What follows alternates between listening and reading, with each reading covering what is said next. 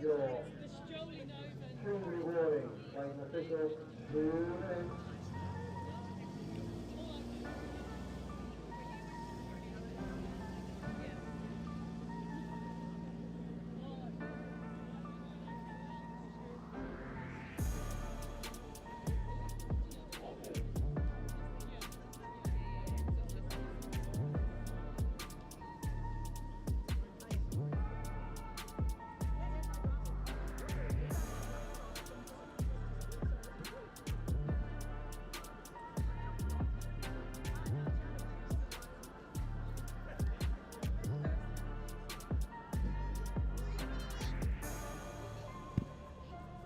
Well, good morning, ladies, gentlemen, and everybody else, and welcome to day 2 of the Touch Rugby World Cup. It's our first day live here on Riverside, bringing you action from the Masters categories of the Touch Rugby World Cup from across the various spectrum of competitors. We start in the men's 40s competition. The men's 40s competition is 2 separate pools, with the top 4 heading through to semi-finals. And our action takes us first to Pool B, where Australia, the kings and queens of touch rugby, take on one of the home nations live here in Nottingham in Scotland. Alongside me from the first game, it's a member of the Scottish camp, one of the videos, Adam. Adam, thank you so much for being here for this fixture. Yeah, it's really good to be here. Excited to get started, obviously with the camp, and hopefully the lads get off to a good start. And it's a big ask in your opening game to take on Australia, everybody's favourites in every category, but the kind of challenge that only brings a squad together. Yeah, absolutely. It's going to be a good test first up. We'll see what they got, see what they're made of. And a group that also includes the likes of England. That'll be a cracking game later for Scotland. The likes of Singapore, Malaysia, Fiji, Papua New Guinea, Portugal and Sweden, hunting for a place in that top 4. It's going to be tough, but I think the lads have got it in them.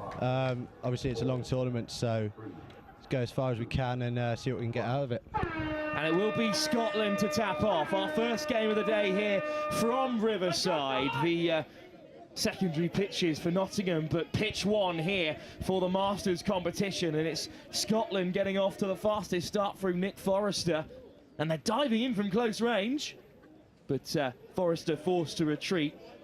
A really bright start though for Scotland. They'll have a couple of stabs at the Australian line. The Emu's under pressure. Here's Nick Forrester again, inside and out. Good quick pick up, and Forrester on the return just puts it down. Seems like a key player in the centres in these early stages, but Adam, a promising first attack for Scotland. Yeah, it's good to get hands on the ball early doors, have a good attack, see what they're made of in defence. And it's Australia who go box side at the first time of asking, and the substitutes come rolling on here. Now the green and gold are crashing up past the 10 metre, but it's just been spilt there by Tim Robinson on the deck. That won't trouble Scotland. They've got possession back in a promising position. Here's David Lewis at the half. Right to the edge through Keith Moore. Good pick up. Forrester hands it off of the Martin variety. Now through the centres, David Hislop. 1 or 2 more touches in the bank for Scotland. They'll have to create something soon here. Lovely pass out wide. Martin Forrester puts it down. But it's a bright start just 2 minutes into this game for Scotland. Adam, you've got to be pleased with what you've seen so far, even if we are only 2 minutes in. But it's a positive start. I think it's good to get hands on ball, have a few attacks. Obviously, ball's gone to ground, it's going to be really slippy, so got to keep those passes nice and short. Well, it is pretty overcast here. There's a very light dribble in the air. A little bit of wind and rain, but it won't dampen the spirits here at the Touch World Cup in Nottingham, and that's a lovely line. 1 more pass should do it. It will pop up kindly in the end. And Australia, through Troy Nichols, will touch down to score the first. Despite Scotland's energetic start to this game, they go behind. Beautiful weight of pass into the path of Watts. Quick hands out to the left. And Troy Nichols had acres of space to dot down for Australia's first. Well, Adam, it isn't the finest start to the game, but only their second attack, and they did string together an excellent try, Australia. Yeah, it's a good start for Australia. Obviously, you know, not ideal to concede early on, but we've got lots of time. We'll get back into the game and hopefully make an impact. Scotland are back to the 7 with a lovely line from Paul Travis-Smith. Leslie flings a wide one out, searching for Stuart Robinson. But the ball goes down. Australia with 6 touches to exit, and they do wind their way towards the left-hand side.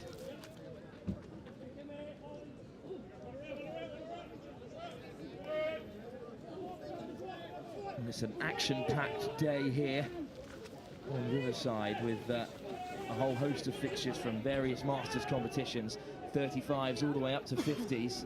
As that ball goes down, there's a lot of protests from the Australians who think it came off a Scottish hand. And they will win 6 touches in a promising position. Dangerous, Adam, for Scotland. Yeah, it's going to be tough to keep them out here, so not too far from the line, but we'll have to see what they're made of. Good line through the centre, wrapping round is Mark Cecil. And a big hole opened up on that right-hand side for Scotland. The wrap around. Cecil came from deep. And the link attack has punished Scotland here. They go 2 behind to Australia. Yeah, he picked his hole well there. I think big hole opened up on the line. He took advantage. Great pace from Mark Cecil. But Scotland, though, back on the halfway with 6 touches, looking to create. There's a lot of Scottish representation at the camp today. The women's side are in action on a separate pitch just after this game. Scotland looking to slide in for their first. Well, they'll take their time here and assess their options. It's Nick Forrester. Ball in hand, he forces the touch. The ball is loose on the ground, and that's an end to the attack. Now, Adam, we'll touch on Scotland's involvement at the Touch World Cup in a bit more detail. One of the home nations, of course, in a home World Cup. It was in Edinburgh back in 2011, but nice to be down here in Nottingham. What's the feeling like in the camp, especially after that massive opening ceremony? In camp's looking good and positive at the moment. Obviously, first day really today. See everyone playing, make a start in the competition, and see if we can make some good grounds and finish the day strong. I think the opening ceremony was massive for everyone. You know, friends and family can come down. Obviously, it being nice and close to home in comparison to where some of the other countries have come from.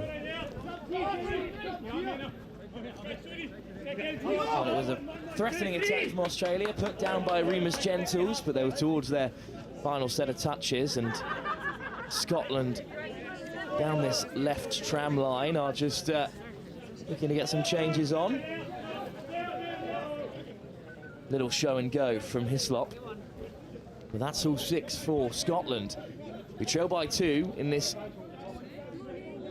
opening half of the opening game here at Riverside. Australia happy to sacrifice a little bit of momentum in order to get the changes on, but they've got a good pick up. Here's Watts. Watts makes great yards, and they're only an inch away here. Watts touches down. Australia just got caught a little bit behind the line there. And Benjamin Watts, freshly on the field, is scoring Australia's 3rd. Yeah, he's picked that hole well there between the link and the wing. Opened up for him and he took advantage. Well, that link space, a real avenue for success for Australia. Andrew Lees turns provider there. Here comes his opposite number in David Leslie, looking to create something for this Scottish men's 40 side.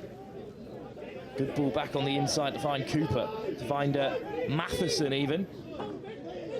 Lovely footwork from Travis Smith. He's got a bit of pace about him. Here's Lewis, and well, that pass has gone astray.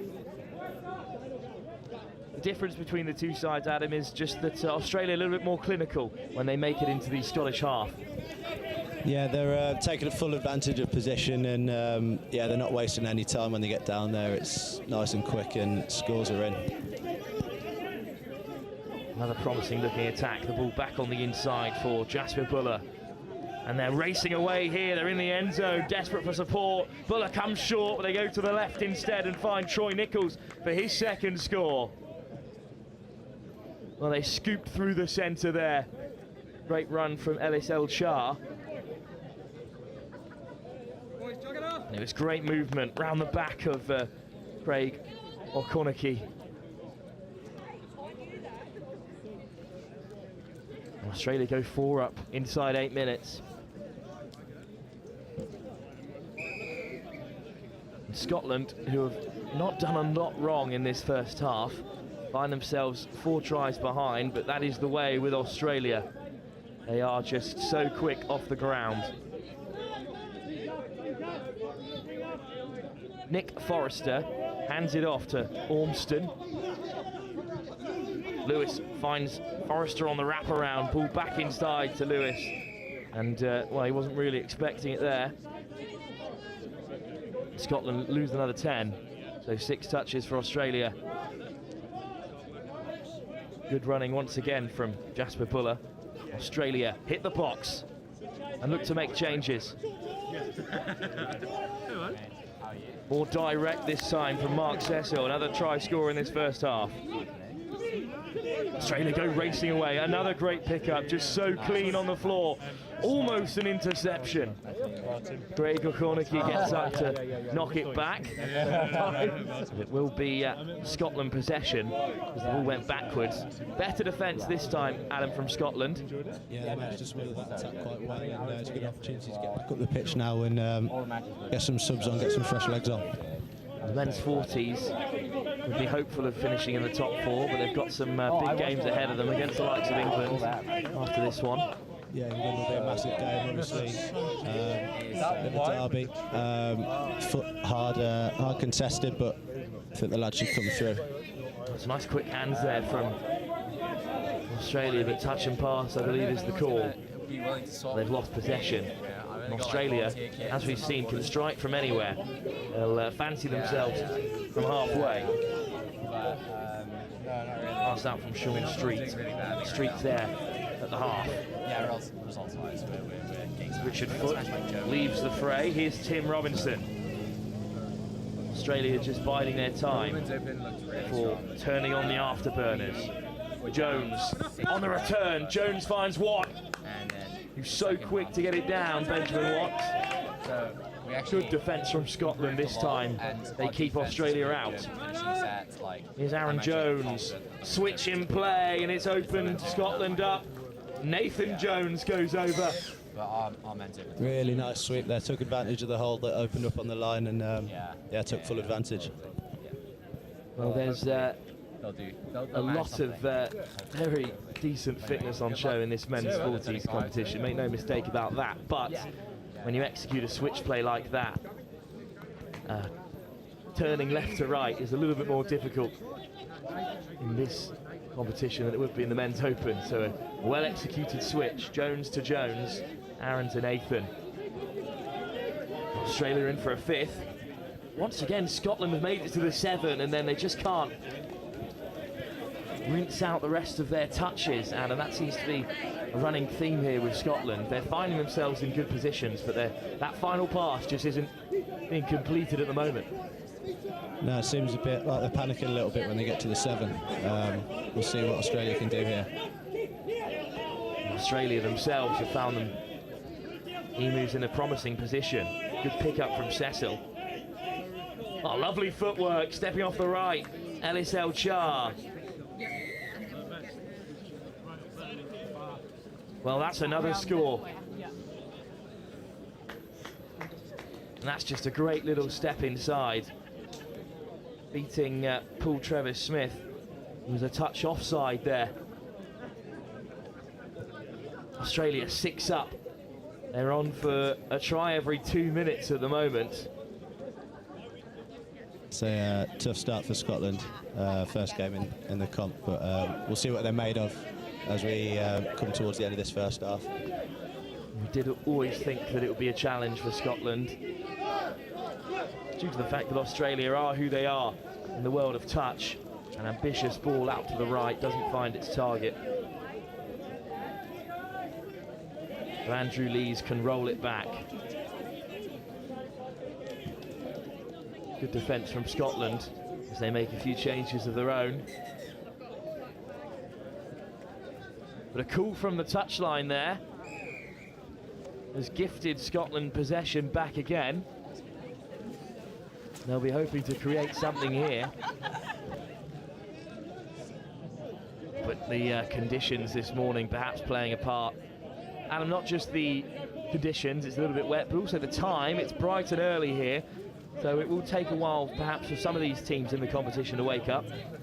Yeah, obviously it's an early start, and it's a long day for some teams. You know, they could have an 8 o'clock start and they could have a game again at 5 o'clock in the evening, so it's a tough one. Australia go rolling in for another score. Troy Nichols with a hat-trick in this first half.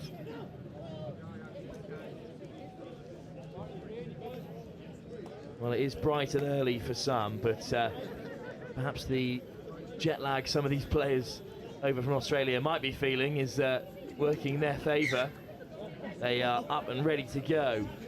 It's 9:15. Just over 5 minutes to go in the first half. Australia up by 7. Not a case of Scottish underperformance. They've created chances in attack. It's just this Australian ruthlessness which has categorised their touch teams across the programme and across the week as well. Touch made just short of the 7. Lovely step off the left this time from Mark Cecil. It goes down a little bit worse for wear. David Hislop of Scotland there to help him out. Good to see them both back to their feet. Adam's physio senses just spiked there for a moment. Yeah, see someone stay down, you got to keep an eye on it, see what's going on. Fortunately, he's all right, and he's back up quickly. And Australia with another score.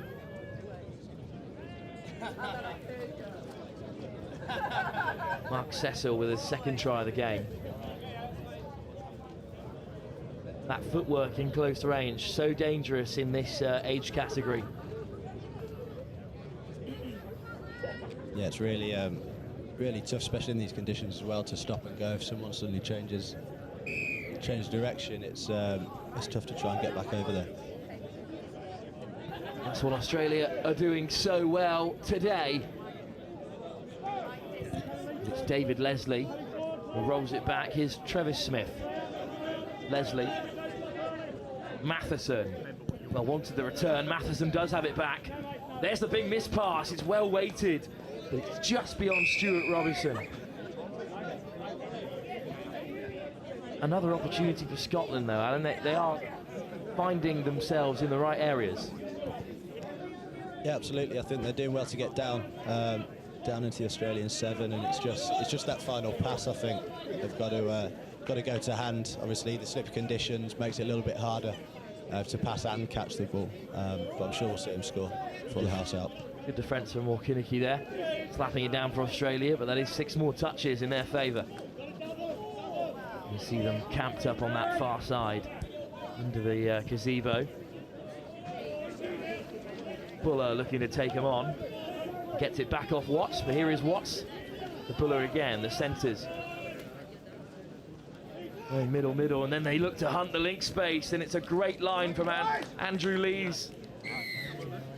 And that link space has been a thorn in Scotland's side.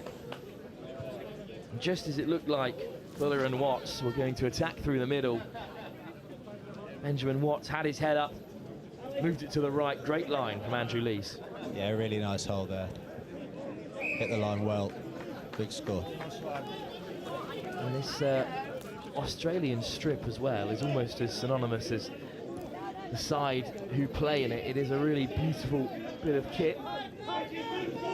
As that ball just goes down, David Lewis made good yards in the build-up. Australia, unfortunately, just don't make those kind of mistakes, it seems. Yeah, they're a really well-drilled side. Obviously, they play.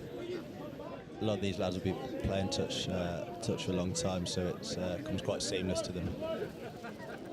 Indeed, plenty of experience in this Australian side, but, well, things haven't gone their way on this occasion. Not sure they'll be too worried. No, he spilled the ball, he's put it down there, so, yeah, 6 more. 6 for Scotland now. See what they can do. Scotland would love to get a score before the break. They've still got 4 touches in the locker. There's the third, halfway through their set. Islop wants it on the return and gets it. Stepping inside and out. Oh, lovely little turn, and he's frees the hands for Gordon. But in the end, it was the end of Scotland's attack. Can Australia, with this quite ridiculous score rate of a try every 2 minutes, notch up another, keep that ratio intact going into the break? Great pace injected into the attack. Another strong pickup, and they've got numbers over on the left if they can use them, but an ambitious pass, looking for the missed pass, perhaps should have just gone through the hands.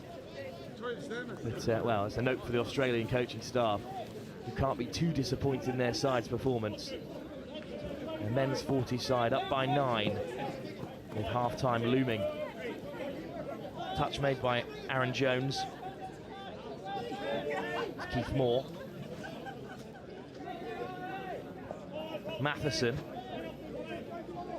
Here's Muir. And they do make it to an edge, Scotland, but they run out of touches on that 10-metre.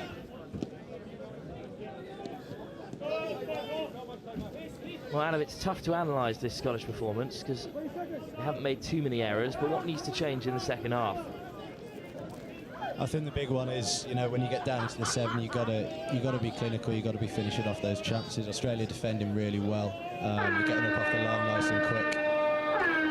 Well, they go diving in on the stroke at half-time. Aaron Jones, but I think the touch was made. Oh well, indeed, the score was given on the break of the half. So in fact, Australia will go in 10 to the good. So with that collection, it brings half time. Just another good step. Really great ball manipulation in 2 hands. And Australia go in for a 10th through Aaron Jones. So at half-time here in our opening game, live at the Touch Rugby World Cup here on Riverside, Scotland trail by 10 tries to Australia, whose men's 40 side will be sensing they could go all the way, along with every other team Australia have entered into the competition. Well, we'll be back for the second half in just a few moments' time, where Scotland have 20 minutes to try and get themselves on the board against this dominating Australian unit.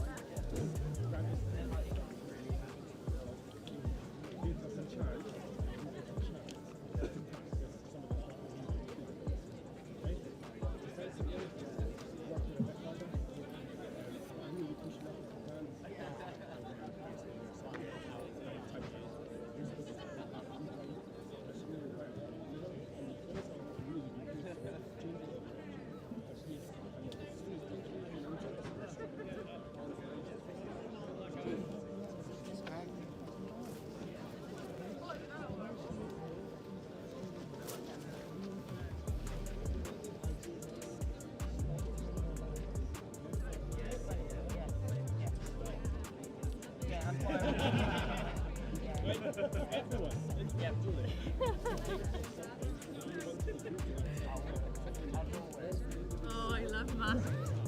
I don't watch any wedding. I don't watch any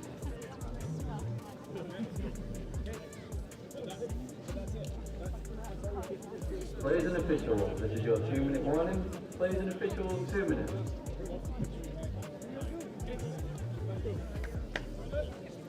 My name is, by the way. Hi, I'm so-so. Go!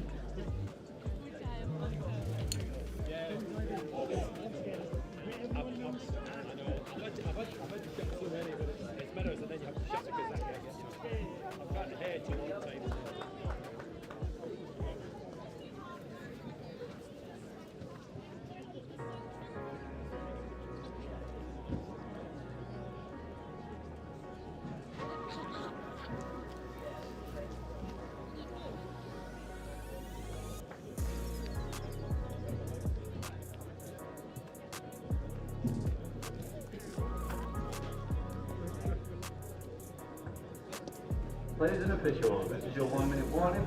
Players and officials, 1 minute.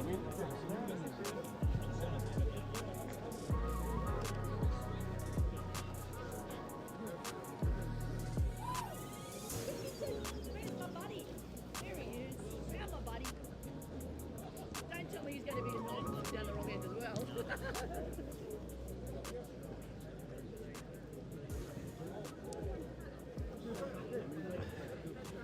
Players and officials, this is your 30-second warning. Please take to the pitches ready to play.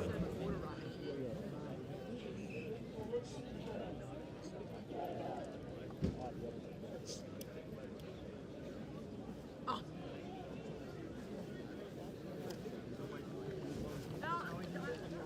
don't understand that. Players and officials, stand by. It's like when my girls run. Yeah, it's like my girls. They run.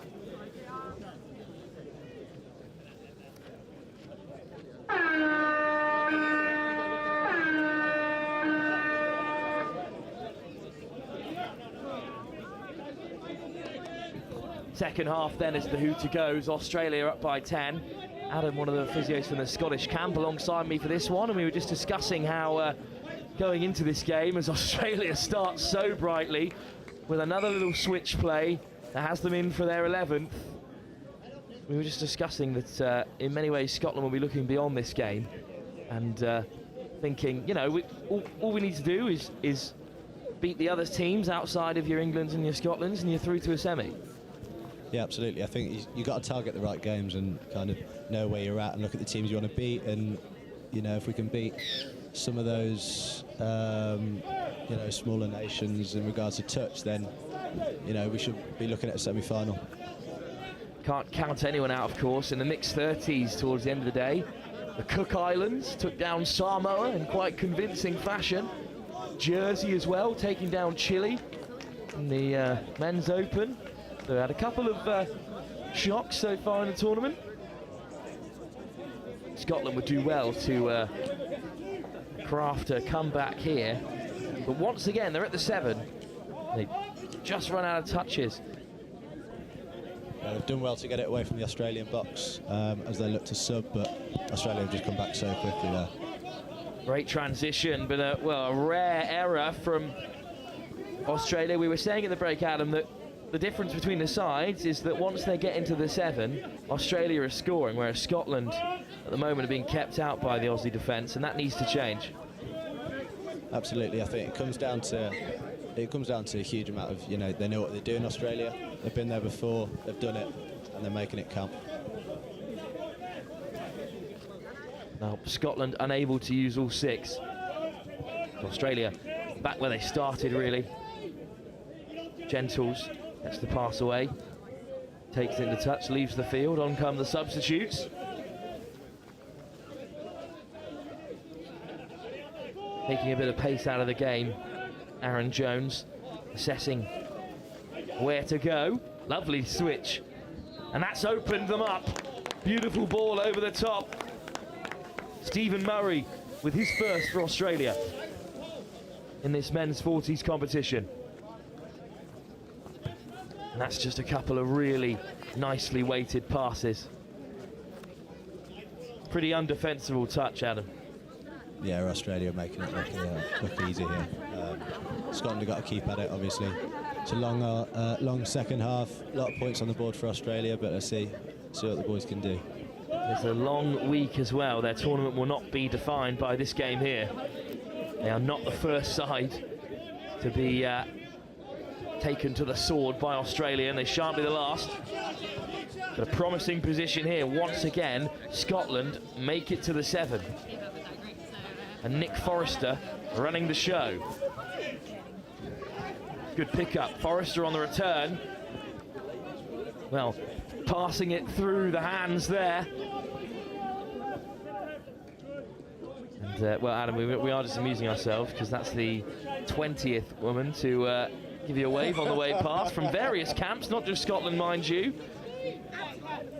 Yeah, no comment there, Will. Popular figure here on Riverside. We're glad to have got a hold of you for this game, as once again Australia rumbling on. Here's Remus Gentles out the back door, bit of trickery. Lovely draw and give, and Australia are open again. Heath Cooper this time. What a life, eh, Alan, to be an Australian winger. Happy days, eh? The service is there. On a plate, really. Catch the ball, pop it down over the line. Scores are in. Quite frankly, ridiculous ball from Mark Cecil. Under a world of pressure by our high-flying Scottish defence. And they just ran out of blue shirts.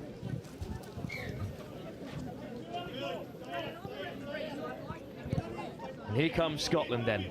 Down by 14. The game beyond them.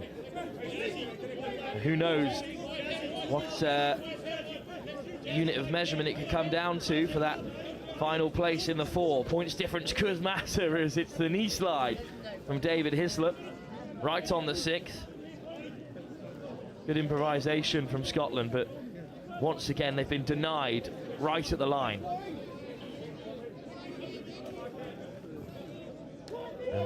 Australia hit the box and make the changes.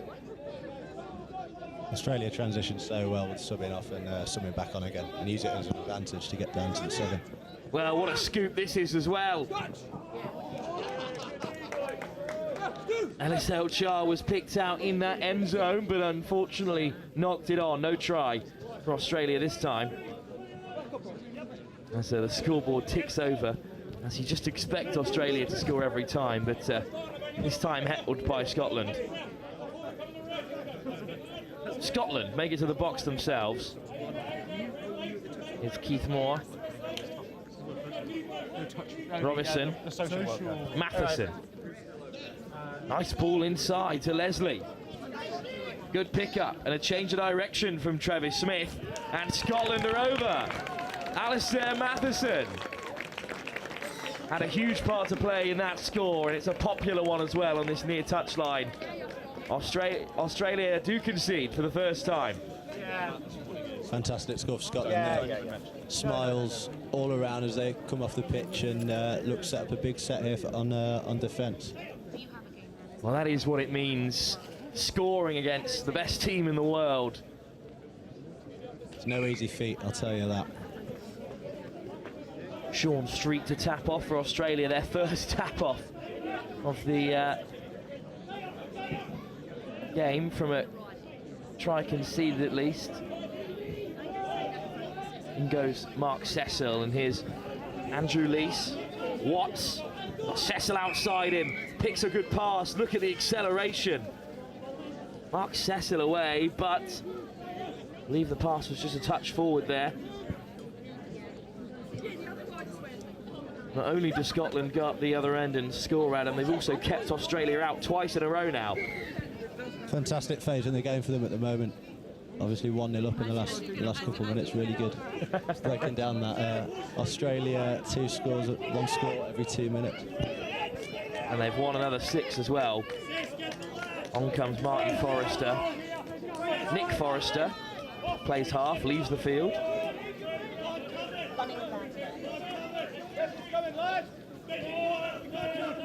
Good pickup Hislop. Well, he is caught, unfortunately, as the half. Turnover for the Emus. And here come Australia, racing towards the box.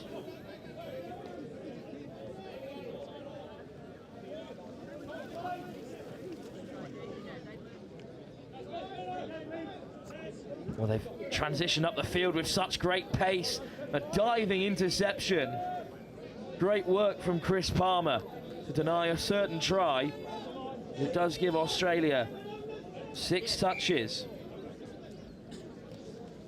In a dangerous position.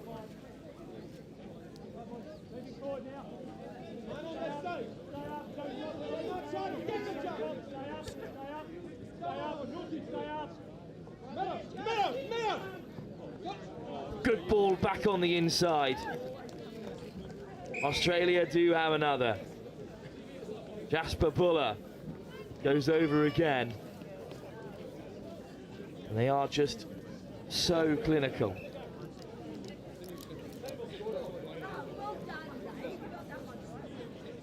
Another one on the board, 15-1 then the score. But a better phase of the game for Scotland, Adam.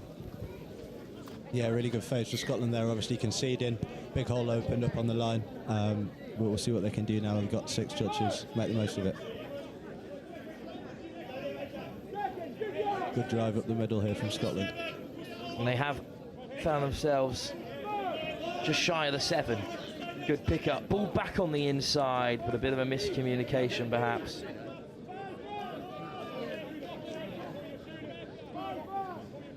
Australia will look to sub off here.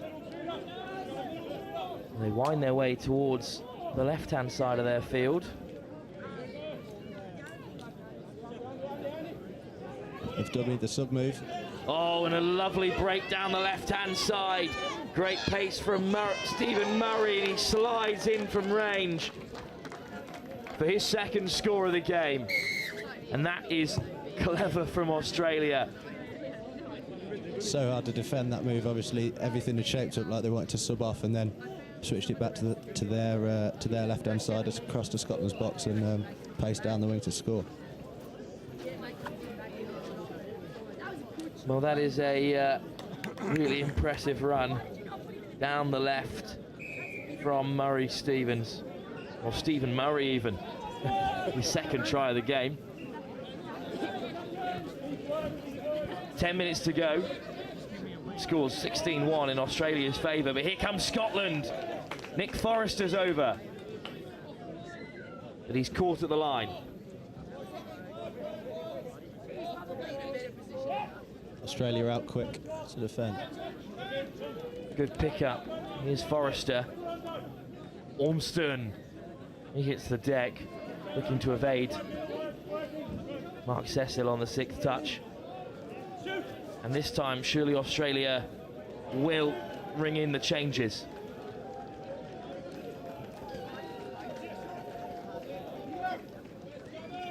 Up over the 10-metre. Great pace from Foot. Good ball over the top. Heath Cooper was in there. Can't find the yellow and green jersey. Scotland on the transition. They haven't made as many yards from those last 2 touches. But the subs are on. Here's Andrew Gordon. Gordon gets it back on the inside. Little show and go from Hislop. And it's Australia back in possession. They go left to right, quick as a flash. Touch made on Andrew Lees.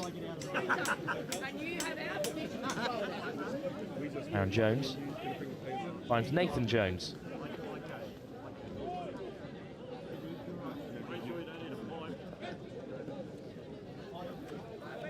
Jones, touch made, good pickup. Jones on a return, ball inside, wonderful touch. Nice, El Chago's over, but no try is given. Good defence from Scotland. Fantastic defensive set there, keeping Australia out. They look to transition up the field. And we'll look ahead to a few more of the games here on Riverside Pitch 1. Fiji take on South Africa in the men's 35 up next. That'll be a real cracking game. Huge game, yeah. Could be really good one to watch. A lot of explosive players in both sides. Fiji are back on Riverside 1 in the men's 35 at 12:20 when they take on New Zealand. So a couple of great games there. England will also be in action just before 3 o'clock against Ireland in the women's 35. Yeah, a lot of really good touch to be played today. It's great for the sport, obviously, that we've got this big show for the World Cup. 4 pitches live streamed across Highfields and Riverside. And this on Riverside. Well, it's been a real exhibition in touch from Australia so far. Through the hands they go. Great defence in the end. I think it was Martin Forrester flying out of the line to make that final touch and dislodge the ball. Scotland's defence coming up trumps once again in this second half. Really good set from them. It has been a much improved performance from Scotland in the second 20.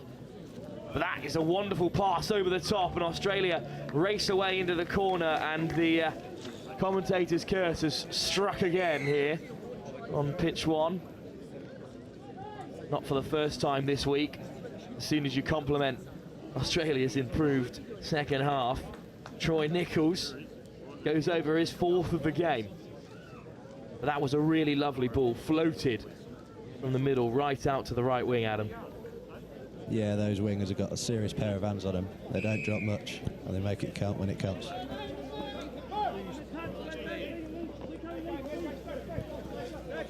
Well, there'll be plenty of sides in this men's 40s, as well as England, who have been tipped to go far in this format of the Touch Rugby World Cup, who'll be shaking a little bit in their boots following this Australian performance.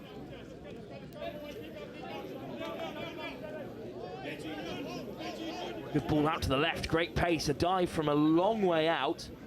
Benjamin Watts got across for Australia. And that's 6 touches up. A really good effort by David Lewis. Full commitment on show in the men's 40s category here at the Touch Rugby. Looking a little bit more disjointed in attack with just 4 minutes to go, but it's been a long game of chasing yellow and green jerseys. Yeah, it's been a tough game for Scotland. We've had some good glimpses in the game, but Australia just too good in this one. Has to be expected from the largest contingent here at the Touch Rugby Cup, only rivalled by the likes of England, and in that regard. Yeah, massive setup Australia have got, and they've brought a huge squad with them to Nottingham. Here's Nathan Jones. Richard Foot. Foot with Jones in support. And look how they just turn on the pace here. Great movement. Cecil, though, caught by Forrester. El Shah, there's the switch. And they should have numbers up somewhere. Good ball back on the inside to evade Forrester's touch. Cecil hands it off. Jones has it back. And here's Nathan Jones. Lovely ball out wide and crashing over. For try number 5 is Troy Nichols. Yeah, no, I heard him. What a performance from the Australian winger. Some showing from him today. It's an early game, but it's not affected this guy. And a shape on the pass as well from Nathan Jones. Delightful. Scotland still, though, with about 2 minutes to play,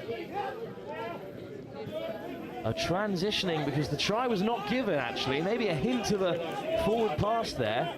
So Australia instead work out from their own 7, and they've done it really well before that last knock on, of course. Commentators curse striking Really again, should stop complimenting anyone on field. I'll leave that up to you, Adam.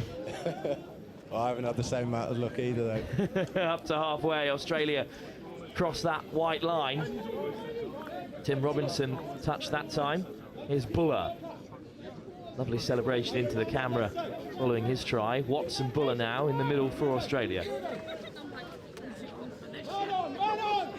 Buller back to Watts, searching for the link. Skips him out and goes to the wing. But it's been picked off by Scotland. With a minute and a half to go, we'll have 6 touches to take on Australia. Australia will taste victory in their first outing in the men's 40 competition. Scotland looking to rack up another score. Wasn't to be there for Scotland. No, suddenly the numbers look a little bit threatening for the Emus. Good pick up. And the numbers just run out there for Scotland. The hole was picked off by Heath Cooper. And that's number 18 up for Australia. Scotland have not been kept out by the Aussies all game, but, well, down the other end, they've been so ruthless. And they've even left a couple out there, you could say, Adam. Yeah, I mean, they haven't capitalised on every opportunity. Balls have gone to ground. Scotland have defended really well in patches. There's a lot to take away for Scotland, go and learn on, build from as you go further into the tournament. But it's not to say there haven't been glimpses of brilliance from Scotland. Well, Australia had a really good day yesterday. Well,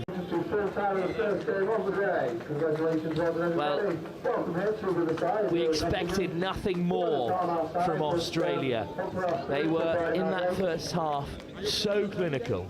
They scored a try every 2 minutes in the first 20 and racked up that 10-0 scoreline. Scotland came out in the second half with a bit of a point to prove, and they did that in phases, got their first try, defended well, but the game was over before the second half really began. But Adam, on the Scottish camper course, won't be too disheartened because there's plenty of rugby still to play. A lot of time to make an impact in this competition, and hope to go deep. Well, the semi-final place is still up for grabs. All Scotland need to do is finish in that top 4, with England still to come. And plenty of other nations that they will be targeting over the next few days. Thank you, Adam, for joining us for that opening game. Thanks, Will. It's been a pleasure. And we'll have you back on if Scotland re-emerge anytime soon, I'm sure. For now, though, we change competitions, we change nations, but we stay here, pitch 1 at Riverside, because up next it's going to be action from the men's 35s competition, and it's a real cracker, where Fiji take on South Africa. That's live in just a few moments' time at the Touch Rugby World Cup 2024 here in Nottingham.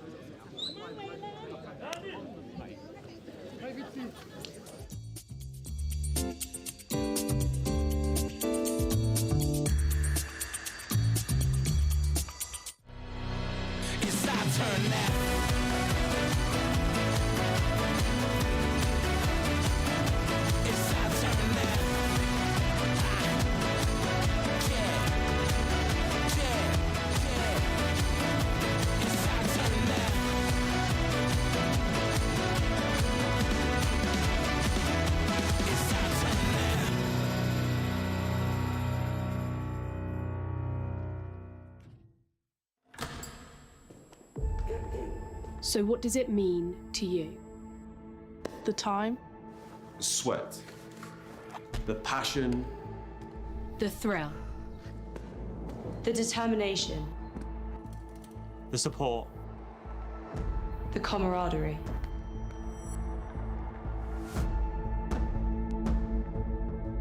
but there's so much more than that. We're playing for something bigger. You ready?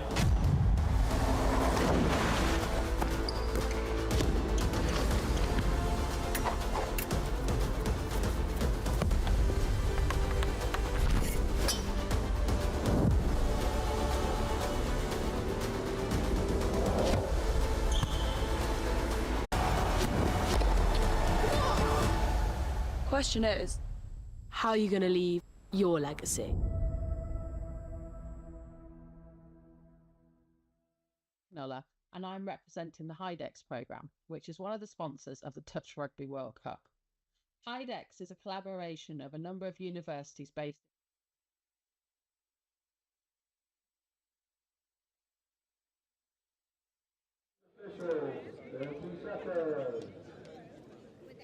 And well, this is truly shaping up to be a really exciting contest. Yeah, this is one of the games I've been really looking forward to at Riverside today. 35s, two teams that want to play expansive, and especially in the seniors, sort of 35s, 40s, 45s.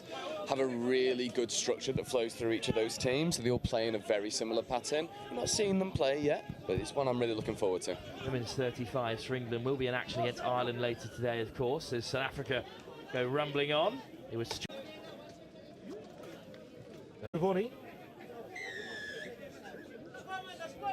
Yeah, penalty called in the midfield there, forward pass, and both teams trying to play expansive, trying to use the ball, but I mean, conditions aren't favourable for an expansive game of rugby, but it's not going to deter these two sides. Now the rain has ceased here, but it's a little bit slippery on the turf. Touch made there on Naratino Elo. Elo in the centre, certainly taking their time. Good line speed from South Africa, but Elo back with it. This time he goes straight to Ulivua and just laid back a little bit too forcefully, so it will be eventually South African possession. Yeah, a little bit stop-start first couple of minutes of this game. Both teams probably just trying to find their way, find their feet in the game.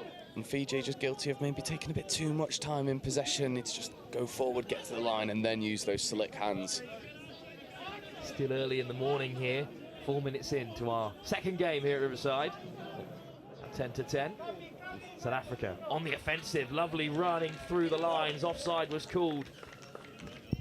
So Rafik Slamang just slipped through.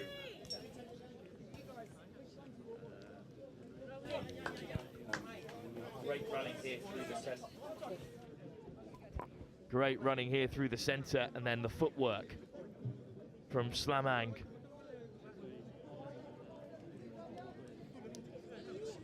Rafik Slamang touches down to score.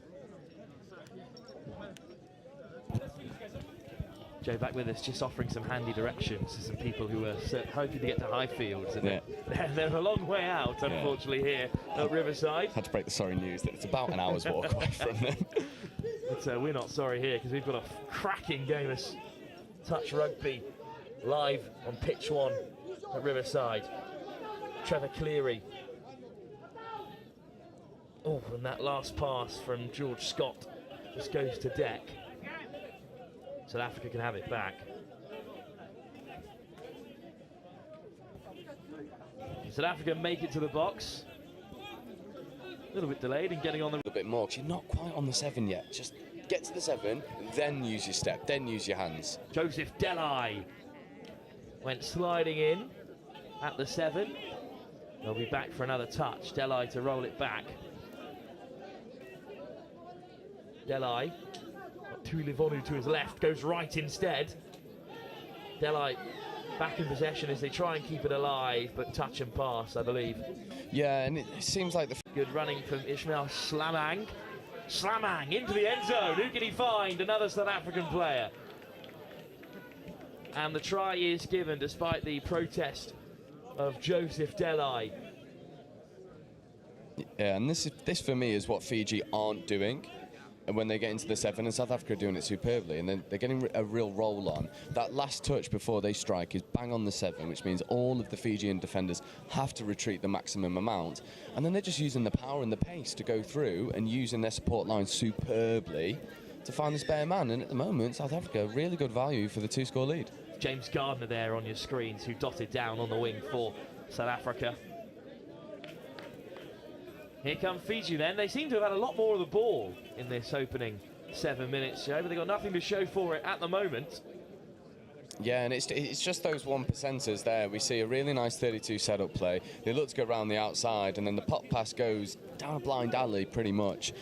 And, you know, when you're trying to play that close to the line in conditions such as this, where it is super slippery, you've got to be perfect. In the first game of the tournament, you're not expecting perfection. Is Tupou. Goes to the right-hand side for Cleary, diving in out wide. Vakaroa. Caught. Yeah, it's better from Fiji at the line, though, using the structure to then go through. I think the Fijian attackers claiming that there was no touch made. Referee does not agree. And he was pretty close to that one over on that right-hand side. Yeah, about as close as you could possibly be. And Fiji looking to use maybe a little bit of a middle play, and they do. Bit static. Is Tupou. Cleary, Tupou with the pickup, finds Cleary again. There's the long pass, intercepted, picked off by Ryan van Rensburg. And now South Africa can counter. 6 touches to play with, they're a long way from the box. Oh, it's great meters made up the middle. The transition from South Africa looks really good. Conditions play for it. It seemed like a little bit of a forceful touch, excessive force. The referee does not agree, he says, come on, we're big boys. Penalties creep up, but the South Africa, I mean, this middle pairing look like they've got a whole box of tricks to go into. And let's go on the outside, step back, lovely step, good defensive pressure, hitting the line, bouncing off. Good footwork from Ismail Slamang, scorer of the first. Joseph Delai catches him. And here's Rafiq Slamang, handing it off to his namesake. Slamang goes for the long ball, finds him. Lovely. Lovely reach. South Africa have another score. Yeah, and this is textbook conditioning. If you're watching touch for the first time and you're wondering why they don't go wide off first, this is why. They run in the middle, and then they condense the defence, and then, yep, you can see the winger in acres of space. Long ball, nice and flat. Nicholas Williamson over for South Africa this time. They've got a strong showing of those open-top white caps as well, the visors. Part of the uniform for this men's 35 side. Yeah, I've got to say, it's the battle of the two best stashes, in my opinion. The Fiji strip is gorgeous, and the South Africa strip is slick. Have a look at the trim on the side of that Fijian kit. It is really wonderful. Yeah, definitely not eyeing up some opportunities for some stash. Definitely not. Get some of your own out. You can do some trades. I'm sure they'll be keen for some, you know. Yeah, I've got some old Malaysia stash. Manchester-based touch rugby gear. Now, South Africa, though, back on the offensive. Tashik Nyordian. Ryland leaves the field. Here's Stuart Black. Gets the pass away. He's done really well there. Here's Black. Black into the try-line area. Lifts it over the top. Another score out wide. South Africa have a fourth, and you were saying Jensen at the first time of asking there did really well to evade the first touch. Yeah, it's just brilliant reactions. You're so used to just taking that ball down on the 7 regardless because you want that engaging defender. Well, the defender doesn't engage and he goes to sort of run on autopilot, checks himself, then gets the ball down, almost engages more defenders because of it. And then again, it's this lovely draw of pass. And they suck the defenders onto them, acting as a magnet in the midfield, and the wingers in acres of space. And at the moment, Fiji, I'm sort of thinking, is it better? It is. They condense the defence. The South African defence is just caught cornering a little bit too hard, operating as a set of 4 with the winger operating independently. And Fiji make a really good offensive read, check back on the inside. And finally, they get on the board. And there's a bit more of the sort of concise Fijian flair that we're used to seeing. Good dive from Samuel Tupou. Good to see in these Masters categories. People are still throwing themselves around. Yeah, there's almost more abandon when you get into the Masters categories. They're like, might be my last year. May as well have some fun with it. South Africa playing with that traditional structure. Fiji with the flair, and it's a win for the purists so far. Of touch, because South Africa out on top, but now a bit of open space for Fiji. Yeah, and see, for me, so if I just swap my commentary cap for my coach's cap very quickly, I love what Fiji do off first touch because they're trying to play expansive, they're trying to get in behind the defensive line, but then when that touch is made, they're not predicting it. So as soon as the touch comes, they're then having to retreat to get the ball down, and that nullifies the good work that you've done to get in behind the defensive line in the first place. And it's sort of like a vicious cycle, and you've got to do so much more work to get the roll on. I think if they can use their flair with just a little bit more sort of touch nous, they'll be really in this game, and this three-try deficit will fall away quite quickly. Well, it was Tuilevonu's pass. It was slapped down by Nortian, which has given Fiji a couple of touches in the South African half. A take from Vuga Koto as well to keep that alive, and here he is again, Vuga Koto. Lovely step, almost all the way through. Up goes the hand from James Gardner. Yeah, we've not seen the classic Fijian step, which is just run through a brick wall yet, but maybe it'll come. It's one of those sort of collector's items I'm looking for. Scott, Cleary again. Vuga Koto sliding in. Yona Vuga Koto. Well, denied at the 6th touch this time. So South Africa escape.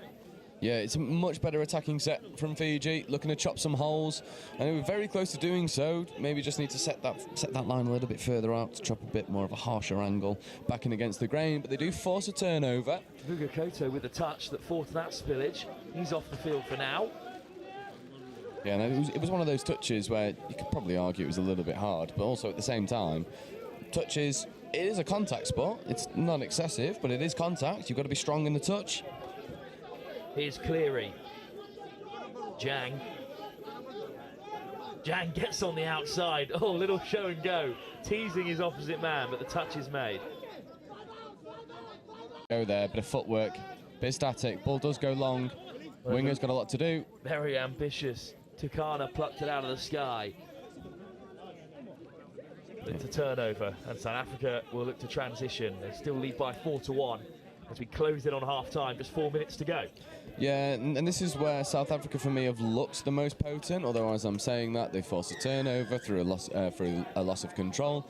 But the South African transition in this first half has been what they've launched most of their potent strike plays off. I will say, though, if South Africa can hold out Fiji twice from close range, they'll be really pleased with their defence. Oh, it's such a confidence boost when you get a couple big defensive sets.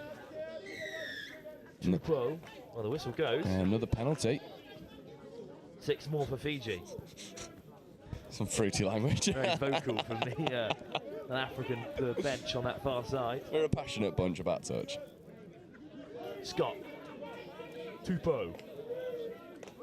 George Scott. Tupou there at the half. Got Paul Darrich to his left. Good pick up. They go back to George. Ball back inside. George Scott caught there in the pass to Samuel Tupou. Here's Tupou again. George Scott. Oh, a slip there. The whistle already gone. Touch and pass, and again, it's that Fijian sort of overplay. You're playing just a little bit too close to the line. The touch does come in before the ball leaves the hand, and South Africa, as we said, take a load of confidence from 2 good defensive sets. Now they do get their fresh legs on and draw a penalty to boot. So South Africa are in the ascendancy over the past 2 or 3 minutes. Another score before the break would be particularly devastating following that long field position that Fiji enjoyed. George Scott up in the line to make the touch. And another. The camera's up above us here. Yeah, there's a dislocated shoulder here as well. It just happened in the touch, which meant there was such a massive gap on the Fijian line. And they do really well to actually cover that when there's an injured player on the pitch. And again, Fiji sort of kind of goes from bad to worse for them, unfortunately, in this opener. George Scott, one of their middles, leaving the field. You wish him the best. Now, though, South Africa close to the line, looking for the switch, but the ball goes to ground. And that is a good defensive set from Fiji. Yeah, much better defence from Fiji, working together, using their athleticism as well. It's, we were having this conversation yesterday on live stream. It's like speed and athleticism, nothing without purpose. And it seems like Fiji are now starting to sort of settle the nerves, grow into the game. They're using structure a little bit more, playing around the shoot as well. It's a better transition. Good ball inside for Delai. He's there at the half. It was a good pass from Aratinello. Cleary. And out his middle partner now in George Scott. But it seems to be a little bit of momentum in the favour of Fiji. Delai gets away. But that's the final touch. Well, right on the brink of half-time, everything happened in that first 10, really. South Africa went 4 tries out ahead. Fiji have looked a lot better in the final stages, but they still trail by 4 tries to 1. Yeah, it's been a really close first half even. First 10 minutes, South Africa really came out firing, and it seemed like Fiji didn't really have many answers for it. And then Fiji have definitely shored up defensively over the last 10 minutes as we go into half-time, with South Africa leading 4 tries to 1. It sets up for quite an interesting second half. Yeah, ball goes down. Find out with the second half to come. Live here from pitch 1 at Riverside in just a few moments' time.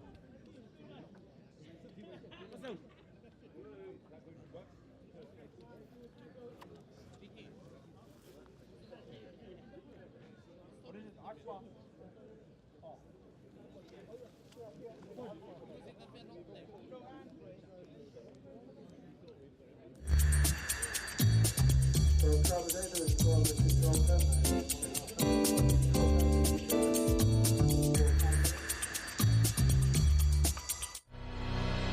our turn now.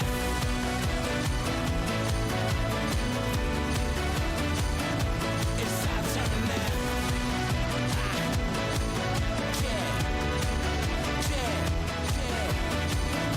It's our turn now.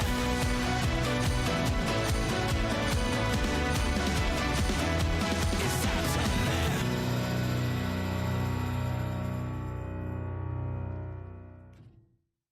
How much am I so can I give away till there's nothing left to take? So we're here at Hillhead Sports Club, the 3rd year of our annual Pride in Touch tournament. We have 16 teams, over 200 players. We've got about a dozen or so referees. We've had also a whole heap of volunteers. It's been brilliant to come to Glasgow after previous versions in Manchester and London, and it's ended up being our biggest tournament to date.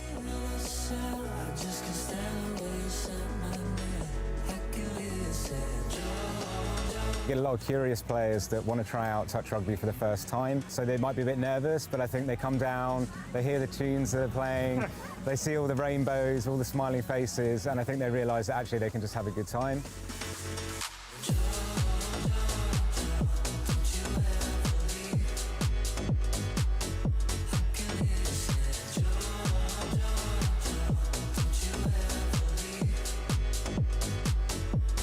Our ambition is to make touch rugby one of the most inclusive sports there is. We want it to be super accessible to anyone.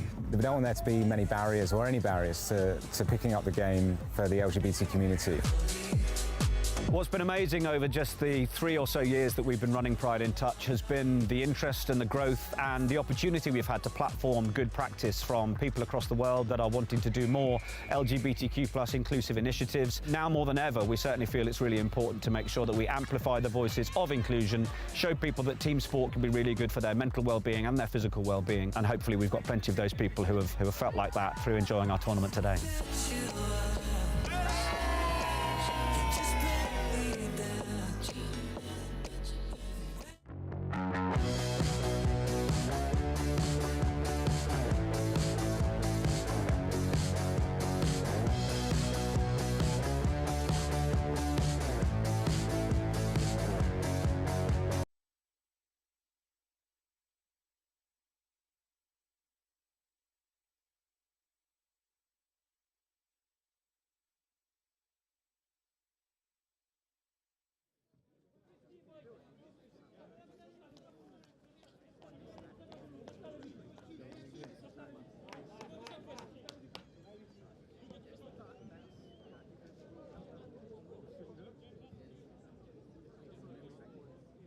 Ladies and officials, stand by.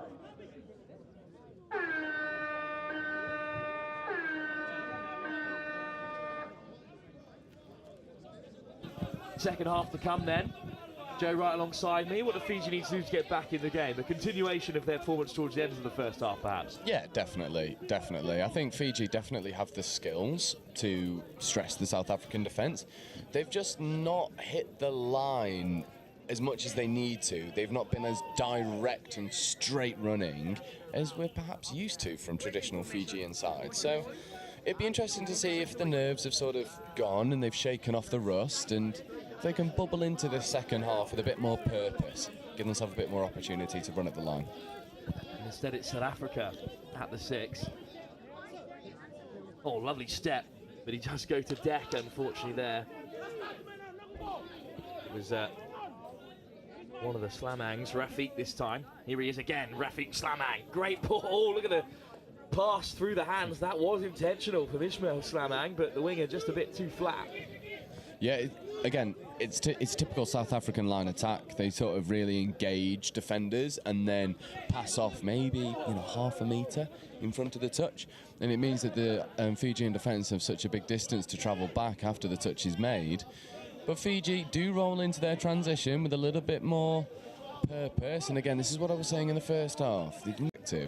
When there's a lot of handling errors, you just take 10% off.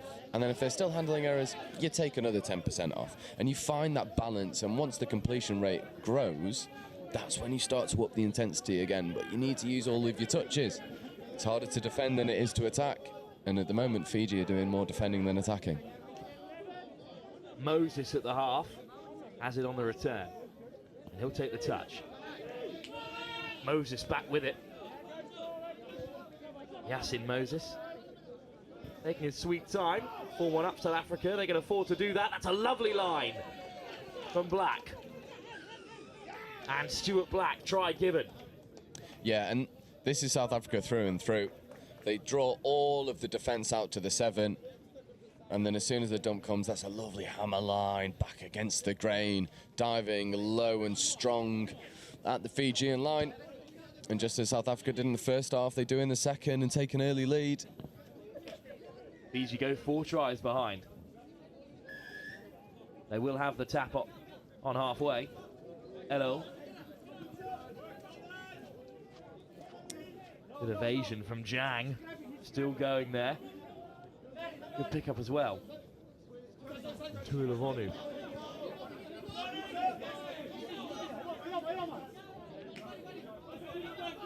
Here is Tuilavonu. Good step off the right. But unfortunately just misplaced on the ground. That was a threatening attack from Fiji. Yeah, it was better, but I mean the first 3 touches are taken within 5 metres of the halfway line. You've got a really good opportunity for a tap-off. Just go hard. Normally you should be able to take 2 touches and get to the 7. Fiji going a bit too lateral. Need to go forward. You need that forward momentum to cause the South African defence some stress. Good footwork from Slamang. Driving South Africa on. Jensen. Back with it. Alvin Jensen. Slamang at the half, just oversteps it there. As Ismail Slamang was running onto it here. Penalty called and things are starting to fall apart for Fiji. They need to find that impetus that they had in the second bit of the second half. Another try here. Turn this molehill into a mountain. For Fiji to get back into the game. Away goes Nordjan. And he's through, all on his own. Diving into score. Tashreeq Nordjan. Yeah, and it's exactly what you said. The molehill turns into the mountain. Fiji just guilty of not getting off the line. You can see the link there, just sort of treading water on the defensive line. Needs to hit that onside line and bounce straight back up into the faces of the South African attackers. And they don't do that. At the moment, South Africa just seems to be a more well-drilled side. They have more structure. They seem to have more team cohesion. There's Fiji sort of relying on magic from 1 or 2 players, which they have in abundance, but magic compared to teamwork is only really one winner. Joseph Delai. Cleary takes the touch and gets it on the return. Looks to go wide. It was a good take. Ronald Fong. Tupou. There at the half. Well, turnover South Africa. That's all 6 touches used for Fiji. South Africa a long way from their box. Yeah, another penalty, offside, and Fiji at the moment just struggling with sort of the fundamentals of the defence, sort of hitting that onside line, bouncing back up. And at the moment, South Africa's momentum is just sort of rolling through, and I don't want to say it's a bit of a mismatch at the moment, because on paper it really shouldn't be, but South Africa have blown them away. Osman and Slamang in the centre. Slamang, good work. Osman on the pickup, stepping off the right. Well, what footwork this time. Not from Rafiq, but from Ismail Slamang, who got South Africa started way back at the start of this men's 35 fixture. Yeah, and again, it's just brilliant attacking play. Lovely right foot step, just get taken in by Vugakoto.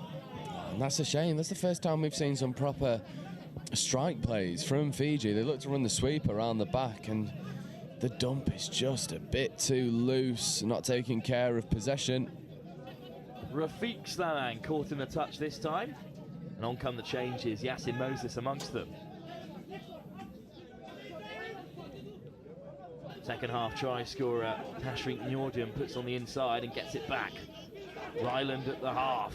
Here is Nordjan, quick hands, lovely ball. Ryan Ratz in for his second of the game. Ooh. Oh, but instead, try not given. Yeah, forward pass. Forward pass given at the base of the ruck, I believe. That's a shame because they've worked it really well to the outside edge. And Fiji do get the defensive stop. Just needs to be a little bit more direct in getting subs on. And again, it's this sort of static nature that's really hampering any sort of progression. And second touch, just being told to take it again. So this is third coming. Again, Fiji just losing the forward momentum. 11.5 minutes to go. They need a try quickly, and the momentum injected again by Vugakoto. Here's Tuilavoni. That's a bit better for Fiji. Delai steps off the left. Oh, he's around Moses there, but that's all 6 up for Fiji. But as soon as they, you know, turn on the power a little bit, it does get people excited here on the sideline. Yeah, definitely. And Fiji are one of those nations. I mean, I grew up wanting to play Fiji touch. Just bags of offloads, bags of steps. So we know they've got it in them. It just seems like... The try area. Nicholas Williamson has another score for South Africa. Yeah, it's lovely disguise. And as you say, the two danger men for South Africa have been the Schlamangs. They've looked brilliant in attack and very well drilled in defence as well. It's one of those games where it could have probably been a little bit more of a shootout style game, if not for the superiority of the defence from South Africa. Although this is better from Fiji. The footwork fails him at the last, a bit of a slip on the 7, but they'll have another couple touches. They do get to the line in much more effective fashion. Wrapping around the corner. He's bullied over. Here's the run here from Elo. Tuilavoni. Tuilavoni touches down, but it's going to be South Africa ball. Final touch made. Yeah, and here comes that potent South Africa transition. I mean, look at the meters made on touch 2. Don't even think they're going to sub. They just want to drive. They back their attack that much. We often say when you're transitioning, don't go and attack. If you can't, then go and defend. And South Africa will have to do that as they cough the ball up. Good defensive pressure from Fiji. Beyond Rafiq Slamang in the end, a bit over ambitious, but you can afford to be when you're 8-1 up. 10 minutes to play here. You can have some fun when you've got a bit of a buffer. Go and run some plays you might have dreamt up last night in preparation for this game. Well, 10 minutes to go here. We'll look ahead to our next fixture on pitch 1. It's Fiji back in action, this time against Singapore in the women's 35s, and then the men's 40s. It's the Cook Islands. They're on the field to take on Wales. Cook Islands with that big win over Samoa in the mixed 30s yesterday. As Fiji slide in, Delai goes hunting for another. Looked like to be a bit of a big contact on the line. South Africa really throwing themselves into touches. Looked like they just took a knee into the rib cage. That's going to be a sore one. And just take a moment, get his breath back. Looks like he's just winded. Hope he's okay. And both South Africa and Fiji having a bit of an injury there, so they both sub off, get fresh legs on. Now South Africa again with another opportunity. Another try is what they're looking for here. Nordjan in the centre with Osman, and what a wrap around the corner. That is great pace. Ball had to go. Ball had to go. He done so well to find the overlap. Is Diedrichs. Slamang again. Oh, what footwork this time from Slamang. Racing away. And that's an excellent score and a hat-trick as well. This is just scintillating from Schlamang. Yeah, really the difference maker. Great footwork. Yeah, and Fijian defenders just been called offside, not hitting the onside line quick enough, and South Africa benefiting from a bit of tardiness in the Fijian defence. But they make good yards off the tap off. Need to inject a bit more pace. That's a nice check off. Oh, the ball back across the face. Just come off a South African hand, perhaps. James Gardner. Yeah, 6 more given. Trevor Cleary leaves it for Tuiluvoni. Tuiluvoni. Got Elo to his right. Finds Cleary instead. Tuiluvoni. Fiji looking a little bit bereft of ideas at the moment. Yeah, just burning too many touches on the line. That's a bit better pace. There's the sweeper play. Lovely pick up. Tuiluvoni goes wide, cutting in off the wing. Maratino Elo. Caught. I think that's singing you can hear. Not sure where it's coming from, to be fair, around the Let me go and find out. right-hand side. I think Joe's going to go have a look. Could be one of the Fijian sides. The women's side are on next. Could be the Cook Islands who are on after that. Ball over the top. Interception. South Africa off to the races. Away goes Van Rensburg. Eventually caught, but it's always exciting when one of those comes off, Joe. Yeah, it is. Oh, Van Rensburg once again almost through. I was saying on pitch 1 yesterday, I'm desperate for a full-length intercepting. It is indeed the Fijian fans at the bottom's curse over the past few days. In the first game as well, it was awful as well. Yeah, it's really, it's got me hard. It's sat on my shoulder. We even forced Australia into a mistake earlier as well with the old commentator's curse. That's when you know it's bad, Yeah, if you're getting Australia into South mistakes. Africa cough it up though this time. It was much better from Fiji. Lovely hands, lovely engaging of the defenders. Maybe the ball could have gone one out to the wing. Definitely more positive. Looking for the switch. Vugakuto a bit flat-footed there, and that's the end of the Fijian attack.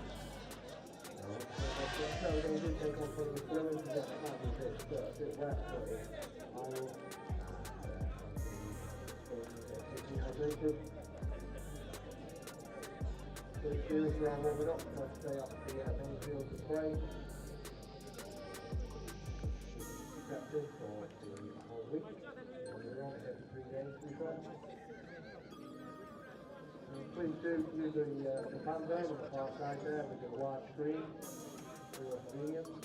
So there's hot food service to keep you on through the school lane. Players officials, for 1 minute warning. Players officials, 1 minute.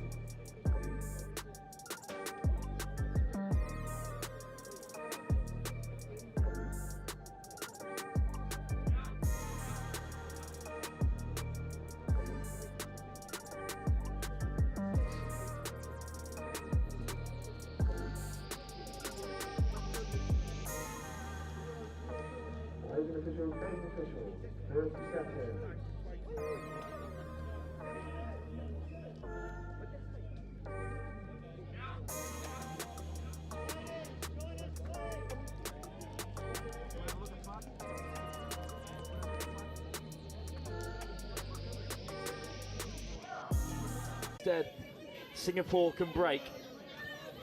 And they're, well, far away from their box. Oh, and that's the penalty given, just overstepping the mark, and both teams again taking their time, quite similar to the game that we saw previous, just taking their time to get into the game a little bit. Selena Nuku looks bright, diving touch to catch her that time from Kohu Neo. Touch made on Nicola Wadua. Oh, lovely run down the outside, bit of space for Fiji around two. Back against the grain and taking a tumble in the grass. Yeah, I think that just speaks to the conditions underfoot at the moment. Rain's been pouring all morning, all night. And just losing the hands a little bit. A couple handling errors creeping in. And Fiji cough up the ball to Singapore. Probably look to go and get some fresh legs on early in this first half. They're finally on their box side, and they do in fact break down the left. Some really good yards made. And Xu Hui that time.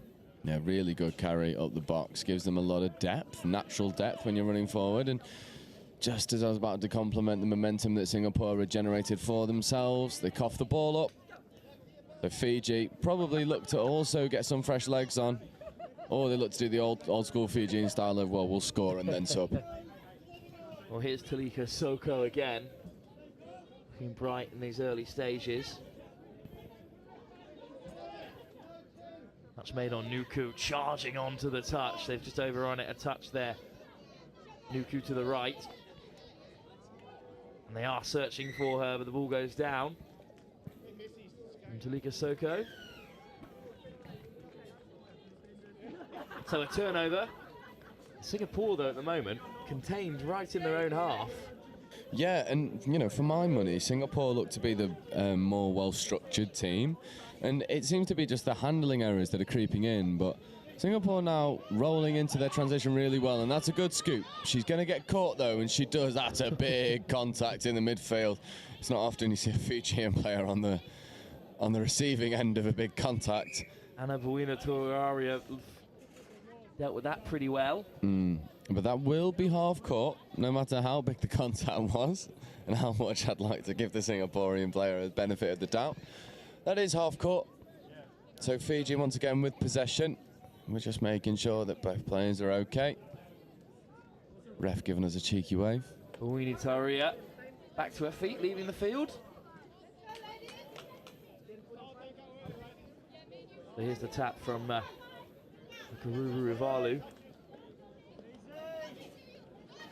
Good offload as well from Lavina Karuru Ivalu, but a big turnover for Singapore. What a chance this could be. This is the closest they've been to the Fijian line. Georgina Patterson gets the offload away to Thompson. Patterson, Thompson to her left. Good run and a good ball out wide, but it's off target, although the space was there. Yeah, it's a good option, although, again, I'm a cynic. We know this. I am a cynic. Yeah, it's caught. Yeah, it's smart. It's really smart from Singapore. And, yeah, just take the tap penalty and go at the line. Just do it, because you've done really well to draw the penalty. Goes to engage the touch, pulls out. The Fijian defenders have to keep advancing when you're in the 7.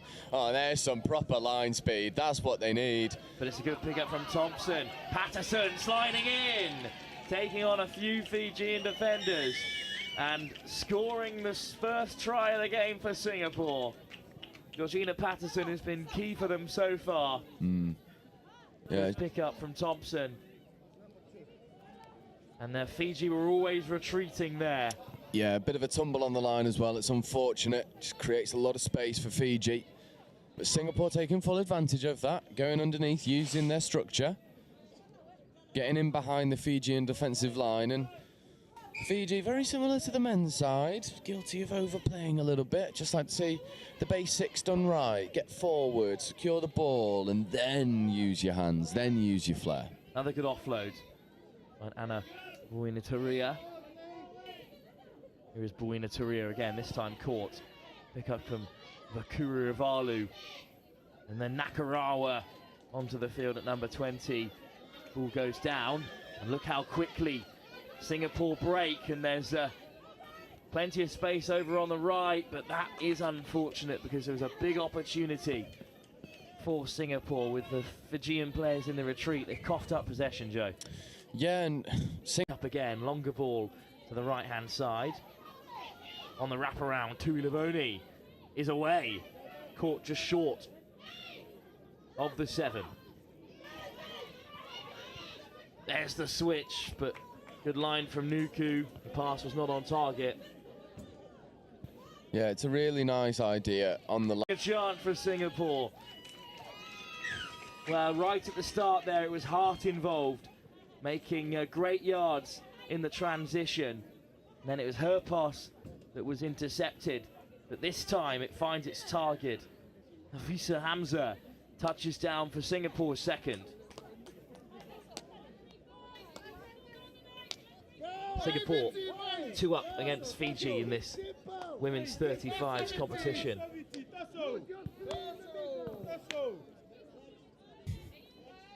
Bit of confusion at the restart. Eventually Fiji will tap off.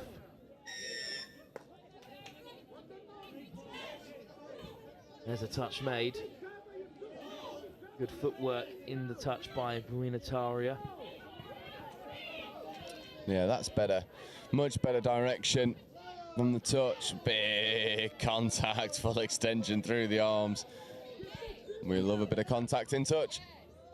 Lofted over the top, well taken in the end by Tuilivoni. Yeah, it's going to be given touch and pass as well. So Fiji just needs to get the ball down. And Singapore really growing into this side, both in attack and defence. And here comes the pace injected, so it's go all the way through. Good covering touch from the winger, had to make it. Well, a great touch in the end from Dua. Important as well, because they would have been away. Yeah, there was a massive gap in that Fijian defence, and the individual brilliance has nullified the opportunity. Oh, just a little bit of a lack of control at the base of the ruck, and when Fiji look to be really on the ropes, they get the defensive shot. Well, Fiji up to the 10-metre, and they're injecting a bit of pace to take them up to halfway. They trail by 2 tries midway in this first half. Salome Dua carrying it on. That's a good pick up this time, and there's the switch. So Dua diving in at the 7. We've all done it. Absolutely, we've all done it. If you've played touch at any level, you've done it. And if you're telling me you haven't, you're lying to me. Everyone's done it. And that's the final touch, unfortunately, there.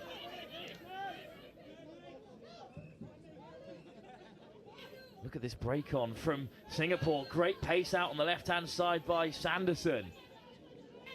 And they're racing to the 10-metre, and on come the substitutes. What a threatening counter-attack this is. Singapore still driving.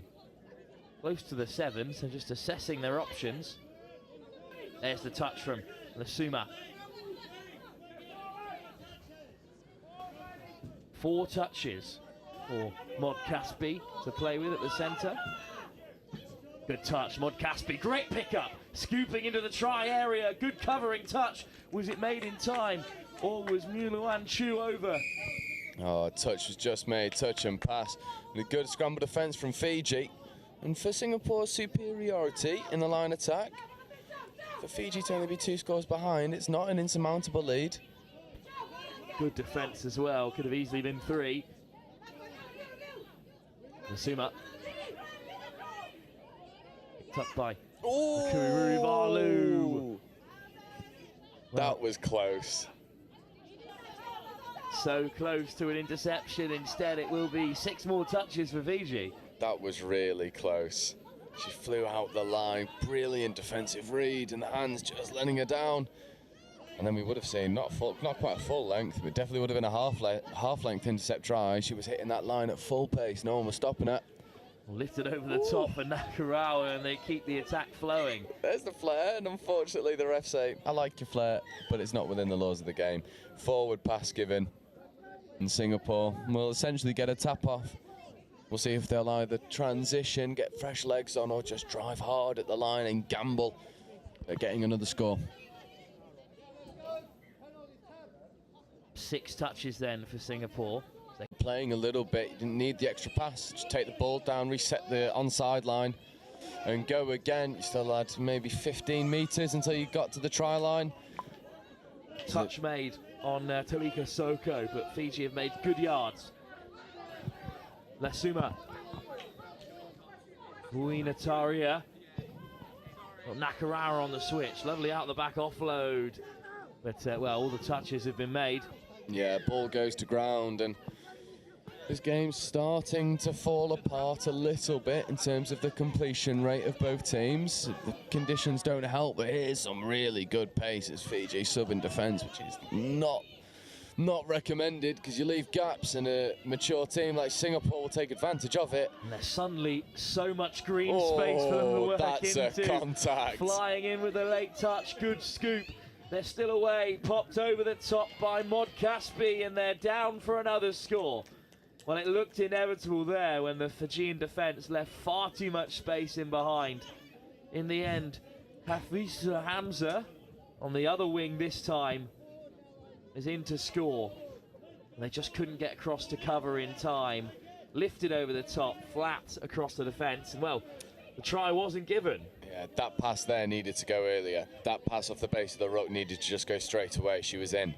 Just hung onto the ball a little bit too much. That's a good defensive touch, though, from Fiji. Here's Karen Hart, goes alone and dots down.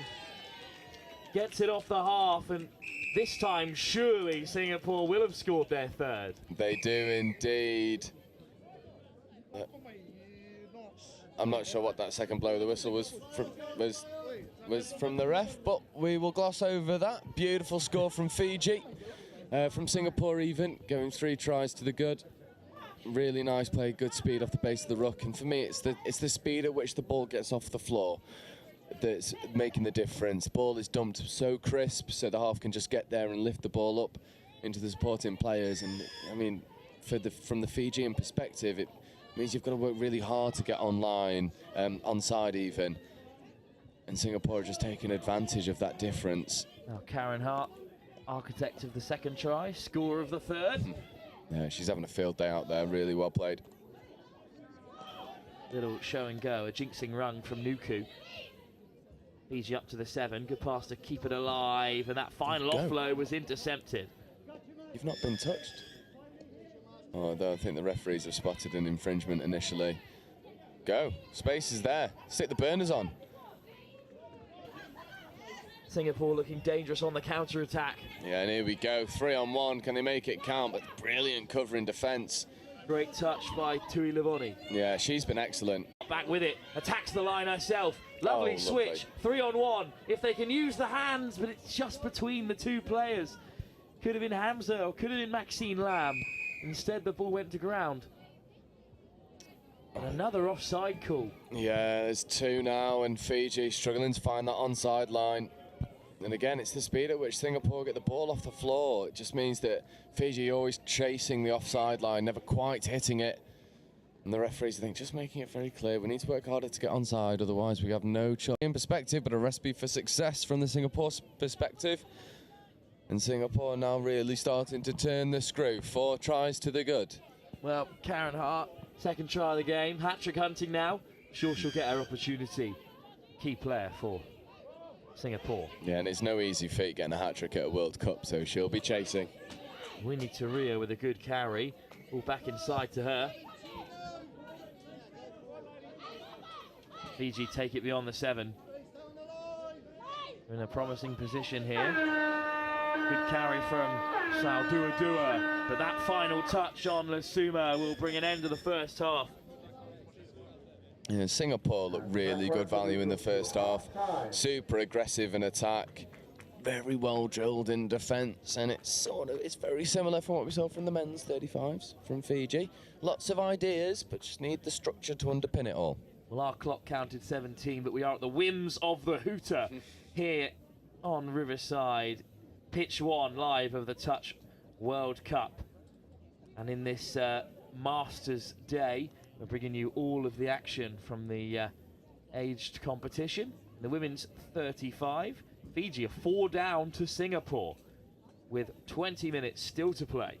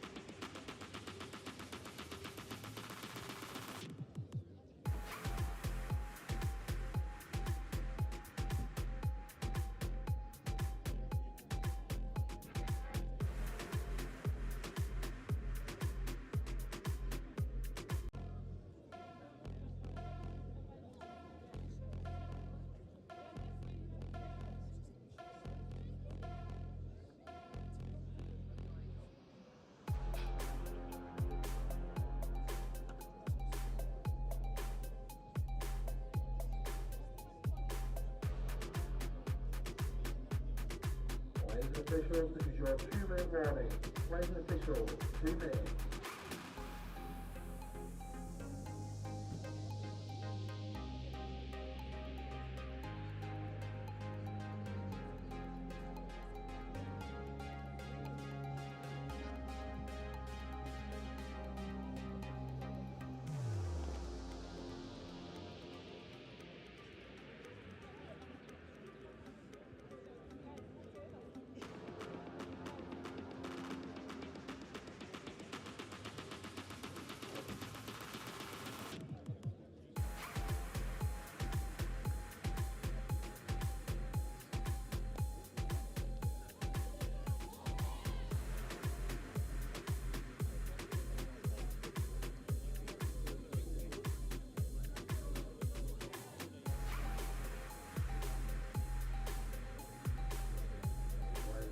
Players and officials, this is your 1-minute warning.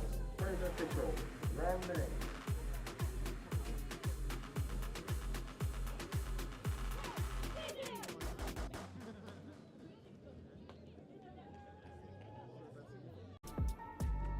Second half to come in this women's 35 division game between Fiji and Singapore. It's another single pool where the top 4 go through to the semi-finals, and with the likes of Ireland, England, Australia, New Zealand and France involved, a big win for Singapore here will set them on the way. They're up by 4 with 20 minutes to go. Yeah, and they've looked really good value for their lead as well. They've got a lot of structure, and you can see even the way that they're lined up off the tap-off, there is extreme depth. They're going to run this at pace and just try and carve through the Fijian defence, probably off touches 2 or 3. Seems to be where they have the most success. Fiji, however, have looked good with ball in hand, but in the transition from defence to attack, and attack to defence, that's where they've struggled. Yeah, definitely. When they've got the ball in hand, they've got lots of imagination, lots of ideas. But as you say, the thing with touch is what you'll experience the most is the transition, either from attack to defence or defence from attack. So those are the areas of the game you really need to be shored up on. You need a lot of structure with. When you don't, for 70% of the game, you're sort of clutching at straws at 6s and 7s. Singapore tap off and make it to the 10. Off second touch here, some good yards. Picked up by Mod Caspi. Played out wide, but the ball goes to ground. Dion Hamza on for a hat-trick in this second half. Yeah, there's a few. But for me, with the Singapore team, take your touches there. That option's still going to be there on touch 6.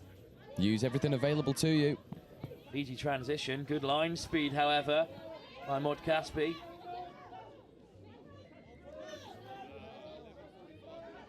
Fiji still rumbling on, but again, the line speed from Singapore, putting an end to the attack.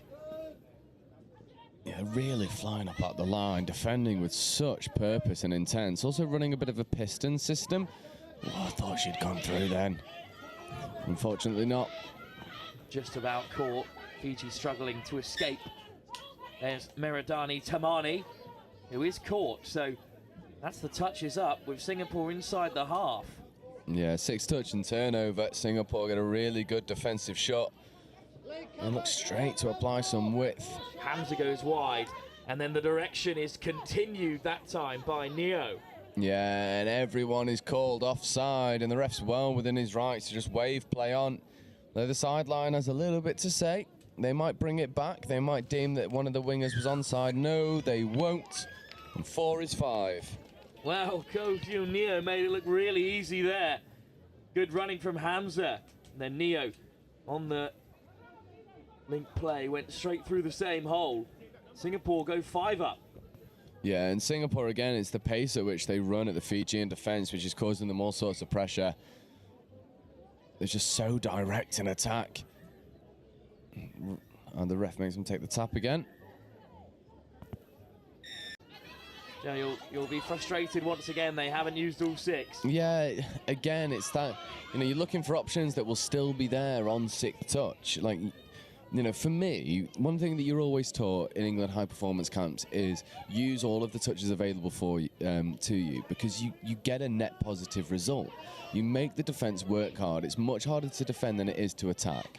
And then you can, you know, even if you don't score off that set of 6, you put a defensive nudge on because you're playing against a tired pod who's been on the pitch for a bit too long.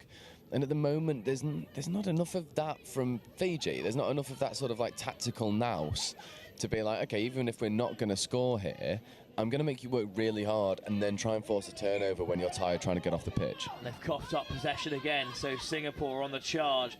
Ball inside. Important touch made by Charmaine Lesuma. Yeah, a series of turnovers here. One for Singapore, one for Fiji, one for Singapore, now another one for Fiji. So Fiji are having a lot more success in this second half.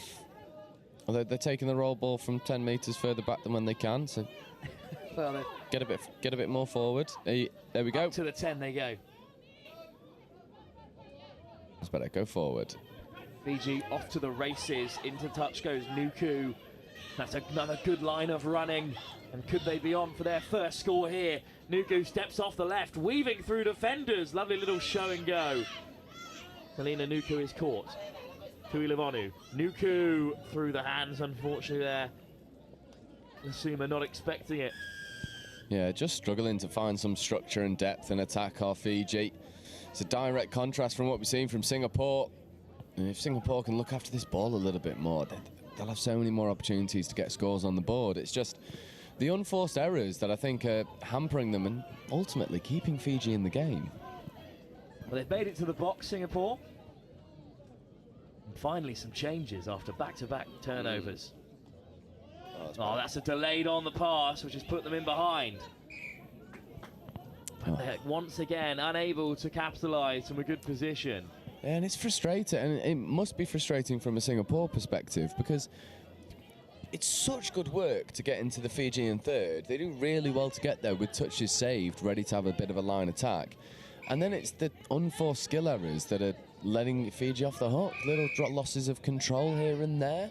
Just need to cut them out as you roll through this tournament, especially with the single pull. You need to make most of your opportunities. Well, yet another turnover, and Hart taking it to the line, and everyone's offside there, so they might give it to her as well. Well, I think that will be the hat-trick. 6 up for Singapore. And Karen Hart was just the only one alive to the situation. Both Fijians offside. Yeah, just drives through, and again, it's that Fijian defence not hitting the onside line, and Singapore just too mature, too knowledgeable to not take advantage of it. That's her hat-trick in this women's 35 game. Yeah, it's no mean feat getting a hat-trick in a World Cup either. You can stick that one in your... Well, here's some strong carries, but it's just been spilt. Another unforced error in this second half. The wheels have come off a little bit following a really strong first half performance from Singapore. Yeah, it's just breaking down a touch, and this is a really good example of what we've seen from Fiji. They're just getting caught on the gain line because of the pressure from Singapore, and this is third, fourth coming, and they're not out of their own half yet. And look at the Singaporean defenders flying up, trying to make touches. Well, Hart and Sherilyn Go both getting involved, but Soko now a bit more direct. Here's the Kunuru Ivalu. Kunuru Ivalu makes a good run, but that's all 6 for Fiji. Here goes Singapore, up to halfway with a great opening carry. Yeah. But it's off the mark. I think they're going to give hard touch. Sort of went in with a shoulder there. I think that's a bit of frustration creeping in from a Fijian perspective. 6 touches from a really promising position. You'd think Singapore would need to convert here. Yeah, just don't cough the ball up on 1 and 2. Use all your touches, and the try line will be begging. Here's Go diving in. We await the referee's decision. I think there was a touch made. No, waved off. Score given. Well, that's a tough call for Fiji to take. They thought they got back in number, but instead Sherilyn Go. Good acceleration, then just ducks on the inside of Talika Soko. Yeah, it's nice play from Singapore again. It's just the pace at which they run at the line is causing Fiji all sorts of problems. And from a Singaporean perspective, looking at the tournament from a wider angle, this will do them really well in terms of confidence. They know they're up against a couple of the big dogs in this age group in terms of Australia and England. And they'll treat this as a bit of a confidence booster, a bit of a tune-up game. But here go Fiji in the meantime, however. Diving in from close range. She was half, though. You can't score as half. Kakakaka Tuilivonu spotted the hole and, well, couldn't stop herself, really, when the space opened up. White line fever. Singapore on touch 2 up to halfway. Yeah, a turnover.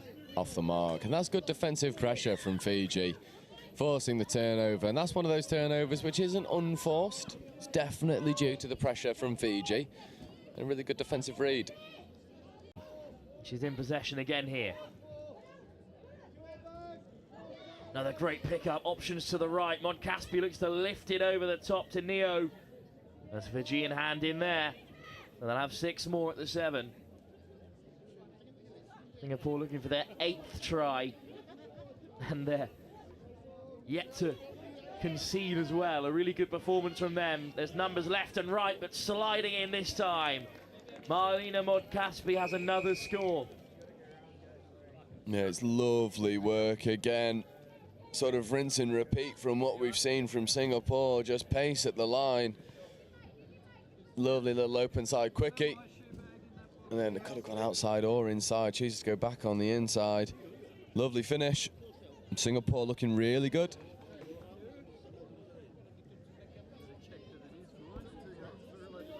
Singapore well out in front here. They've certainly sealed this game with just 10 minutes to go. An 8-try scoreline is unlikely to be overturned.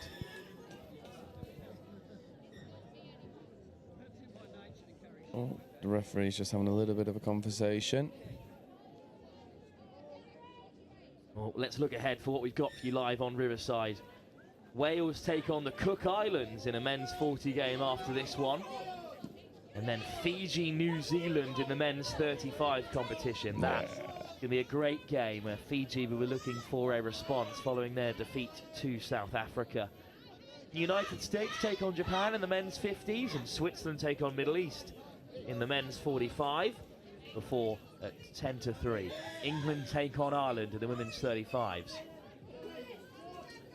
Yeah, I'm super looking forward to that New Zealand-Fiji game. It'll be really intriguing to see New Zealand in the 35s categories. And I know a lot of their players have aged out of Opens now, so it'll be really interesting to see if they can keep that free-flowing form of rugby going through all of the nations and all of the age group categories. Because New Zealand historically been one of the 2 big dogs of touch.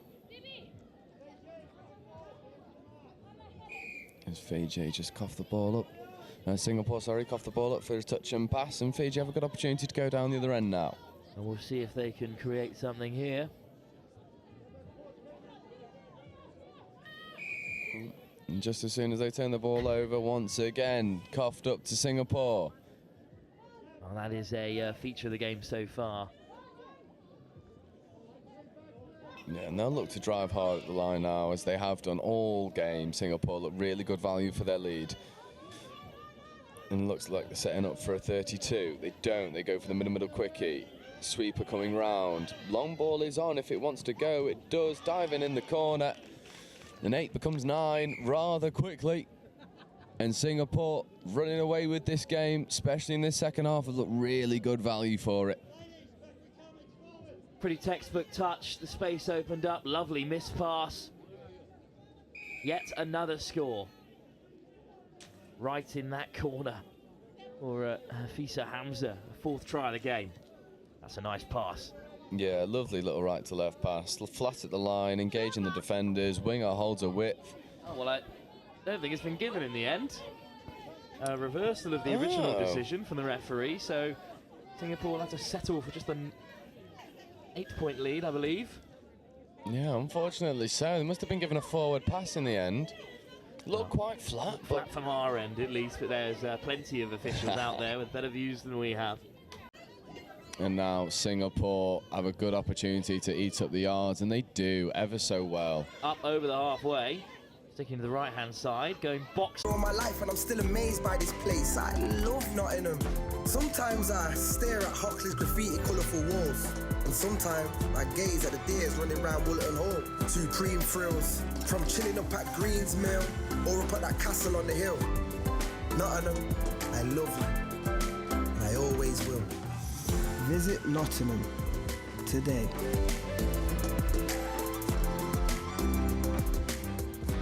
And I'm representing the HIDEX programme, which is one of the sponsors of the Touch Rugby World Cup. HIDEX is a collaboration of a number of universities based in the Midlands, including the University of Nottingham. One of HIDEX's main aims is to support industry to innovate, developing new products and services in the hydrogen economy. We decided to sponsor the Touch Rugby World Cup, particularly in relation to energy use, so that Geopura, a locally based business, can provide hydrogen to be utilised at the event, making the event more sustainable and improving air quality for visitors and competitors alike. We hope this support will encourage others to look for more sustainable ways to run similar events in the future. Finally, just to say, we hope everyone that's involved in the event has a great time. Thank you. So we're here at Hillhead Sports Club, the third year of our annual Pride in Touch tournament. We have 16 teams, over 200 players. We've got about a dozen or so referees. We've had also a whole heap of volunteers. It's been brilliant to come to Glasgow after previous versions in Manchester and London, and it's ended up being our biggest tournament to date.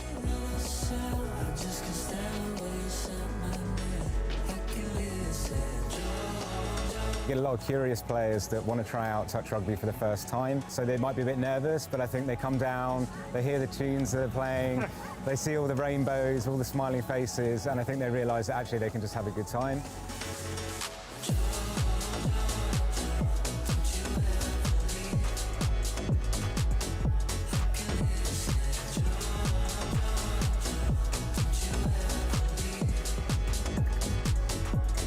Our ambition is to make touch rugby one of the most inclusive sports there is. We want it to be super accessible to anyone.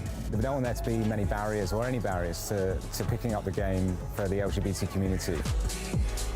What's been amazing over just the 3 or so years that we've been running Pride in Touch has been the interest and the growth and the opportunity we've had to platform good practice from people across the world that are wanting to do more LGBTQ+ inclusive initiatives. Now more than ever, we certainly feel it's really important to make sure that we amplify the voices of inclusion, show people that team sport can be really good for their mental well-being and their physical well-being, and hopefully we've got plenty of those people who have felt like that through enjoying our tournament today.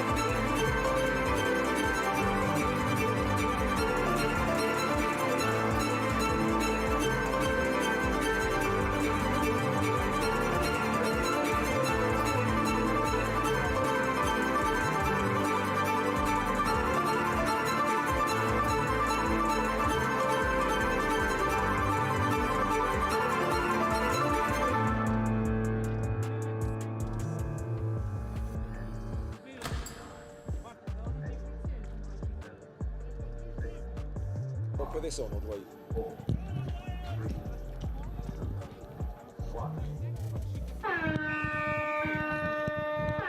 Welcome back then, everyone, to the Touch Rugby World Cup live here in Nottingham. We've got more action from the men's 40s division, the second round of fixtures here, as Wales take on the Cook Islands. Jan Fetchy alongside me, part of the Wales 45 squad, but also as well as the coach for the Italian mixed open side of the most recent Euros, so been in and around touch for a long time, a former Euros champion as well with Wales. Thank you, Jan, for joining us for this game. And well, it's a top start for Wales as they look to open up here, just running down that right wing, but a turnover for the Cook Islands. Bright start for Wales though, Jan. Yeah, I think this is going to be an interesting game. I think both teams have had a good start. Wales have beaten the United States this morning. Cook Islands had a great win against Spain, and I think this is going to be a competitive game.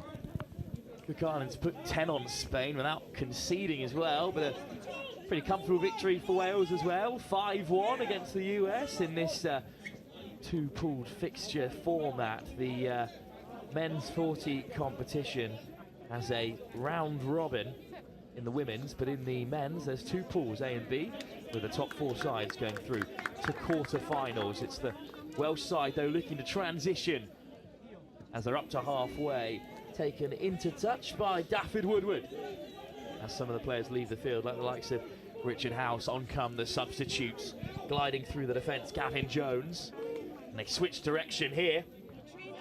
Thomas Evans, wide they go, long pass into the corner, and Wales do touch down to score their opening try. Right close down the left side of the field, that looping pass over the top. I believe it's allowed Richard Burns to head in, or in fact even it's Daniel Reid who finished it off. And Jan, great start for Wales. Yeah, exactly what they wanted. We've played the Wales 40s in the warm-up matches prior to the World Cup, and they are looking sharp. They've got a couple of guys in the middle, Gavin Jones you mentioned, and Rian, who's a former colleague of mine, teammate of mine with the men's open, who's very sharp. So I think those guys could do a bit of damage today. But it's the Cook Islands on the offensive for now. Howard Grand caught on that right wing, and well, it's another penalty though for the Cook Islands. And here he is again, Howard. Ngari, picked up by Richard Masters. Ngari, Richard Masters to his left, stepping inside and out and diving in, where there's plenty of red shirts there to block him off. Teho Richard Masters, he's back with it in the middle. Conrad Pirri there in support, he's at the half. And the Cook Islands with the names on the shirts as well, and a lovely touch. Pirri stepping inside and out, what a lovely weighted ball into the path of Chairman Ngari. But touch made on the line. Good defensive set from Wales. They're already in front here with an early lead, looking to keep a hold of it here. Pirri, wide pass, just off the toes of Grant Howard. So a little bit too much, Grant Howard. And Wales on the transition. And Jan, a good start for Wales, a good defensive set with a good transition to boot as we're at the halfway. Yeah, they've defended well there. Turned over the ball on the halfway line, but so far they've defended well. No gaps in the middle, and yeah, good start. But it looks like the Cook Islands have got plenty about them as well, and I think this could be close. Well, it's a bright start to the game as Daniel Seve races onto the field. Howard. Andrew John with a good carry and a good layback as well, so Seve can get on his bike. John lays it back. Seve. Mahutariki. Oh, back inside. There's Mahutariki again. Here he is. Lovely soft hands. A thunderous touch comes in off the wing. Great movement to deny Daniel Seve, and the ball goes down and Wales escape again. Nervy moments, Jan, because the Cook Islands do look strong, as you've said. Yeah, I think it's going to be a battle. This, I think Wales, the last few minutes they've been struggling to get out of their half. I think they need to drive well, get up into the opposition half. Lovely little show and go. And I think they just need a bit more field position. Well, again, this is your 5th World Cup. You played against the Cook Islands back in 2011 in Edinburgh, and they're a formidable force in the world of touch. A growing nation, but they've got a good establishment with the Australian Union as well. Yeah, they've they've got good skills. They're big boys. When we played them in the World Cup in Edinburgh, I actually broke my hand playing against them. So and I played the rest of the tournament, but a lot of painkillers. And then on the last day, after the painkillers wore off, I think it was very painful. But it's a tough run. But they were very good that year, and we had New Zealand and the Cook Islands in the same group, so we managed to finish 3rd in the group. And this time the Cook Islands go sliding in, but the touch was made, so no try. So they are looking dangerous and a well-established touch side. They've had a lot of opportunities on the Wales line. Wales keep them out for now. Cook Islands already conceded more than they did against Spain in their opening game in that 10-0 victory. Wales only conceded 1 against the Eagles, the USA. The Cook Islands back onto halfway. I think so far it's been Wales' defence on the line, and they've not been able to get into the red zone enough times other than to score early doors. The one time they did make it towards the Cook Islands 7, lobbed it over the top and scored in the corner. For now though, Grand Howard takes another touch. The ball inside, here's Ngari. Piri, Ngari again. Piri with a good pickup and stepping off the left into the end zone goes Conrad Piri, great turn of pace, and Grand Howard dots it down for the Cook Islands equaliser. Yeah, great score, good scoop. Probably deserved, to be honest. They've had a lot of opportunities on the Wales line. What a lovely step as well from Conrad Piri. Beautiful touch rugby. Take a well-earned rest. Right in front of the cameras there, but Grand Howard dots down to score. For now though, Wales with their first real opportunity following their first score, would you believe it? Looking a little bit cramped for space there, Daffyd Woodward. But a penalty, so 6 more at the line. Been pretty clinical so far, Wales. You expect them to score from here. Got Phil Williams with the ball now in the skiddens, and he's sharp. See what happens. Williams over the top, finds a pass. Wales dot it down. Well, there was a coming together there. Terry Davis back to his feet. Davis will take the touch instead. His House, good ball inside to keep the attack alive. And here is Williams. Touch made, good pickup. Williams on the wraparound and down they go. Daffyd Woodward goes over. And Wales will have their second score in only their second visit, really, to the Cook Islands 7. They have been really clinical so far. It's the man you highlighted, Jan, who's turned provider there. Yeah, he's sharp. Phil is very sharp. So fair play, come on a short and just run that gap. And yeah, he's very quick on. He's good on the line. And like you said, Will, they've been very, very clinical. 2 opportunities really, and they've scored both times. We thought this was going to be an absolute cracker of a game. Ahead, of course, another big game after this when Fiji take on New Zealand in the men's 35. But now, though, it's Atatoa, the number 3, running forward. What a pass! Whipped away down the left-hand side. Something really special to pick out Joel Masters. But the pass is deemed to be forward. Forward pass, but it's a great pass. Fair play. First real big long ball we've seen. The Wales will have 6 touches to transition. They are on the box side as well. Daniel McShane draws the first touch from Stephen Day. And we'll touch on as well. You've been to 5 touch rugby World Cups, and what did you make of the opening ceremony for this one yesterday up at Highfields? It was a real occasion. Fair play. It's always great. It's a great occasion. Really lovely to see all the teams parading, and I mean this tournament just gets bigger and bigger. Will this is you know, we're going to run out of space. We're going to find bigger places. I'm sure they've got some land spare over in Australia for the next couple of World Cups, perhaps, or just take over a couple of desert space. They may have to. They may might have to buy their own land. Buy a ranch somewhere. And now, though, the Cook Islands driving on. Another great scoop from Pirri. And once again, he's looking to create.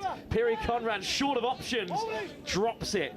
Searching for Benjamin Richard Masters. But it goes to ground. Penalty, however, for the Cook Islands. They're looking dangerous with that scoop. The same guy, isn't he? Once again, it is Conrad Pirri. He's a big man, but he's got excellent footwork and a great turn of pace. He draws the first touch and gets it on the return. Wales managed to close that out there. German and Geary down a dark alley. There's no nightlight, unfortunately, there. Brian Adams gets the pass away, and Teho Richard Masters was always falling, looking to dot it down. Just lost control. Wales look to transition. Touch made by Brian Adams as Wales race towards the box. Turnover inside their own half, though, yeah, and you picked it out in the early stage of this first half, but Wales unable to use all six in transition. Yeah, I think that's been their biggest downfall at the moment, is not turning the possession into 6 touches, finally getting into the other opposition half. They're a bit of the architects of their own downfall at the moment. Here's John. Draws the touch, good pick up. And the Cook Islands are away, stepping off the left. Almost in there by Araro Mahutariki. And in fact, it has been given some consultation from the sideline. Referee awards the try. Araro Mahutariki stepping over for the Cook Islands, and we've got a real game on our hands here, Jan. Yeah, absolutely. I think, as we just alluded to, you know, Wales they've got to get field position. You know, I don't know how many times the Cook Islands have had opportunities on the Wales line, and they got some good boys in this team, and I think keep giving them opportunities, they're going to score. They definitely need field position. But as we've seen already, every time Wales have made it into the Cook Islands 7, they've managed to carve out a score. Good footwork from Williams to keep it alive there.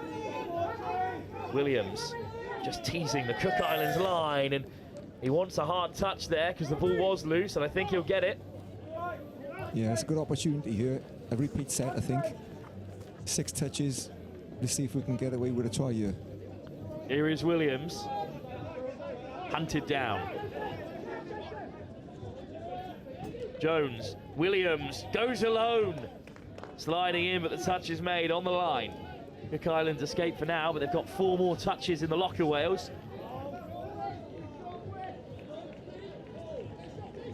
Williams wants it on the return.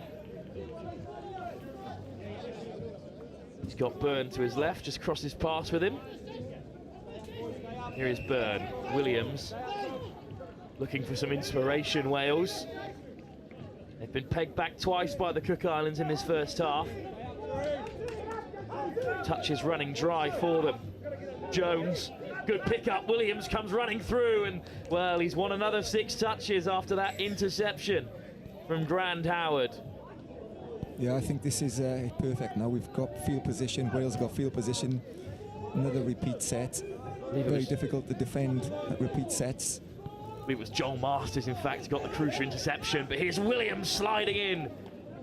Well, he got down low there, but up goes the hand from Jason Dick. Phil Williams running the show for Wales at the moment. They really need to score from here.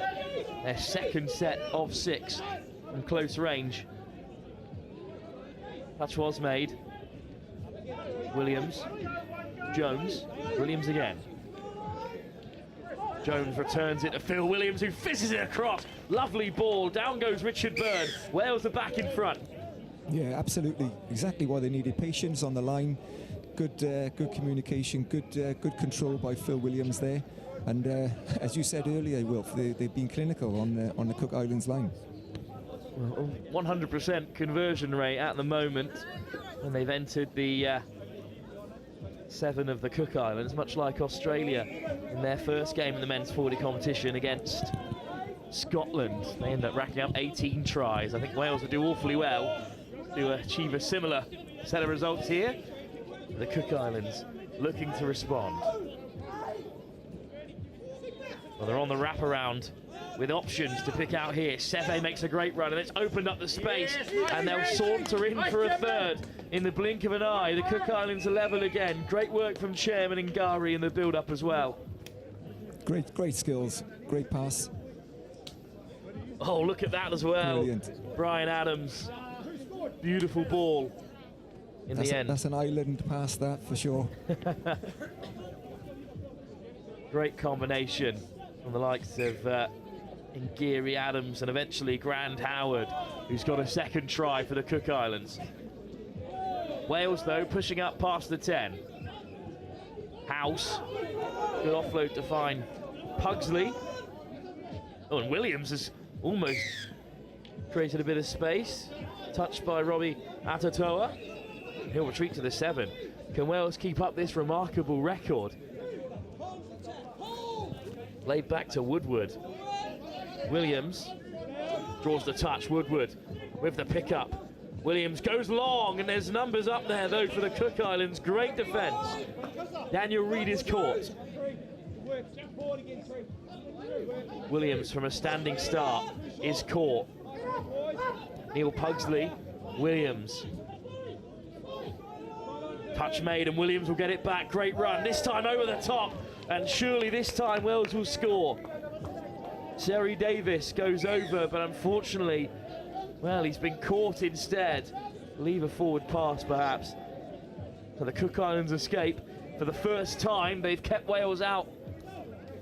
Jan, that's disappointing for Wales, although they've still got time to get back ahead in this first half.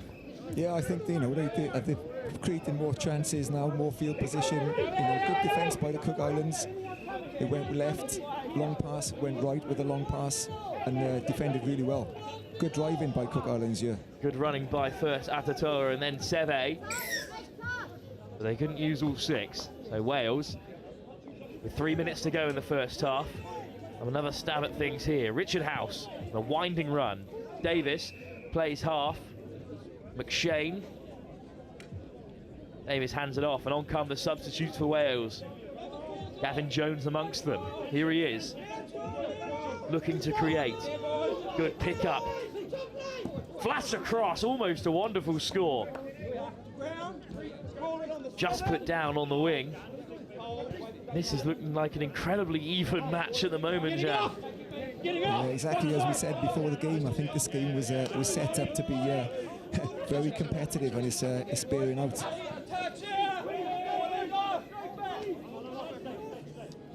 Once again, though, the Cook Islands have driven their way up to the 10. This pool that also includes New Zealand and France.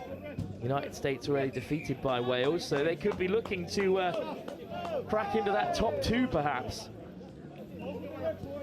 I think that's the goal for both of these teams. I think this game is crucial to perhaps who's the deciding second position behind New Zealand.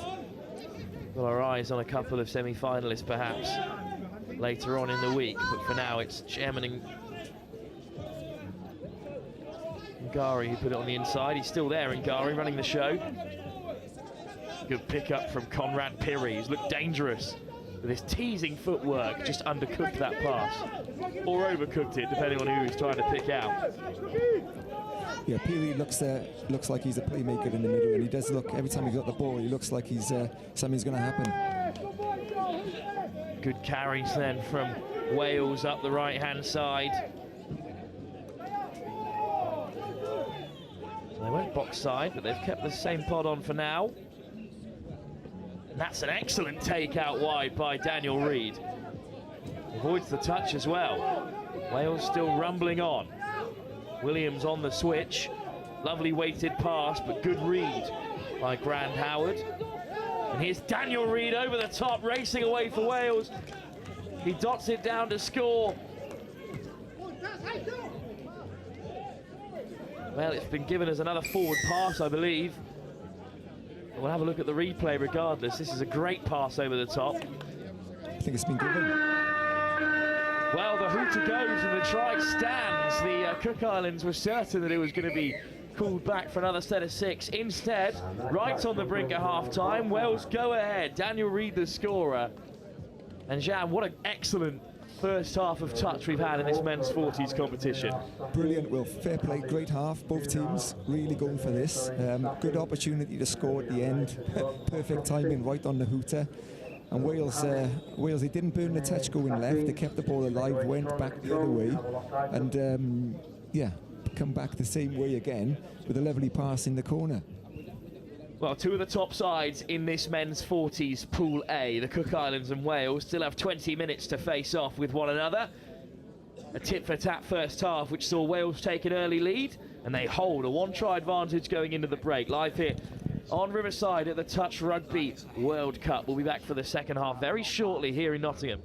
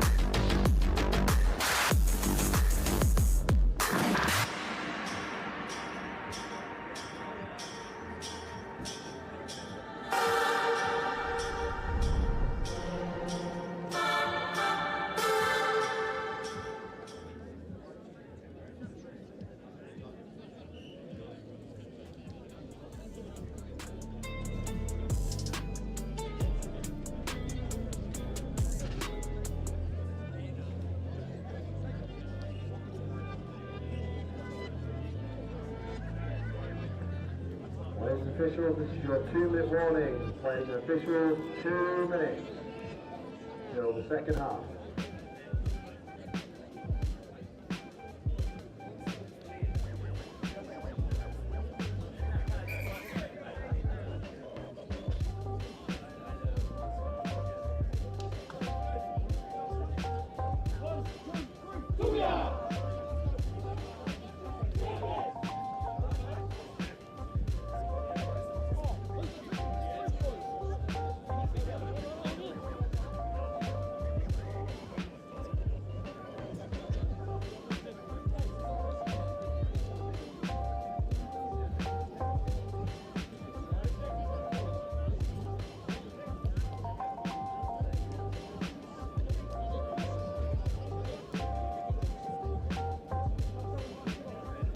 Players and officials, this is your 1-minute warning. Players and officials, 1 minute.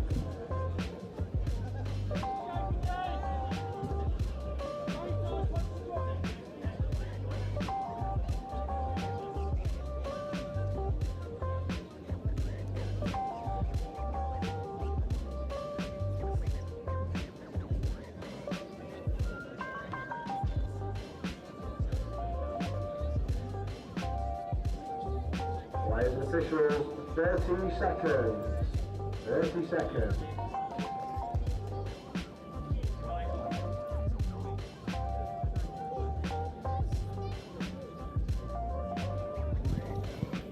20 minutes still to play here in this thrilling men's 40s game between Wales and the Cook Islands. It's been a really close run affair at the moment.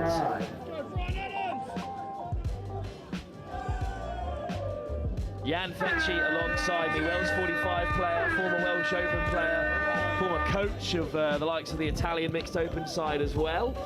Thanks for being alongside us for this game as the Cook Islands kick off. And it's a bright start for them as well. I think they just misplaced it on the deck there, but they're allowed to keep playing. And they could be running in here into the end zone. Early days. What a run this is. Dotting down for the opening score. Well, it's Jason Dick, I think, who's got it. And what a start, Jan, that is. Right at the very beginning. We passed that with the half-time first score. Exactly what Cook Islands needed.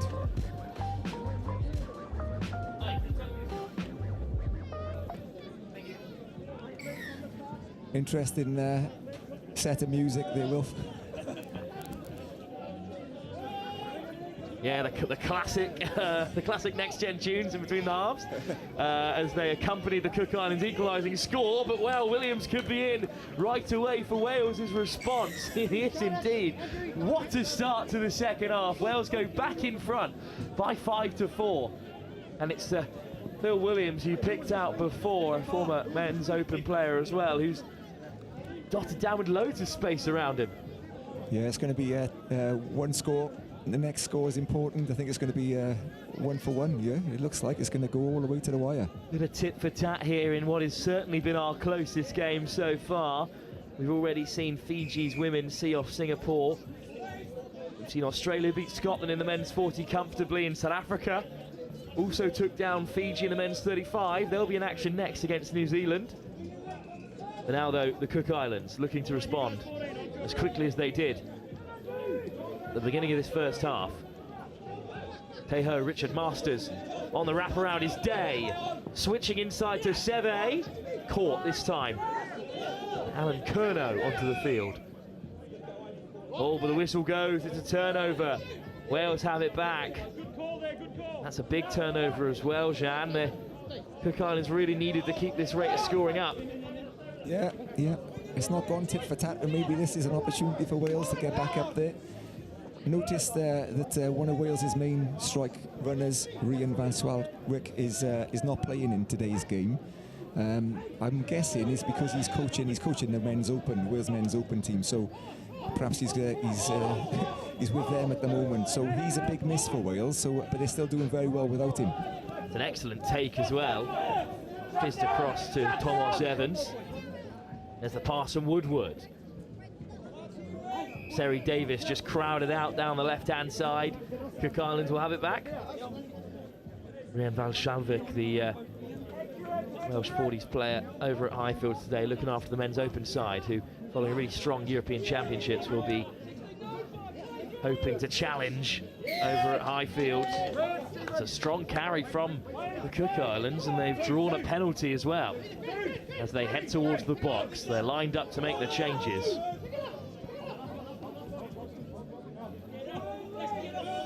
Into touch goes Jason Dick. Try scorer at the very start of this second half. Here's Rob Witiora. And then Adams puts some pace on. Witiora looking to flash one across. Clatters off a Welsh hand, so big opportunity for the Cook Islands with 6 at the 7. Yeah, another repeat set here. Big opportunity for the Cook Islands to level the scores. Robbie Atatoa lays it back for Jason Dick. Atatoa again. Atatoa to the line. Good offload to find Jason Dick, who scored his second try in this second half. And that's levelled things up for the Cook Islands. 5-4. Wales ped back yet again in this game. Jan, the Cook Islands just won't go away. No, it's definitely tit for tat, and it is literally going to the wire. I think this could be just a one-score game in it. Perhaps even a draw. You can see both teams really going for this. It's an important game. Well, there are no drop-offs at this level of the Touch Rugby World Cup, this stage. Just a point for a draw. But now, though, it's Richard House, who almost thought he was away. Running up through the centres with Gavin Jones, his house. Jones lifts it to Williams. Wales looking bright. Lovely footwork. Oh, he could go all alone. And the try is given. What a finish. Fair play. Phil Williams injecting pace. Good evasive skills. Just what they needed. Gets around Mahu Tawariki. Phil Williams has another score, and Wales go 6-5 in front. Phil Williams was supposed to play for the Wales 45s, but he's old enough to play for us. So, but he's decided to stick with his mates in the 40s. He's still sharp enough to play there. Got the call up and good value for it as well. Here's Chairman Ngari lifting it today. There's plenty of numbers for him to pick out. Leaves it for Atatoa. Lovely footwork from Ngari. Gave the no-look pass. It would have been pretty special if that one came off. Instead it falls flat. Well, Dan, you've been involved with touch for a while. You've coached as well along that sort of circuit, and especially in the mixed open with Italy. Mixed open is a really open competition this year. Who are your favourites in that contest, do you think? Well, I think you can't discount the Aussies and the Kiwis. They're always going to be the teams to beat. I think England touch mixed open should go well. I think they were disappointed in the Euros last year. So, but France again was strong, and who knows, the island teams, you never know. A really open competition, as is this one, as the Cook Islands have equalised again. This time, Rob Witiora, freshly onto the field, slides in between a gaping hole in the Welsh defence. Yeah, we're back to square 6-all. I think Wales mixed open. I think European champions last year. They're going to be looking to maintain their run and go quite far. I think they've really trained hard. That's a lovely step and a great ball as well. Cutting back against the grain is Seri Davis. He's denied. Final touch. Not penalty as well in the end for a forward pass. 6-all, only 7 minutes into this second half. Still so much time for either team to turn things around as the Cook Islands will look to head box side.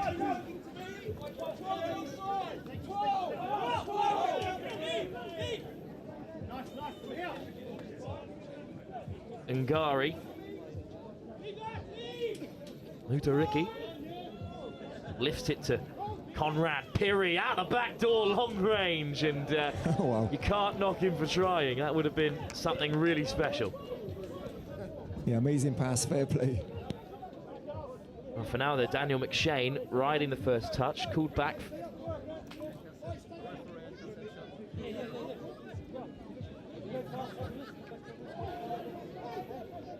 Wales looking to transition.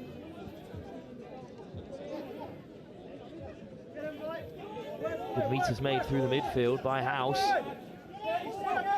Jones stepping off the right. Pugsley. Oh, and wide they go, almost away. Seri Davis just caught.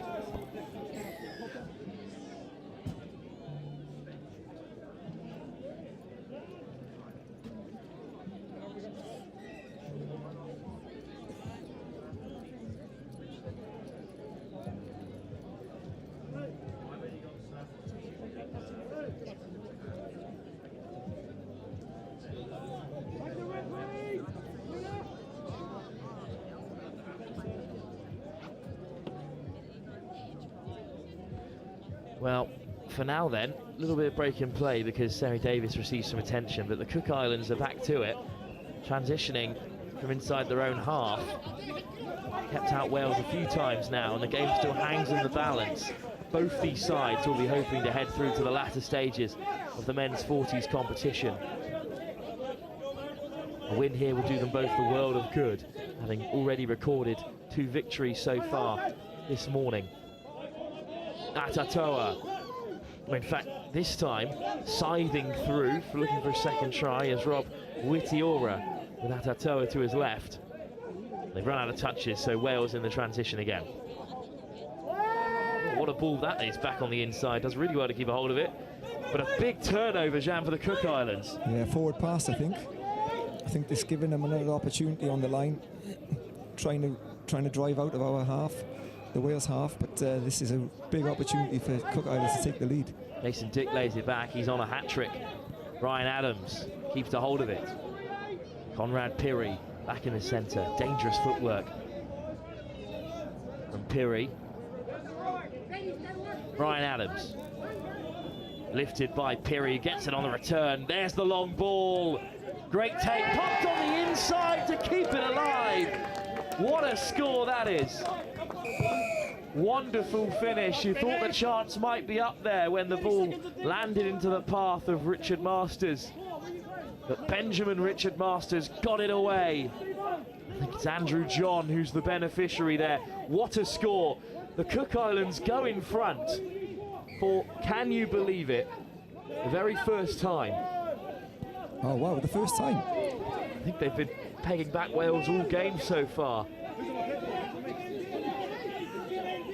Williams looking to equalise for Wales again. Lovely take from behind. Cook Islands may have held a very narrow 2-1 lead at the beginning of the game, but other than that, it's been all Wales. Here's Williams again. Short ball, great line, picked off by Pugsley. Oh, and it is given as well. Offside for the closest defender. So Neil Pugsley equalises for Wales. The referee took a tumble, but he managed to see the score, so that's good. Williams forced the big touch, and then it's a great line from Neil Pugsley, cutting it on the defender. He gets away from Daniel Seve. We're back to level, Wilf. Oh, this game could really go either way. I think it's got a draw written all over it, but we'll wait and see. Wrapping round the corner, Mahutariki. Big penalty there, whistle goes, so big opportunity for the Cook Islands. Rob Witiora takes the tap. Lifted back to Witiora, slides in from close range. Well, that's a touch. So eventually, Robbie Witiora will have to get back to his feet. He's looking a little bit uncomfortable there. I get it all the time. Oh, I know.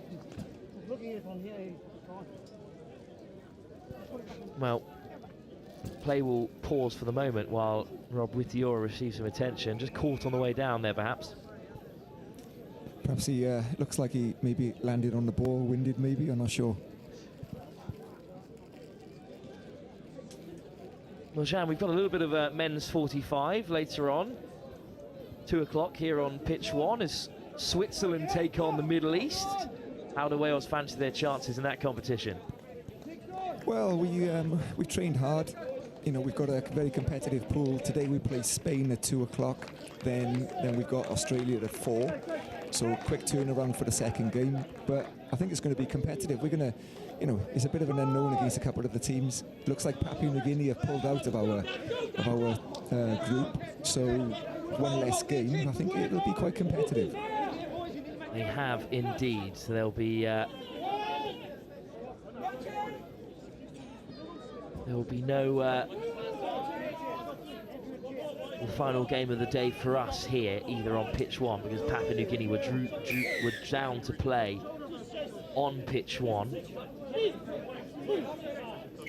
As the Cook Islands missed a big opportunity there.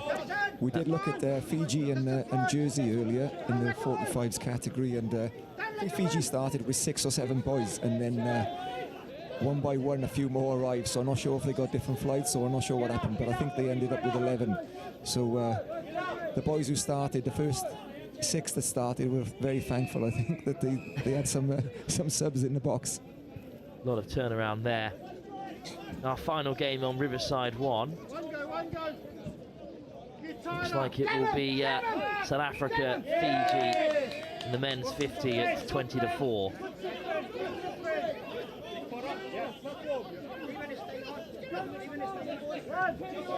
now though, both 2 attacks have been subdued, one for Wales, one for the Cook Islands. So now the Cook Islands will transition as we come towards the final 5 minutes in this incredibly tense encounter. Good carry from Atatoa, and he gets it back from Richards Masters. That's one hell of a touch there on Robbie Atatoa. He wears it well.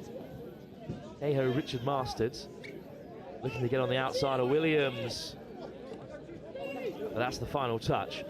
How many more chances will these 2 sides have to break the deficit? Break the deadlock even here? I think next score could be crucial. Not many minutes left, 4 minutes left. I think every score is vital now. Carried on for Wales by Daffyd Woodward. Oh, good take on the inside by Evans. Great pick-up from Pugsley. Or even now it's Bruin carrying. Ball on the inside, and there's a collision there between Hey-ho, Richard Masters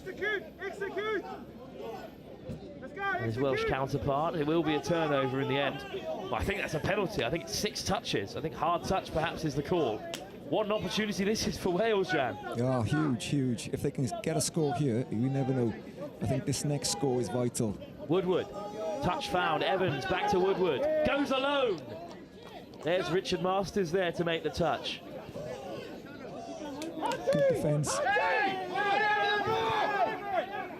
Cry from the Cook Islands defence. Some kind of injustice. Instead on the inside, diving over is Evans. Caught just about. There's some real tension on the sidelines here.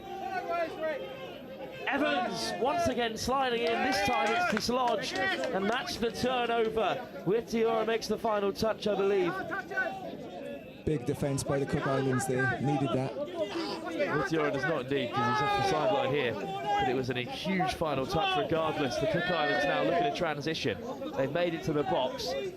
Richard Masters of the Benjamin variety there to lift it is Conrad Pirrie. Can he win the game for this Cook Island side? Great pick-up. Options left and right for Adams, but he goes alone. Adams is the half, needs support, picks out the on-rushing Andrew John. A huge score for the Cook Islands. They go back in front with under 3 minutes to go. It's a great scoop. Fair play.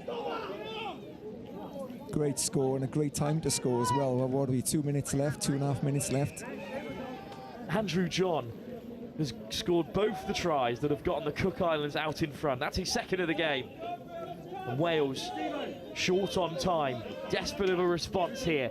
For so long in this game, they were level or leading. Pegged back twice in this second half, and they've gone behind in the closing stages. 2 strike runners on now. We've got Phil Williams and Gavin Jones. I think they've put 2 of their main boys try and get this score back. Williams takes the touch. Lifted by Pugsley. Williams back on the inside. Penalty goes the way of the Cook Islands, and if they see out their touches here, they'll surely win this absolute blockbuster of a game. Jan, regardless of the end result, it's been a fantastic advert for touch at every level. Brilliant, fair play. Both teams have really gone for this.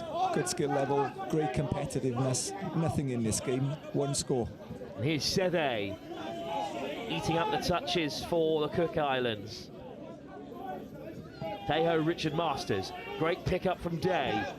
Day drifting through, but, well, as the half, I think he was caught, so indeed it was just the 6th touch. So 1 more chance maybe for Wales with a minute to go on the clock. Williams, good ball on the inside, bit of an overlap for Davis. Williams again. Well, they're still a half away from the line, and they've got a lack of touches here, but it's a good run from Wanklin. All the way wide they go, inside, Wanklin over! What hands, Wales have equalised. Great work from Seri Davis as well. Can you believe it, Wilf? Jinxing run, drawing in the defenders, he put his man to deck. A physical collision with Joel Masters. That opened up the space. It's back inside. Richard Wanklin has dotted down for Wales. It's 8-8 with seconds remaining. Here come the Cook Islands. One last chance for Andrew John. Here he is, chasing a hat-trick. Conrad Pirri plays it wide for Mahuta Ricky. Inside ball, reaching out. Well, Conrad Pirri, quick hands, they still play. Andrew John is caught, and that's the turnover, and that will be it. The final score here in this unbelievable game between Wales and the Cook Islands finishes 8-8. Game of the tournament so far. Nothing can split the sides. What a wonderful draw. Jan, just a wonderful game of touch rugby. That was awesome. Fair play. One of the Cook Island guys just over us to he looked very happy, didn't he? Fair play. That was awesome. It was a great game to watch, great game to be involved in, and I think a draw deserved it, really. I think it's absolutely the right result. Thank you, Jan, for being with us. It's been great to have you. And well, what a performance by Wales and the Cook Islands. 8 apiece, and perhaps the game of the day here on Riverside. Thanks for having me, Wilf. Really enjoyed. Well, up next, of course, the action does not stop. It's a return to the pitch for Fiji yet again as they take on New Zealand in need of a bit of redemption after a lacklustre performance in their opening game. That's live next here on Riverside at the Touch Rugby World Cup Day 2 here in the Masters competitions. I do believe we have some over on the far side also. The first move, if you're planning to fill the petrol, there are taps available. It's our turn now.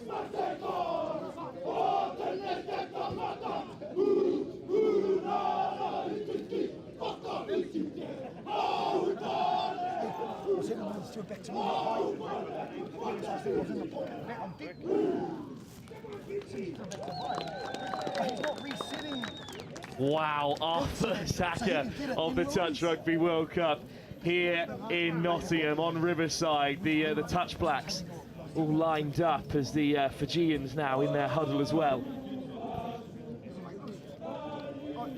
What an experience here on Riverside. Joe Wright back alongside me for this blockbuster game.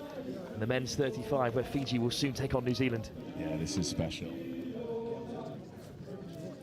This is rugby to a T. Playing officials, this is your 1 minute warning. Playing officials, 1 minute.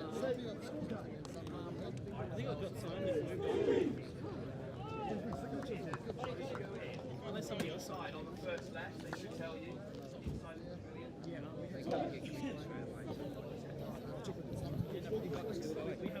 Well, a really special start to what we're hoping is a blockbuster affair in the men's 35 competition. Fiji beaten earlier in the day by South Africa. New Zealand, one of the favourites, So both sides have got something to play for. So this should be a classic, perhaps, possibly as good as the game we had before, Wales against the Cook Island. We finished 8-8. Saw you watching on from the sideline. That was some game of touch as well. Yeah, it was phenomenal. I actually took a little bit of a wander around the other fields, and some of the standard of touch around Riverside at the moment is stunning. But I think this might be a contender for game of the day. Well, Fiji lost to South Africa, while New Zealand had a bye, of course, because Papua New Guinea, unfortunately, can't be with us here on Riverside today. That also means that our final game of the day, which Papua New Guinea was set to contest, will not be taking place. What a fast start, though, for Delhi and for Fiji, just put down by the man whose name I can now get correctly, Ilikini Masai, for Kakakaka Tulivoni was playing in the women's game. 2 number 9s listed on the team sheet. There's still 2 number 6s here, Ronald Fong and Selina Nuku was also part of the women's team, so it is in fact Ronald Fong playing here. Oh, the pace. Look at the pace of this transition. This is electric. Oh, he still kept a hold of it. Flying in there. Well, Corey Simon Governor just about keeps the play alive. Here's Michael Macquarie.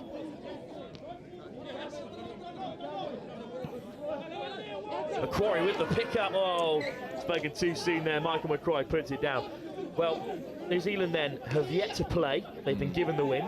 Fiji defeated by South Africa. Of course, Australia put 19 on Wales, and England beat the United States in the other 35 games that have taken place so far.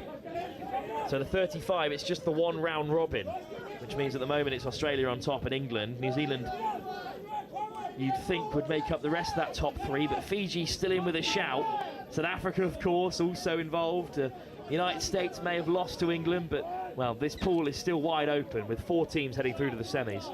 Yeah, definitely, and I think New Zealand will be fired up by the performance of the Australian side, sort of laying down a marker of intent in this division. But New Zealand so far look absolutely rapid through their transition. That's a big physical touch.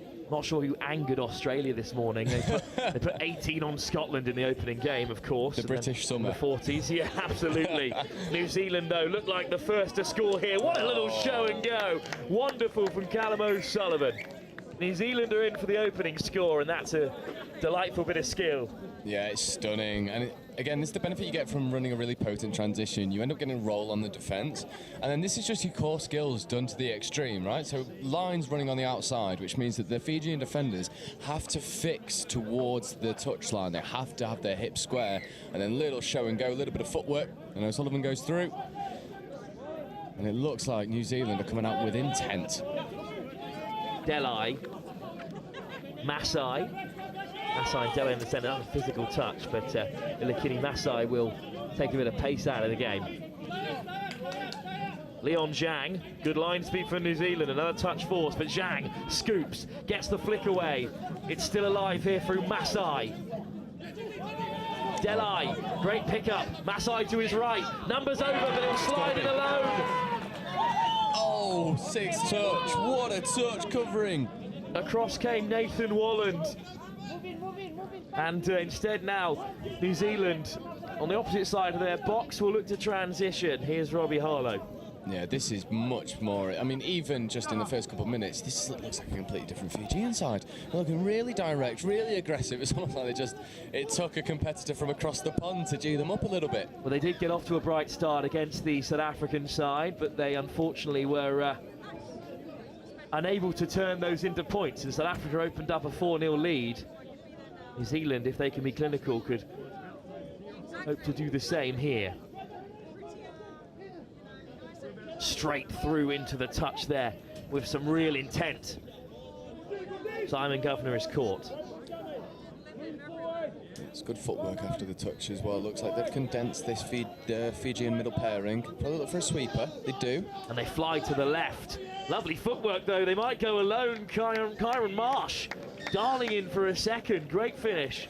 Yeah, and it's the sweeper play that wraps around the back. And as those two middles become way too tight in the midfield, it means that there are spaces available between the mids and the links, and New Zealand are too good not to expose it. Great wraparound, but some lovely footwork to evade Samuel Tupou. He had Ezekiel Makawara-Mahihi out to his left-hand side, but chose not to use him. be hoping Ezekiel Makaware Mehihi is involved as much as possible with a name like that. As Fiji with a great chance here, it's over the top, but great cover, flying across to make the touch. Wolf being a bit too humble with his linguistic muscles there, pronunciations to a T. Jeremiah Soso caught on the right wing for Fiji. Yeah, good defence from New Zealand, the line speed, it's a trait of the New Zealand defence, and Australia, the Southern Hemisphere, do have a massive pressure in defence. And now look at the transition, the pace at which this might be the fastest transition we've seen. Tupe. Still they roll on here. Who's Joshua Angle? Takes the touch. Angle on the return, and he switches the angle of the attack with a floated pass over to the right. Duan Tupe just couldn't get a hold of it. Oh, he had to run the line. It was one of those balls where you just sort of put it into a channel and back that your partner's going to be there, and unfortunately the link just wasn't quite hitting the right hole. But New Zealand really starting to warm into the affair, and Fiji need to get some fresh legs on. There's the first touch, but it's a much better transition than we saw in that opening game from Fiji. Suddenly, a little bit short of support down the right. Oh, lovely little flick pass. It's what you love to see. Olipani Baba gave the ball.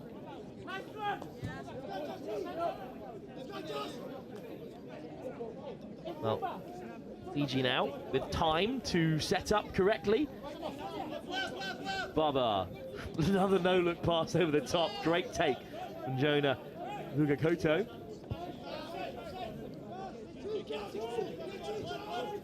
Oh, and suddenly they're off to the races. Little show and go. The sweeper gives the pass. And down Fiji go for, well, is it a score? We'll have to wait and see. Over goes Vugakoto. Look at that on the return. Great scoop. Yeah, it looks like a touch and pass has just been given there. Oh, there's a touch. Across came Joshua Angel. Brilliant defence again from New Zealand at the moment. The only thing that really separates the two teams is the quality of New Zealand's defence. Good ball on the inside from Tupe. He's there for the pickup as well. Makawara Mehihi gives the pass. Oh, and down goes Marsh. And it's a bit loose there from New Zealand. Yeah, almost running too fast for the support. The ball was, it's one of those where it's actually a bit too good and everyone sort of overruns it. But New Zealand have another crack at the line. Kyron Marsh with Macquarie to his left. Macquarie gives the ball. Interception. Here we go. It's a race to the line. Kyron Marsh is in pursuit. Olipani Baba will go all the way. The step off the right to see off the on-rushing defender. Kyron Marsh is beaten, and Olipani Baba didn't feature in the first game, but, well, welcome to Riverside. Fiji have their first score. And we get our intercept full length. Finally, finally. Spoke about it earlier on the stream. It's all we wanted from today. First one on live stream. That's one off the bucket list. We just need a couple of big drop-offs later in the week, and then I'll be happy. No, we don't say the sacred words yet. Not yet. Well, here's New Zealand then with Nathan Harrison. Harrison at the half. O'Sullivan, try score ready today, gives a delayed ball. You have no idea how difficult that dump is, to be able to gain the extra metre from initiating the touch, almost behind his own body, to make the defence have to run back almost 8-9 metres. A turnover in the midfield, ref spotted an infringement. That's disappointing for New Zealand, who are primed and ready to make their changes. Instead, it's the New Zealand box which are active. Yeah, the physical figure of David Horn onto the field. Yeah, big lads, big lads. Skills to boot as well. We're going to see some really potent line attacks. Here's Duan Tupe, lost his footing, but didn't he get back well? He looks like a real live wire. Oh, he skated away from Tupou, but just caught by Samuel Tupou, Fiji. Could be an exhibition game. Here's Piri Piri, handing it back off to Tupe. Piri Piri here. And they've set something up quickly here. Round the corner comes Simon Governor. Wide pass. Here he is, freshly onto the field. David Horn. Touches down for New Zealand, and they go 3-1 up. Yeah, and it's that sweeper play again. They just run it from the opposite angle. Six running round the outside. Almost could have gone himself there. A bit of a gap in the link wing, but it's unselfish to the big man in the corner. Finishes with a bit of flair. And New Zealand 3 tries up compared to Fiji's 1. But I've got to say, Build It is almost game of the day. We're getting there. We're getting there. All we need to do is Fiji to keep themselves in the contest. Baba with the lift. Great pace injected into the line by Cleary. Cleary again at the half. Fiji are rolling here. They're into the 7 with a few touches in the bank. Just stepping there. Hugo Koto. Trevor Cleary. Here's the try scorer. Baba, what lovely skill. And he does get it away to Leon Jang. A cry from the touchline goes up. He's a box of tricks. It seems like he's just turned up to throw outrageous no-lookers and pick off intercepts. Where was he in the first game? Touch there on Ezekiel Makawara-Mehihi, who leaves the field. Oh, once again, what a pronunciation. It's a great name. Makawara-Mehihi's all right, but then Ezekiel as well. New Zealand are in, quick hands, softest hands from Todd Nicholas. And the changes just made, one of them, Dallas Frazee, touches down on the right-hand side this time. New Zealand go 4-1 up, clinical in the last few moments. Look at those soft hands. Just filth on pitch 1 at Riverside. Lovely, slick hands down the line. And, you know, from the defending team, you can't do anything about that. It's one of those scores where you just applaud it and you go, yeah, well done. No, we're being treated to some really special touch rugby here. There's the quick lift again from Ilikini Masai. Delai, Masai in the centres together here. Long ball, this time from George Scott, and he just misplaced it. Unfortunately there. Yeah, he'd actually done really well to engage the 2 defenders. It was very unorthodox, but he did it. But New Zealand just too good, too organised. There's David Horn. Big figure. Angel there with the pass, he leaves the field as well. Horn will play half, wrapping round the corner with great pace, Kyron Marsh. Oh, actually this time it's Winner Tian. Oh, it's still Kyron Marsh. A couple of white shirt numbers reflected on the black strip, easier to see than most. Got to give Kyron Marsh his dues, he really added some pace there. Yeah, he seems to be the one for New Zealand that's always looking to go forward. Not really fussed about giving the ball off until he's at the 7. That's a big contact. Right, so there. Not like these South Sea Islanders are strangers to big contact, are they? Absolutely not. Here he is, Olipani Baba again. What can he create? Cleary at the half.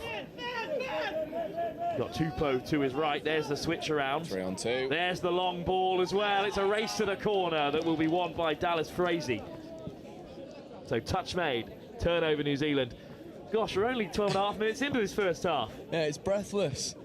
Absolutely breathless. And Fiji have really stepped up to the plate against New Zealand, and New Zealand cough up the ball. Fiji will want to go quickly whilst New Zealand are defending. Well, that's a big turnover.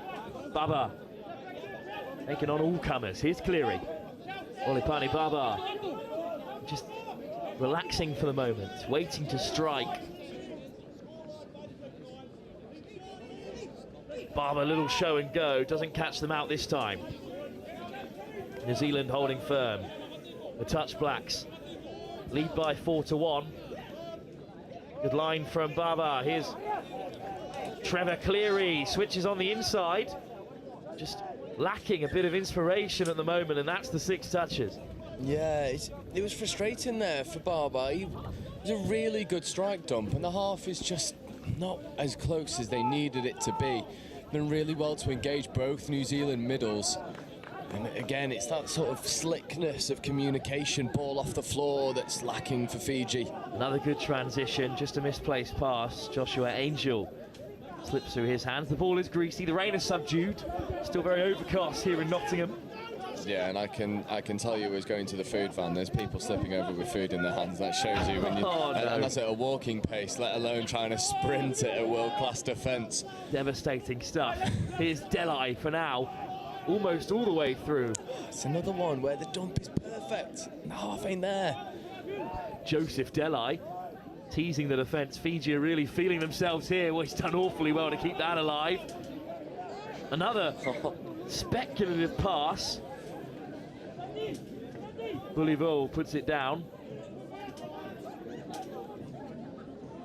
Now New Zealand will transfer. Macquarie gets the pass away. He'll play half. Here's Marsh. Long ball. New Zealand are away. Into the corner they go. What a brutal transition. Nathan Wooland is over. And they've created that out of nothing, really. Yeah, and it's Marsh again, just injecting the pace, spots the spare man on the wing, and that's what a 30, 40-yard long ball, done in the most nonchalant manner you will ever see on a touch pitch. And the class of New Zealand is just proving to be too much for Fiji to deal with. It did make that score look very easy against a very talented Fijian side. A much better first half performance from them, despite the score being exactly the same as when they went into the break against South Africa. Oh, which definitely. I think says an awful lot about this New Zealand team. Some touch there on Samuel Tupou. Cleary. Tupou. Lovely footwork, inside and out. Over goes Leon Jang, but it's a touch instead.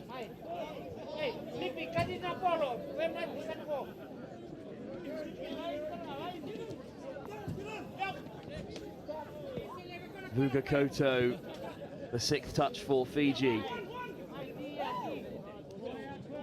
Oh, that's a real collision there between Harlow and his opposite man. O'Sullivan with a pickup. Good driving run here from Harrison. The referee's whistle goes. Is that not just touch and pass? Yeah, it is. I think the New Zealand player thought that the touching link for the Fiji team was offside. Not the case. Had retreated just to the 7. And yes, if the Fiji player was offside, that pass is completely legal and they can go around the outside, but the referee disagrees. And just as when I'm complimenting the Fiji's impetus in defence, they cough the ball up unnecessarily in attack, and that's kind of been the Fiji pattern this morning. And against a team as good as New Zealand, it's giving yourself a mountain to climb. Oh, the Touch Blacks back on the offensive, looking to extend their sizable advantage. Is Tupe. Rahiri Piri Piri. They go to the left. Go on, Tupe, almost over himself. It was a difficult pass for Joshua Angel to take under a bit of pressure. And Fiji then looking for one more try perhaps before the break. Their coast-to-coast intercept, the only score they have to show for their efforts.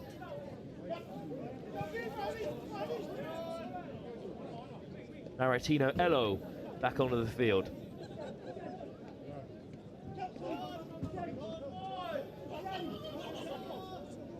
Jeremiah Soso takes the touch. New Zealand retreat well. Good line from Elo. Overruns it, however. Ugakoto, Delai. Oh, Delai all the way through. What footwork. Can Delai go all the way? Oh, he will. Joseph Delai out of a phone box and over the try line. What a score for Fiji. The little shadow step, boom, see you later. Oh, and then the wheels to go through. And Delai with a collector's item. You can stick that one on the highlight reel. The feet is gorgeous. What a score. 2 minutes before the break for Fiji. Perhaps the try of the day here on Riverside. Our first day of Riverside streaming, but second day of the Touch World Cup. And it's for moments like that that we all come together. What a game. Yeah, and that try probably only rivaled by the intercept, I'll be honest. Fiji, really. There's a pretty ridiculous score for the Cook Islands a few moments ago. And out the back on the way. So there's been a couple of screamers here today. It's almost like the South Sea Islanders just love it. What a ball over the top that is to pick out for his second try, perhaps, Nathan Wooland. Oh, they might call it forward. We'll have a look at the replay. No, I think score's been given. It's very flat to the line. New Zealand again, the long ball proves effective against this quite tight Fiji defence. Nathan Wooland with his second try after that huge try-saving touch at the beginning of the half, and despite Delai's best effort, back where they started, 4-1 down, strong carry. New Zealand will wave play on. Great pick up by Masai. Masai looks on the inside. Surely there's space somewhere. Kajramai Soso will lay it back. Maratino Elo. Ilakini Masai now. Masai with a scoop. He's going to be in behind. Great ball to find Elo, but clashes into a touch black jersey, so turnover it is. New Zealand hunting for one more. They've got real intent in this transition. Right at the end of the first half, they lead by 6-2 against Fiji. Good carry by Makawara Mihihi. A second touch, and they're on the halfway line. This is forthcoming, and they will have one more attempt. You can't end on a penalty, but just look at the quality of the transition. The yards made off second touch is just a joke. Simon Governor. Missed pass out to Piri Piri. He'll take on Masai. Lovely switch. Masai's to deck. Over the top. No. And Rahiri Piri went for the... Piripi went for the massive over-the-head double pump, but he's missed out there. What a game of touch we have for you live here on Riverside. New Zealand 6-2 they lead against Fiji, but that doesn't tell the story of this game. It's been a fascinating, skillful encounter. Yeah, it's been stunning to watch, and I feel very privileged to be calling this game. New Zealand really deep diving into the box of tricks, and Fiji with 2 moments of magic to keep them alive in this game in the second half. Well, I mean, we'll have to catch a breath first, but it's billed to be a good one. Praise be that we have 20 more minutes of this fixture between New Zealand and Fiji in the men's 35. Live here from Riverside on pitch 1 in the Touch Rugby World Cup 2024.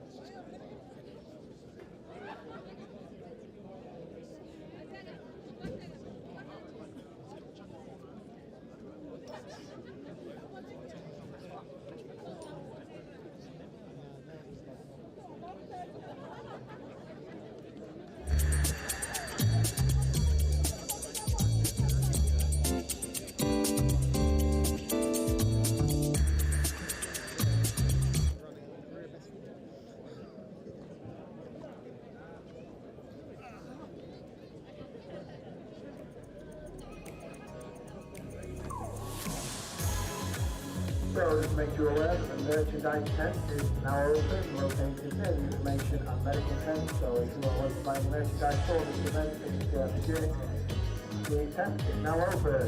Once more, next to the information tent and medical tent. Ladies and officials, players and officials, your 2-minute warning for the second half. Players and officials, 2 minutes.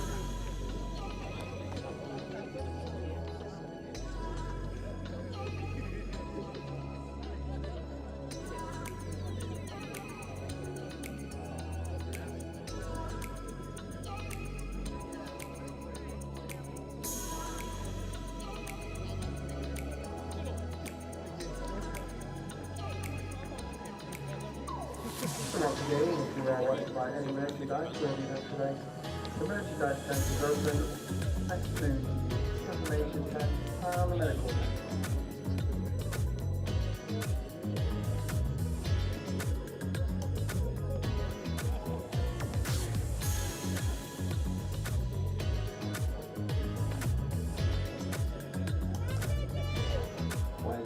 Players officials, this is your 1 minute warning. Players officials, 1 minute till second half.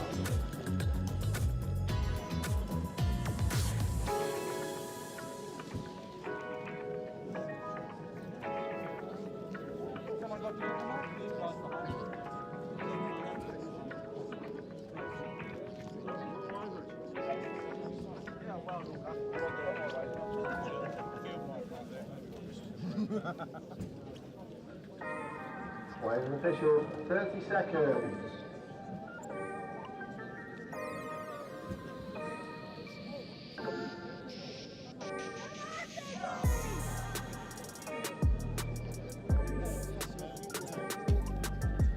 "20 more minutes to play as the Kiwis are led back on the field by their friends and family. Waving officials, stand by. They lead by 6-2. Joe Wright alongside me. The game feels like it could still go either way. Yeah, it really does. I don't think the scoreline's a fair reflection of how good Fiji have been in this first half, but I think it also is just a credit to the sheer class in moments from New Zealand as they look for the passive link out the back, 2-on-1 into the corner, covering touch is made. David Horn goes crashing over. What a start that would have been. Yeah, passive link. First time we've seen that in Riverside. We saw it a couple of times in Highfields yesterday, with a link running a bit of a softer line out the back to try and engage the defender. Well, lovely footwork to get away. Simon Governor.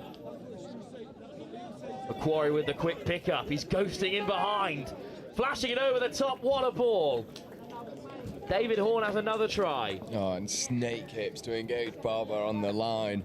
And just, you know, almost waits for the Fijian defender to try and engage. And then the moment he does, you'll see it here. As soon as that forward momentum comes, just lifts the ball over into space. The trust that the winger will be there. And Horn is down in the corner. And he's got two. Not horns, but tries. Well, we hoped that what would keep this game interesting is Fiji staying in it. Desperate for them to get another score here. And they'll travel onwards through Joseph Delai. Yeah, he's been a real one to watch for Fiji. With that wonderful try in the last half. Delai, Tupou, steps off the right. Is Vugakoto. Tupou on the wraparound. Across came New Zealand on the cover. That's some ball, what a take! Dotting it down. Kadramaya Soso, but the touch is called. Oh, that's superb hands. I thought he was in behind the New Zealand winger for a moment, but a great recovering touch. And now we get to see the most. And again, my commentator's curse is absolutely terrible. You're about to say best transition of the day, and they've cocked it up. Oh dear. Well, here they go then. Tupou, Jone Vugakoto, Liame Kadramaya Soso.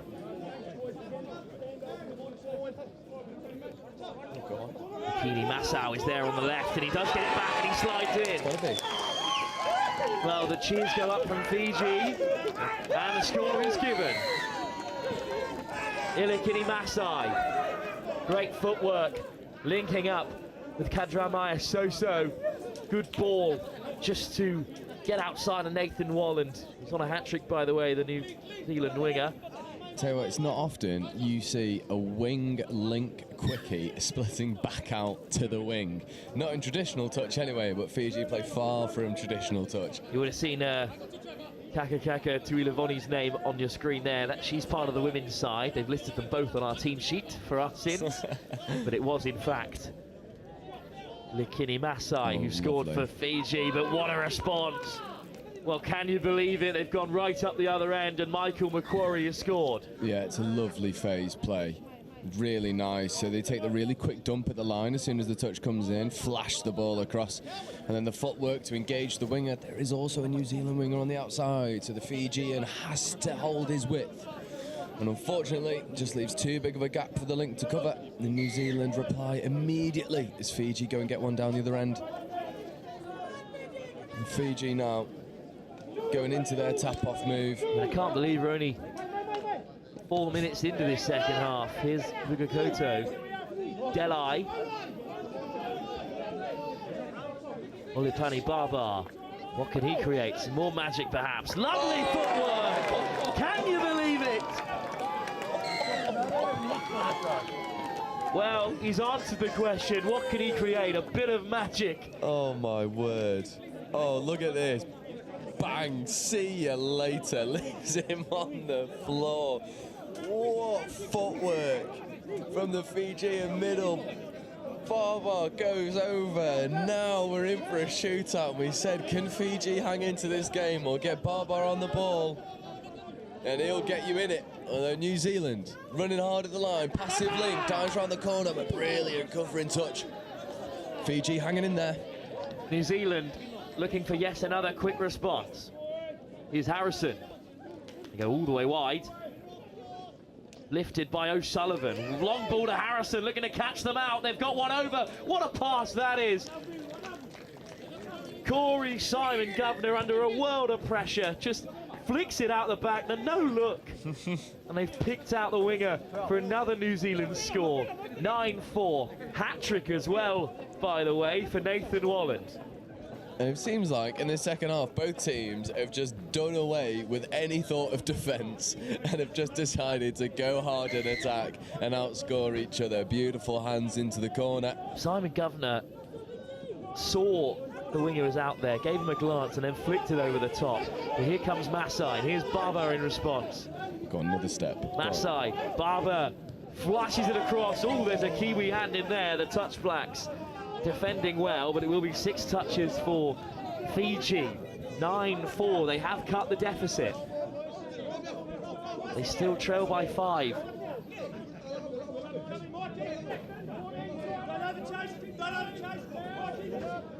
Olipani Baba wants it on the return. He'll take them on again, diving over the line. Liliame Kantramaya Soso denied this time.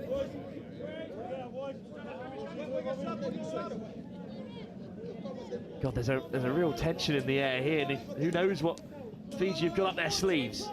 Cleary. Oh, in he goes again. Olipani Baba slides in for a hat-trick.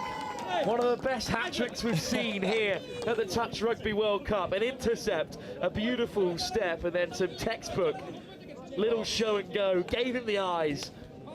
Really did give him the eyes, and it's the 32 short, and they'd run the play just before and fed the wrapper to the New Zealand middle, just overcommitted to the wrap, and Barber's just got the vision to recognise, oh, you've given me a hole? Yeah, no worries, I'll take it, thank you very much. Back down to 4 is the deficit, and Fiji really hanging in it. Here goes Rahiri Piripi.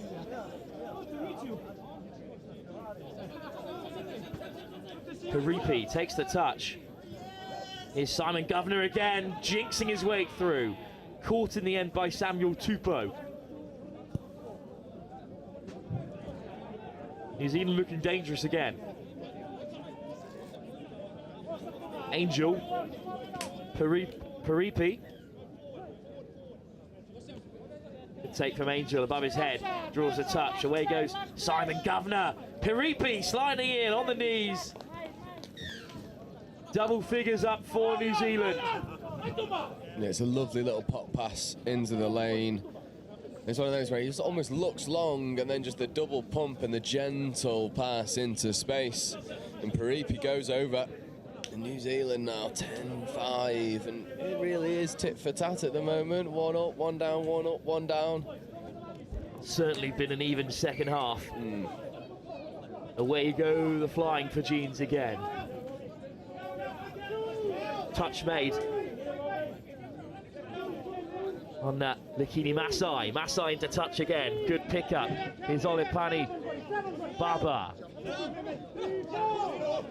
Oh, it just rolls away from them there. 6th touch regardless. So it'll be New Zealand possession with just over 10 minutes to go.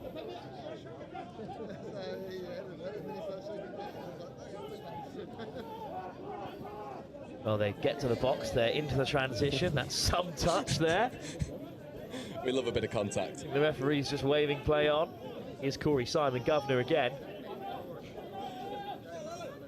Oh, lovely soft hands. They could be in here. Wonderful. Oh, it's excellent. What more can you ask for? Nathan Walland goes over for his 4th. New Zealand have 11 tries, all of the highest quality, and that was a flowing move right from the box. They wrapped around the corner, and have a look at those soft hands. The final pass comes from Dwayne Tupe. Beautiful stuff here at Riverside. Yeah, and that's the transition we've been seeing all day. It's just so aggressive, engaging players, pulling them out of position and then passing around the back of them.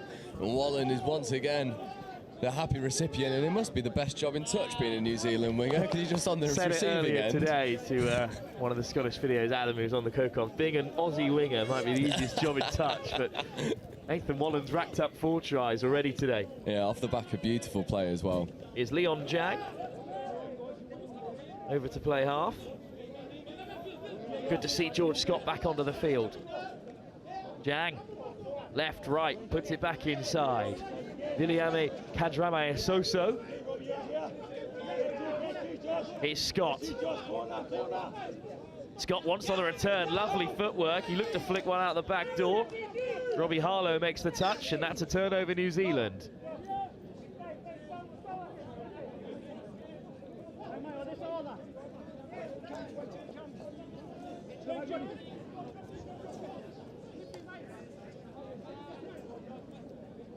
Well, a bit of a kerfuffle there. Referee sending them away.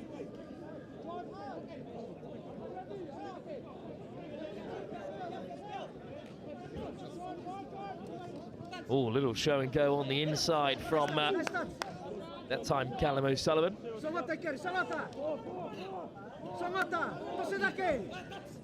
Nathan Harrison. Oh, it's just been spilled.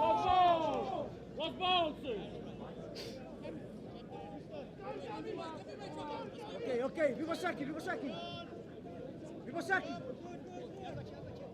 Well, here we go then. New Zealand with 10 minutes to go. They lead by 11-5.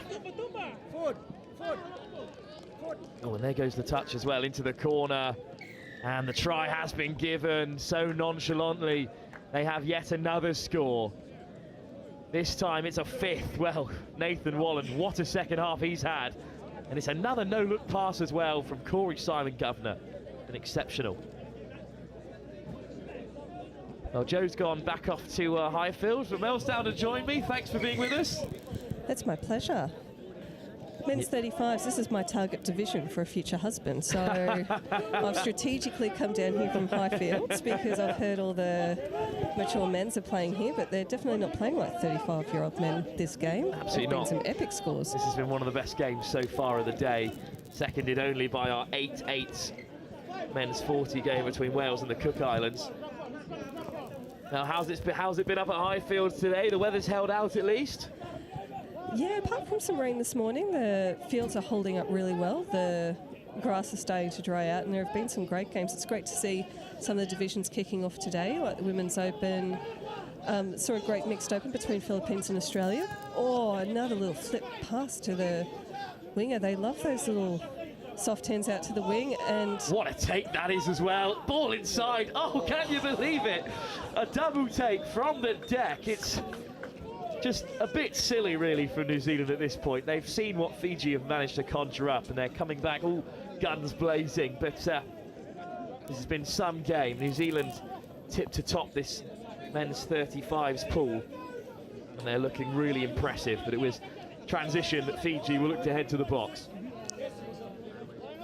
I love the way Fiji play. It's just very freestyle touch, isn't it? Absolutely, yeah. They struggled in their opening game. They were contained by South Africa. They only scored the 1 try, but they've looked much more like themselves here in their second round of the men's 35s competition. Down goes George Scott. On that 5th touch, such a shame not to get a strike dump on that 5th touch, but here they go, trying to create something from nothing. Racing through goes Leon Jang, but he knows it's a turnover. And New Zealand, well, this will be their second win of the competition in the men's 35 division. And how many teams are in this men's 35s pool, Wilf? Well, I can conjure that up for you in a moment's time. We've unfortunately lost Papua New Guinea, which is a shame. That gave New Zealand a bye in their opening game, hence why they could already register a victory.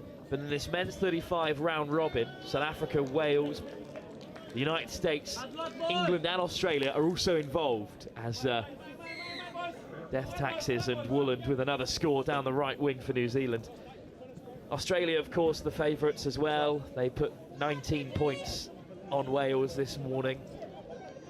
England lost against the United States. The United States beaten by England. So it's been an interesting morning. South Africa with their first win as well against this Fiji team. But only 4 teams from the pool will be through to the semi-finals. Yeah, and I think it's pulled down. Good call by the ref there. I think that was just a fair loss of control in the ruck as New Zealand over the halfway line on their first touch. Well, they are looking a bit more dominant in these closing stages, New Zealand. They've certainly sealed the game with those last few scores, and the soft hands might work for them again. Well, that is just unbelievable touch rugby in these closing moments. New Zealand, with 5 minutes to go, have turned on the style. This time it's Robbie Harlow, the beneficiary. But those soft hands, now, have really been a feature of New Zealand so far today. They look excellent. Yeah, great finish by the New Zealand player there. You can see the Fiji player appealing for the touch, but when you're making the touch on the legs and the ball is clean down, I think it's going to be a rare occasion when the referee doesn't award that. Fiji, though, with a bit of time still to respond. 5 minutes to try and capture the audience's attention yet again. Penny Baba on the return. Off he goes. Little show and go out the back door. Has he made it? Or has he been caught by Joshua Angel? Well, I think the score is given. That is his 4th, and all of them have been outrageous. Baba just does a little flick show and go. That was lovely.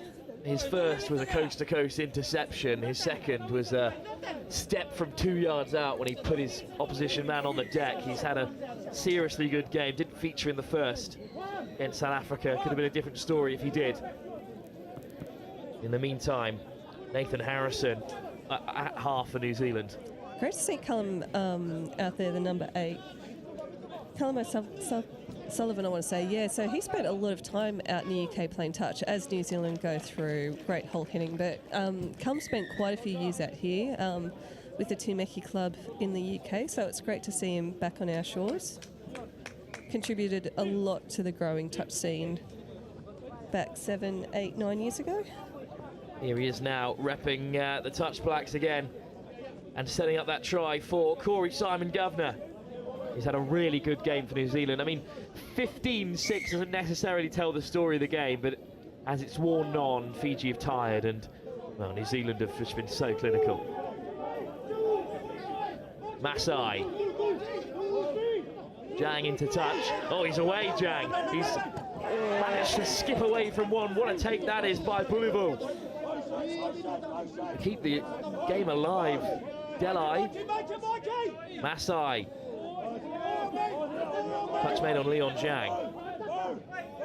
Listen to that Fiji box as they're attacking this New Zealand line. They are a passionate bunch. What a ball over the top that is, and body on the line stuff from Nathan Wooland, who's done enough really for the Touch Blacks today with his just the 5 tries in this game. Just a nice easy morning. Who doesn't want to be a touch winger, eh? Yep, all the glory. Not as much of the effort. Some of the effort, not as much of the effort perhaps. As a winger, I can say definitely not as much. Well, here's another Kiwi winger, the physical figure of David Horn. He's had himself scored a couple today. Yeah, and Josh Angel, the number 1, he's also a player that spent a few years out here in the UK, and it's really great to see a lot of these Kiwis spend some time over here and grow the sport over here and share some of their knowledge as they get a 6 again on the line. Unfortunately for Fiji, a hand in there, but yeah, Josh Angel previously represented England actually in the Opens grade, so it's great to see him back here with a change of jersey. And that ball's gone loose, so I think it will be a turnover. It's Josh Angel, key to the opening try for New Zealand. That really opened up the floodgates for them. Yeah, and he's got a sister that also represented England, so they come from a very, very strong touch pedigree, the Angels. Touch do love to keep it in the family across the sport. Cook Islands with their 3 Richard Masters. Yeah, an Angel by name, definitely not by nature when it comes to Josh, though, I've heard. Oh. Well, that was a lovely bit of footwork, fizzed across the face of the Kiwi defence, but instead it's gone down. So they're still looking to rack up a few more. even in these closing stages. About a minute to go. Mahiri Piripi caught. Is Tupe. Piripi at the half. Tupe to his left. They're looking to wrap around the short side. Just drifting off at the moment, Dwayne Tupe. Yeah, very static in this attack. New Zealand taking their time for sure, but here they go on the outsides, but turning back in against the line play. Tupe ghosting in himself, dotting down. Yeah, great dive. Well, in the end, the try is given. Dwayne Tupe ghosting in for another. That's the 16th for New Zealand. They've opened up a 10-try gap here. And that's, well, a testament to their performance in this second half. There goes the buzzer. So we won't have time for another tap-off. In the end, it's been a dominating performance from New Zealand. Much better from Fiji. They've brought a bit of their very famous skill and spirit to the field here at Riverside. But they are, regardless, defeated by one of the top sides in this men's 35s competition. They will be destined for a place in the semi-final after just 2 games. They've got a couple more tougher tasks ahead of them, the likes of Australia and England. Final score here on Pitch 1 on Riverside at the Touch Rugby World Cup 2024. New Zealand 16, Fiji 6.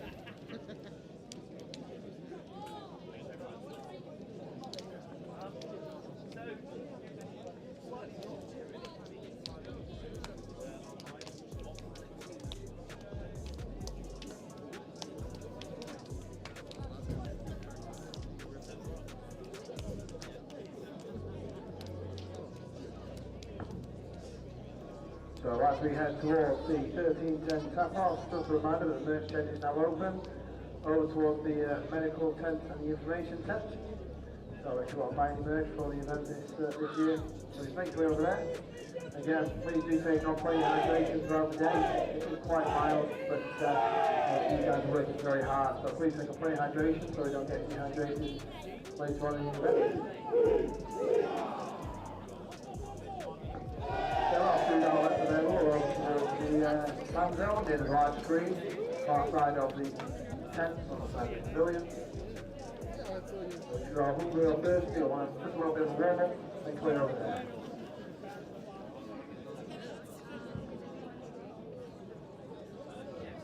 The sun's just peeking its head through the clouds, so hopefully warm our spirits.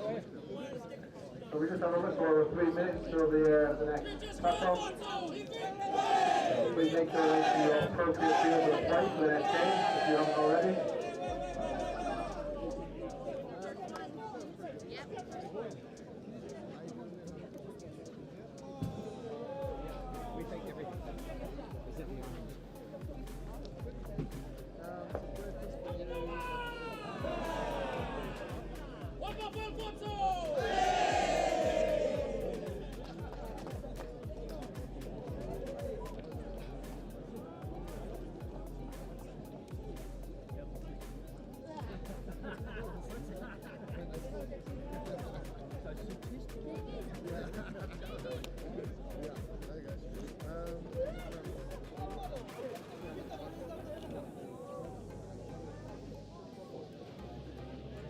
Ladies and officials, person officials, this is your 2-minute warning.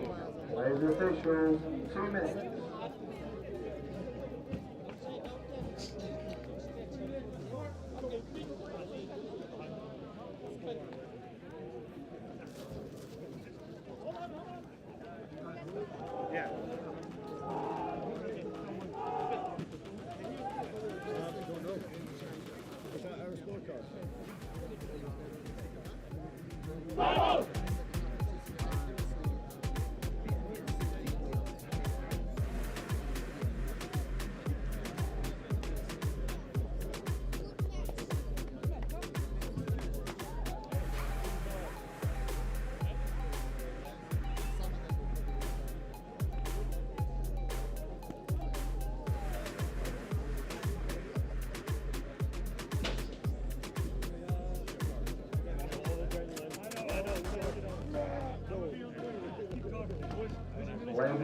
Ladies and officials, this is your 1-minute warning. Ladies and officials, 1 minute.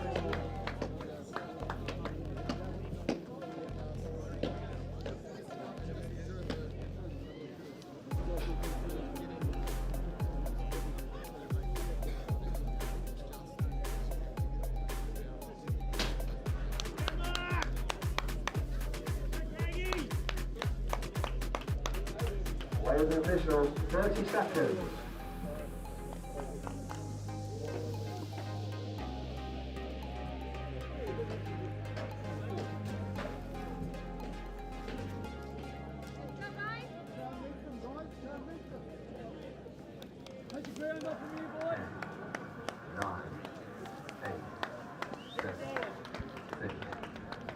And welcome. 3, 2, 1.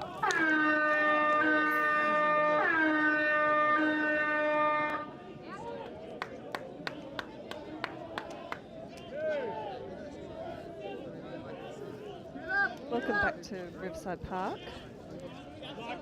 And we've got the men's 50s, USA versus Japan.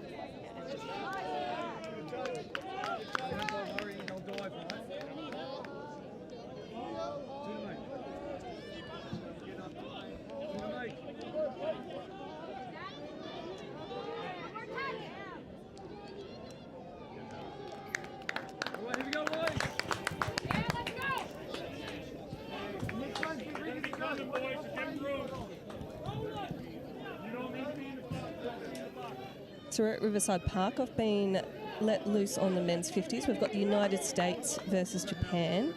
1 minute into the game, and no score from Japan off the opening tap-off, but the US now driving down the left-hand side of the field. This is my first game commentating here at Riverside, where a lot of the masters and seniors grades are playing until we all converge on the main site at Highfields. Great game last game, Fiji and New Zealand. But the men's 50s, this is where all the touch knowledge comes into play. Not so much of the speed as Japan driving up the left-hand side of the field.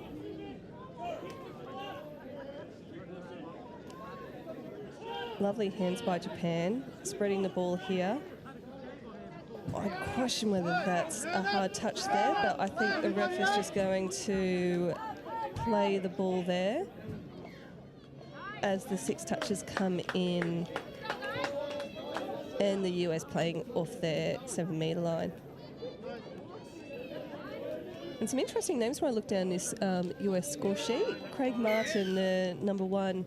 I remember him playing mixed open back in the 2015 World Cup in Coffs Harbour. I remember playing against him when I was in the England team. But Craig Martin, he's been a part of the US touch world for a very long time, so it's great to see him playing a big role in this men's 50s division.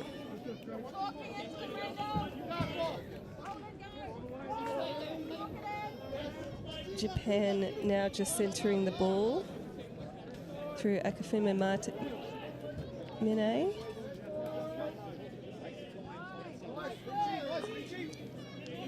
Uchiyama, the number 8, really directing a lot of this play.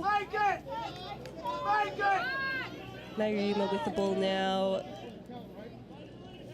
Getting very static, Japan here. They just need to move the defence a little bit more. You can see them planning a play here through Yoshizawa. Lovely pass back. One more. Oh.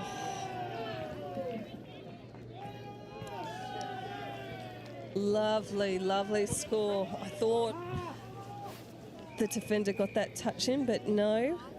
Straight in. Unfortunately, the US defender just stumbled on the line there. Great score, and he had the winger wide open as well. Amazing opening score from Tsukamoto.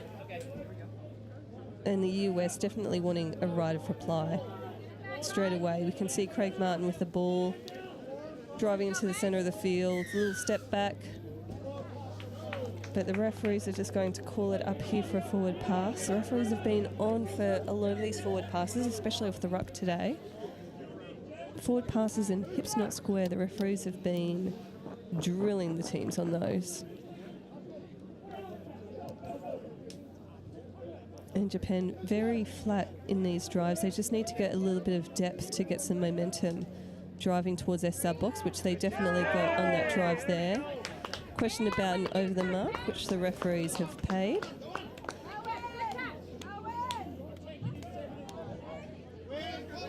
Great to see the players making the call before the referees, as happens sometimes.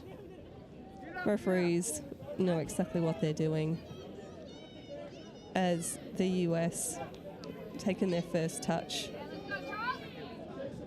inside the Japanese half. You can see them trying to structure something through Charles Sanderson with the ball now.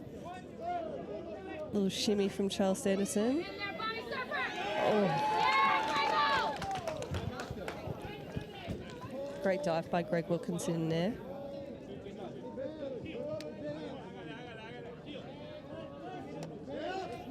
And dragging the defence out. Little short runner coming through there. And they've got the 6 again with Japan playing at that ball.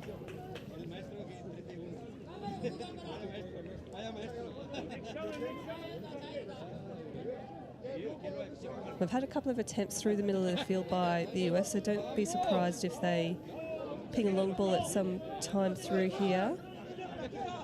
Oh, lovely little ball back in. Tsukamoto solid in defence there. It's a lovely day down here in Riverside now. Rain stopped, the grass is dry. US trying to call the Japan team forward, long ball out. Oh, and I think they've called a forward pass there, or a touch pass even. But great effort by the US there. You can see them going for a few dives in the middle of the field and then pinging that long ball once the defence start to get towards the centre of the field. And Japan, once again, just quite flat in their drives towards the sub-box. They just need to start a little bit deeper and create a little bit of momentum by running really hard onto those passes. But here they go through the middle of the field and just a fumble at the roll ball there. So US being on the halfway line. Will they try a tap-off move or go towards their sub-box? It is men's 50, so I reckon these boys need a bit of a break. So they've gone towards the sub-box, getting some fresh legs on there. Number 13 with the ball, Michael Flexman. Running a little short line there, Flexman now targeting these Japanese defenders, but unfortunately,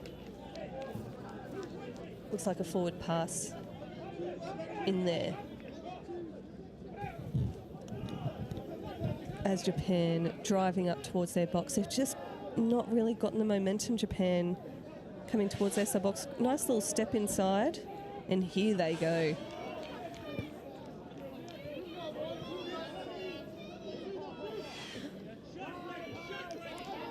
US have just got to be careful about some of these touches. They're going in there very forcefully, as unfortunately Mine tried to nip through a couple of defenders, but didn't quite get through. As the US spread the ball and once again get some fresh players on. In this game, you'll see most teams drive towards their sub-box to get fresh players on every single set. As Craig Martin comes towards the middle of the field, running very laterally to centre that ball again. We see some middle play. Would love to see them spread the ball here. Craig Martin attacking that offside player, but the referees look like they're calling it back. Looks like a little touch pass in there, unfortunately, from the US, but Craig Martin with the right idea. You can see these players really listening to the referee, seeing what players are offside and really attacking that player.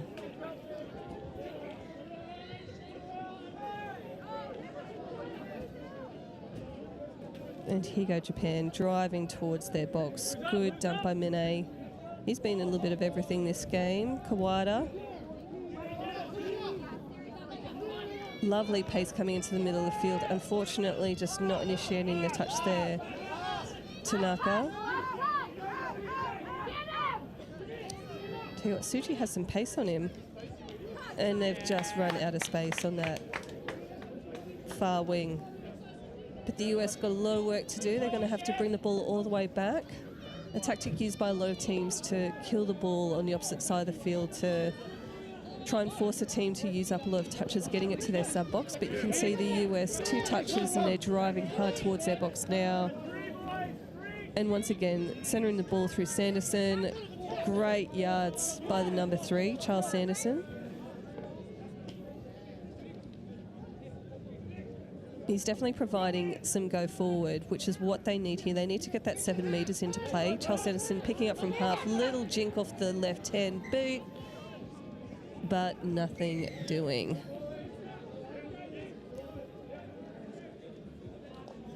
So 10 minutes through this first half, 1-0 to Japan. It's pretty even at the moment, to be fair. Japan just getting another penalty for a hard touch by the US team. The US team have been a lot more physical in their touches, and they've just got to be a little bit careful of that. I think they've been lucky a couple of times not to be penalised with a couple of tough touches as Japan driving towards the right-hand side of the field. Great yards here. Kashiwagi with a backwards white cap, centering that ball. Oh, getting turned around that defender every which way.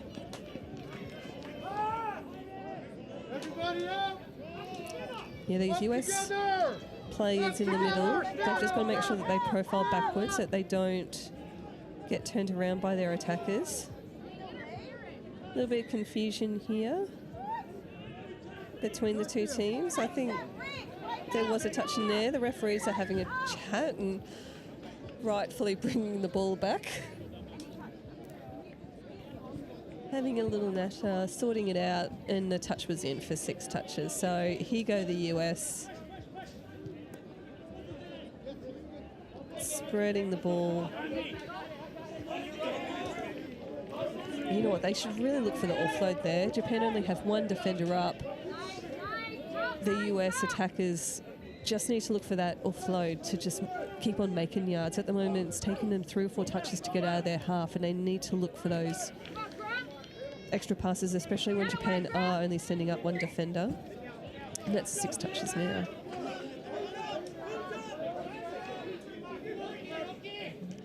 A pretty quiet first half of touch. Down here. Lovely, lovely dummy by Japan there. Once again, we can see Japan just losing momentum in their drives. I just think Japan need to be much more intentional with driving the ball and driving it forward. They just look very hesitant. They look very flat, and I think they just need to nominate a player and just drive in hard and force the US to start rolling back their defence. But at the moment, the US are very set with their defence, especially when Japan are driving towards the box. And the US have the ball 10 metres off the halfway line. And the US, I have to say, one of the best kits going around this World Cup, from my view. Traditional stars and stripes down the sides of their kit as they drive towards the left-hand side. Fresh legs coming on. The likes of Craig Martin with the ball now. Quick dump, getting the ball back from Jeff Woods, who has the ball now. Good dump by Jeff Woods. Craig Martin going the other way. Space on the right-hand wing, and Bushka, easy as you like.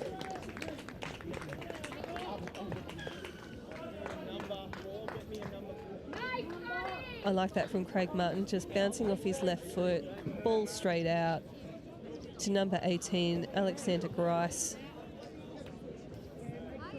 And Alexander Grice probably deserves a try at the end of the day. He's been doing a lot of hard D over on that far side of the field, keeping Japan in their half.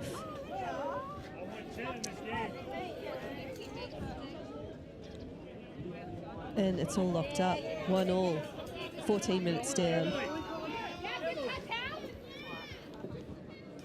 And just like the scoreline, there's not a lot separating these teams so far. Lovely dive. Great touch in by the US team. Tanaka, so close. And just a bit enthusiastic about that pass, but here go the US. Middle of the field, very slow with these roll balls. I'd like to see them just a little bit more urgent on those restarts from the US as they drive towards their box. Nice work from the number 3, Charles Sanderson. Great dump in the middle of the field. One hand pick up from the US player. Little step back. And they need a half in here for Michael Stanton.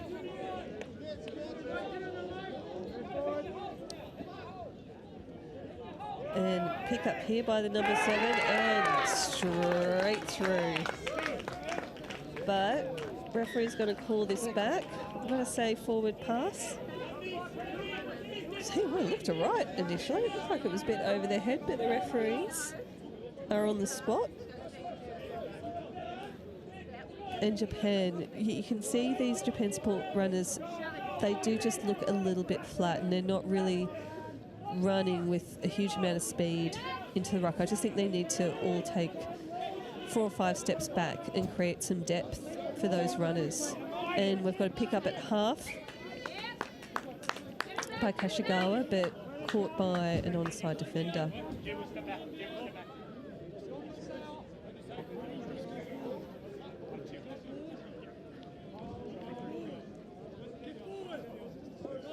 And I can hear the US box just screaming, get forward, get forward.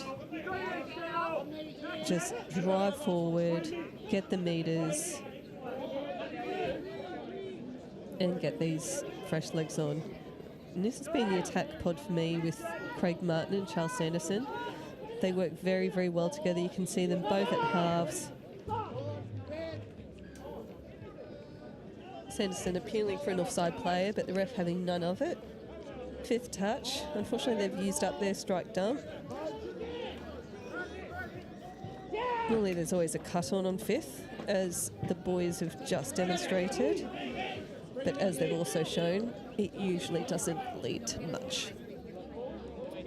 As Japan rolling the ball and driving towards their sub box again. Lovely little shimmy by the Japanese player there, getting in behind the defence. The problem with getting in behind the defence like that is that sometimes you'll just get a surprise touch on the back like the US defender there did, and it's very, very easy to run over the mark, unfortunately. So the US are in prime position to try and close out this half with an extra try to their name. Gary Brown having a little bit of a go in the middle as the 7-metre line is in play now. And I think this is a good call by the referee there. The Japanese are not happy, but I think also in the replay, the Japan defenders didn't really step up off their line. And I think that's a great call by the referee, that the ball was down first. And the US will be stoked with that. 2-1, 2 minutes of the first half to go. Plenty of time.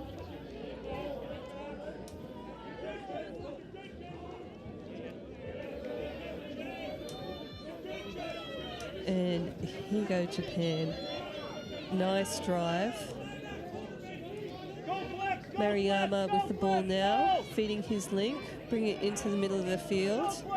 Tsuji getting to half, passing off. Great scramble defence by the US there.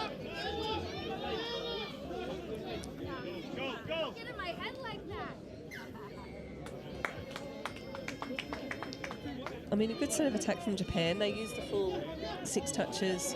I feel like they just need that little bit more urgency in their drives. I'm talking about their drives quite a lot, but there just doesn't seem to be that intensity in players coming from depth. And it means by the time they get up to the 7-metre line to attack, they don't have a lot of touches up their sleeve to try a few different plays and to try and condition the defence to create a score. And here we go, Sanderson driving in for Craig Martin again. Martin pick up his half, passing long. And I think this was a good pass here from my perspective in the commentary box. And I've just been given the all clear that the referees think the same.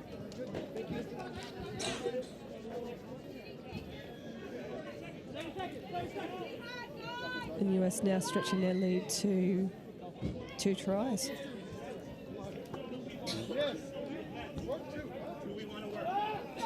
And this should be the last possession of the game. 20 seconds on the clock. Still plenty of time for Japan to try and create a score in this last 20 seconds. Bang on the 7-metre line. Driving hard.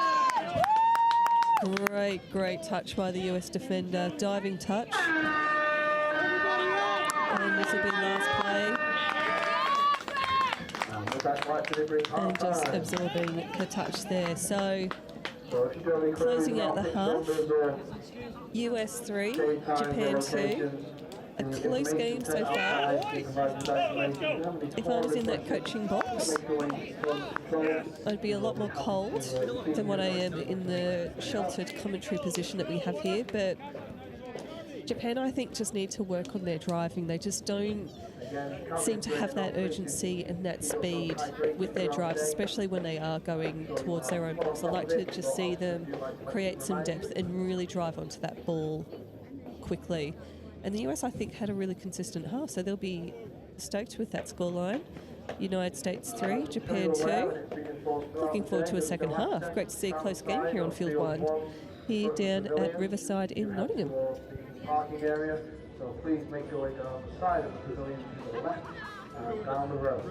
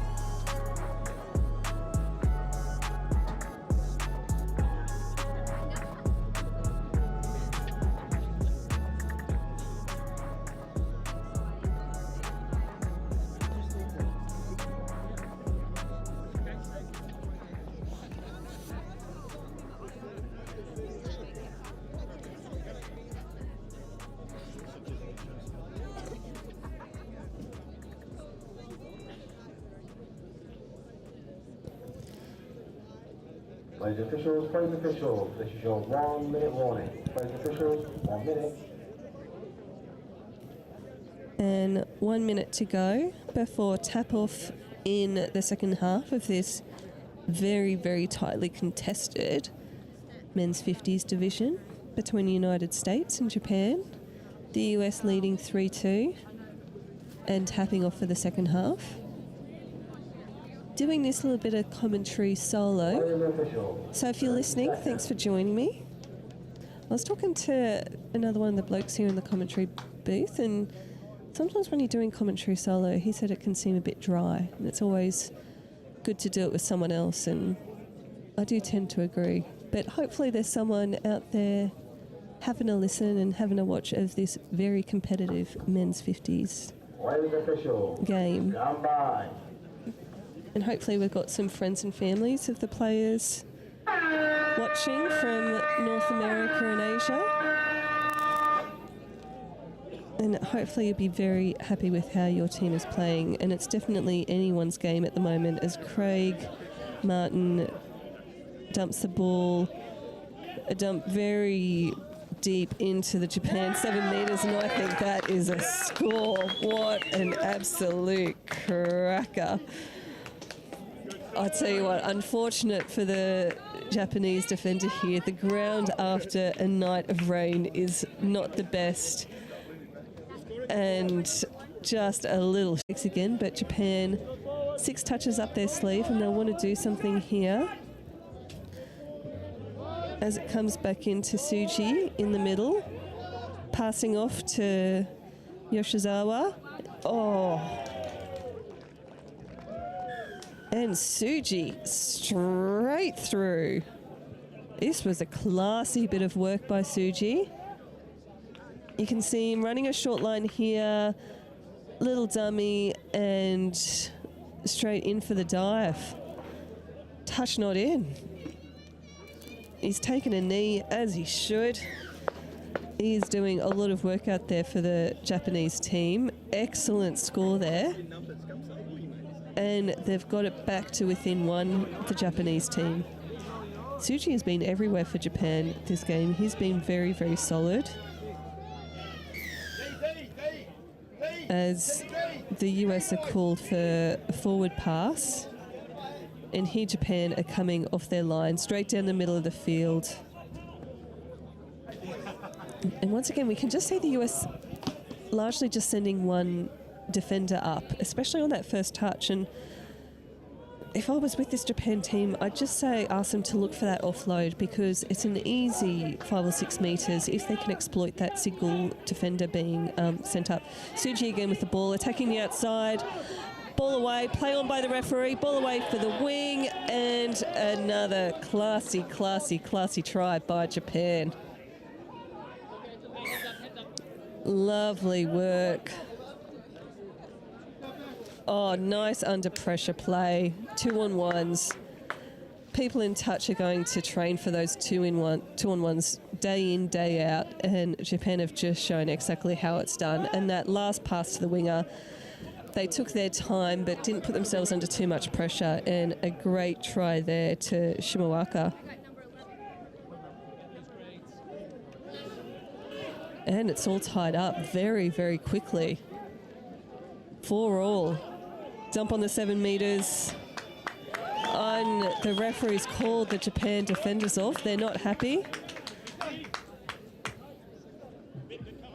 And let's watch the replay here. So a great dump. You can see that ball bang on the 7 metre line, and good call by the referee there. You can see neither defender got both feet on or behind that line, so excellent work from the US.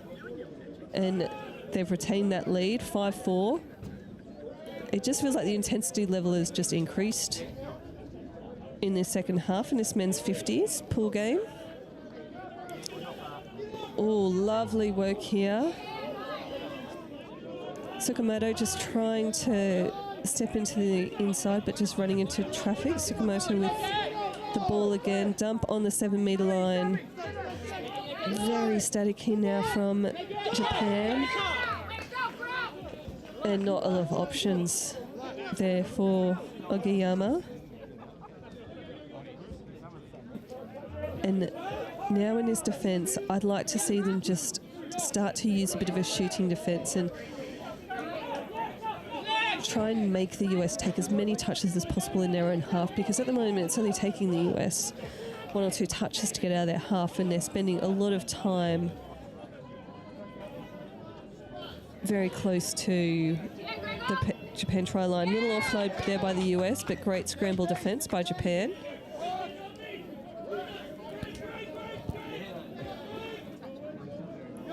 And Japan now driving off their 7-metre line. I'd like to see them just be a little bit more urgent with these restarts. They're taking their time on the restarts, and it just allows the defence to set themselves to communicate, to plan exactly who's going to go out when, and you can see this now in the pattern of the US defence. They're ready, they're shooting, they're keeping Japan up the middle of the field, and it's taken 3 or 4 touches for Japan now to get some yards on, some momentum now. Lovely pass back, but the refs have spotted a forward pass. Oh, such a shame. That was looking very, very nice for Japan. As the US now driving, and we can see the Japan defence just start to roll back now, every single one of these touches. Craig Martin back on the field with Sanderson. This duo, I think it's quite clear they've been playing together for a long time, as Sanderson goes in for a dive.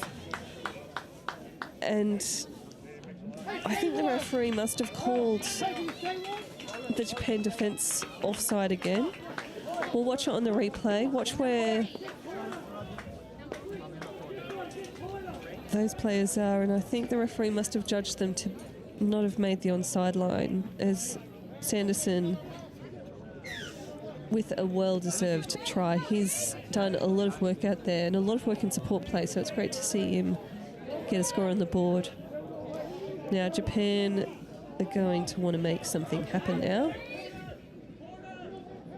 They don't want this lead to be extended at all, but unfortunately they've just been picked up for an error here with a forward pass. These teams, there's been a lot of forward passes in this half, and I think rather than the person passing the ball, it really speaks to the depth of the support players. I think all the support players just need to take a couple of steps back, as the US driving very, very well. I think the US subsets have been a real strength of theirs. As we've got Wilkinson in the middle of the field. Wilkinson taking... Oh, lovely, lovely, lovely work. Oh, well deserved. And watch this. A real key in touch is to get this strike dump on the 7-metre line. And you can see it, bang, 7 metres. It forces the defence to make that try line, and Sanderson just threading through those 2 players. Great work there, in 7-4. They've opened up in the second half, the US.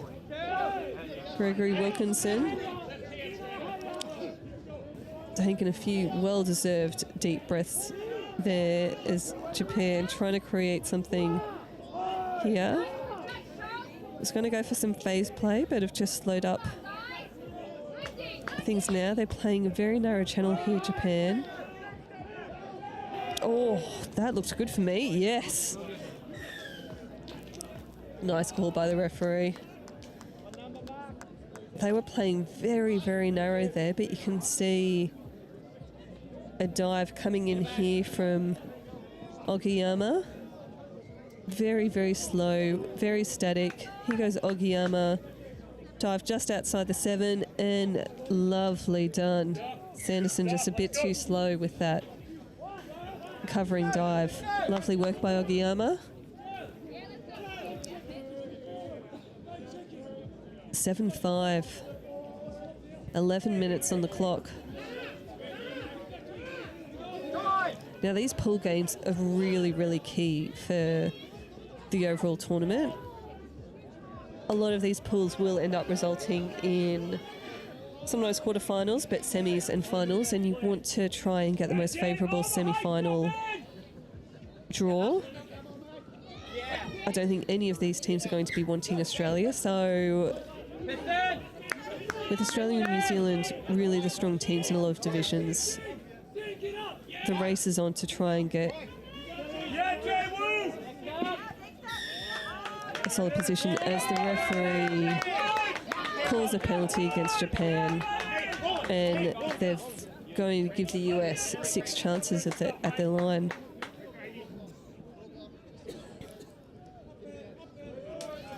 And they've got these 2 playmakers on again. Sanderson to Martin. Sanderson looking for the phase play. But once again, the covering defence has been judged to be offside.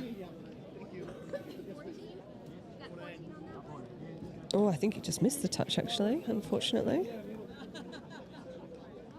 Tell you what, those 2 gentlemen, I keep on repeating their names, but Craig Martin, Charles Sanderson, having an absolutely cracking game and really making a difference in this match that they've got against Japan.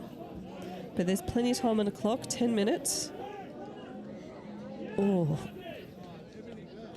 Suji, he's been everywhere. And speaking of a player who plays in the age grades as well, this last 10 minutes of the game is when players will start to tire and the game can really open up as Suji picks up from half. Unfortunately, just lacking that player ready there for the inside ball. I think the right idea was had there as well. As the US now driving towards the middle, they need a half here.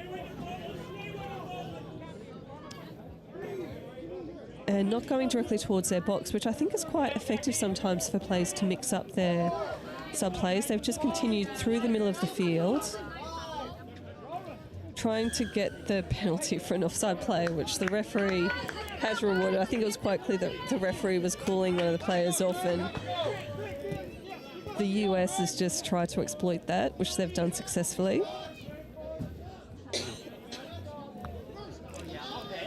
As Gregory Wilkinson, he's scored already and he's got another one. I mean, for a big bloke, he gets very low on those dives and he gets under the defender's hands. You can see him get the ball here, and look how low he gets that ball. Slides it across the ground, probably a metre before the try line, which is very, very hard to defend against if you haven't gotten up and off your line. And gotten them back out to a 4-try lead.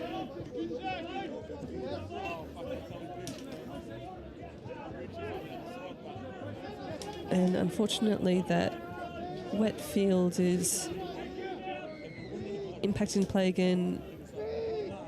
Japan has a history of producing some incredible touch players who are very agile and very, very steppy. And sometimes with the ground the way it is, it can just be a bit tough to play when you can't get a firm grip on the ground.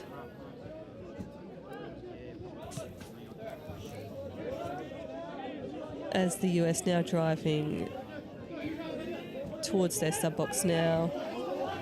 Good defence by Japan. Great work by Hamada. The number 9 is the winger. Getting up into the US line.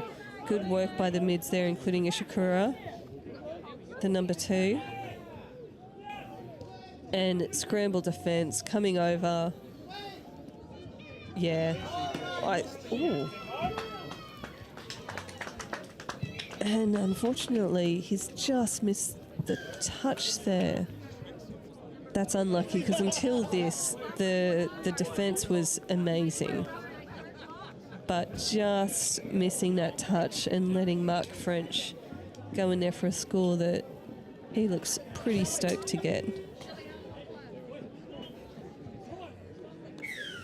He's celebrating like he's off a nudie run, so great to see Mark French with a score.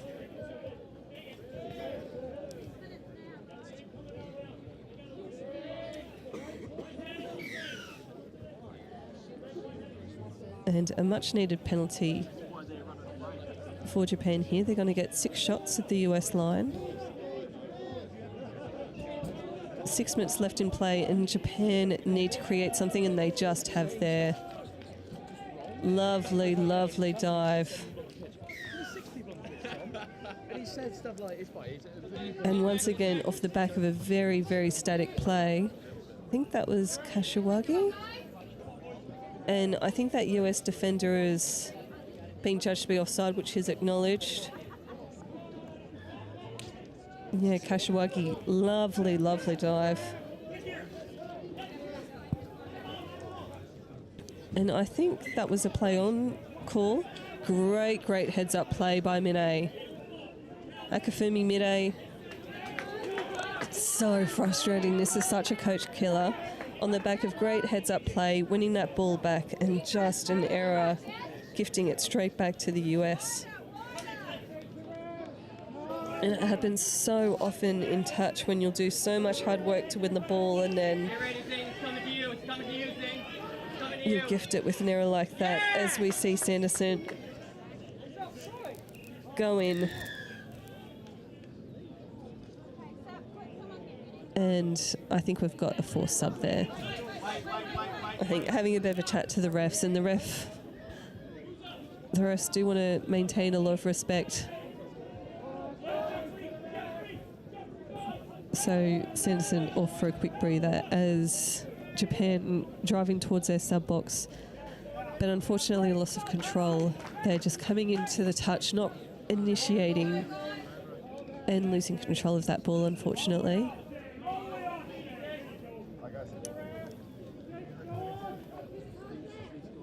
And the US team look solid here. They haven't made a lot of mistakes. They've been pretty consistent across the park as they go on the outsides here. Touch made on the 7 metres, short runner coming through there, and the try, after a discussion between the referees, is going to be pulled back. I'm going to say for a forward pass, yeah. I thought that ball from the half was very questionable with the speed that that play was coming in. So Japan trying to spread the ball, getting back towards their sub box, but just a bit of a loose pass, unfortunately. And this is where it's a bit of a heartbreaker, especially when you've only got a few minutes of the game, all the boys are tired, and sometimes that's when the passes just get a little bit loose. As desperate as you are to get off the field, you do just need to make sure that you do pass in an effective way, as we've just seen the US replicate that. But we can start to see the fatigue come in terms of some of the errors that are coming through. But Japan, they'll want to finish this game in a positive way, driving towards the sub box.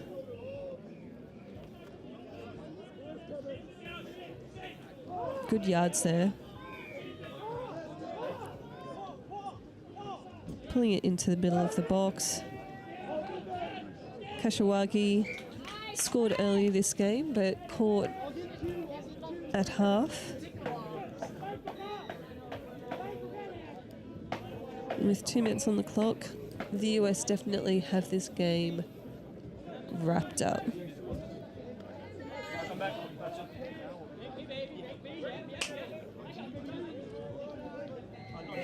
Still playing to a very high level of intensity, the US as well. You always see games at this stage when it's 2 minutes to go and you think you're 4 tries ahead. Is this the time when you relax a little, when you take your foot off the pedal? But I think this is the best situation to train for an event when the scores are levelled up and you do need to score with 1 or 2 minutes on the clock. Unfortunately, we've just had a player go down for the US, Timothy O'Hara. Hopefully it's nothing serious for Tim. He's got some assistance coming out to him now.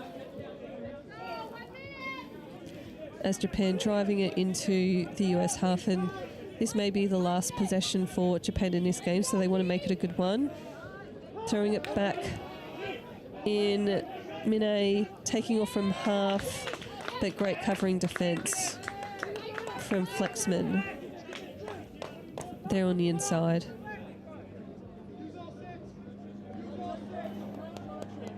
And we can hear the US telling their players to use the 6 touches. Sanderson nipping out of a couple there and making it into the opposition half on their second touch. They're driving very, very effectively, this US team.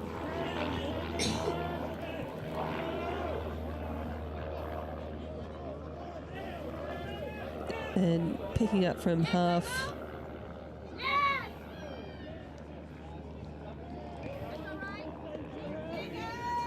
and 10 seconds to go.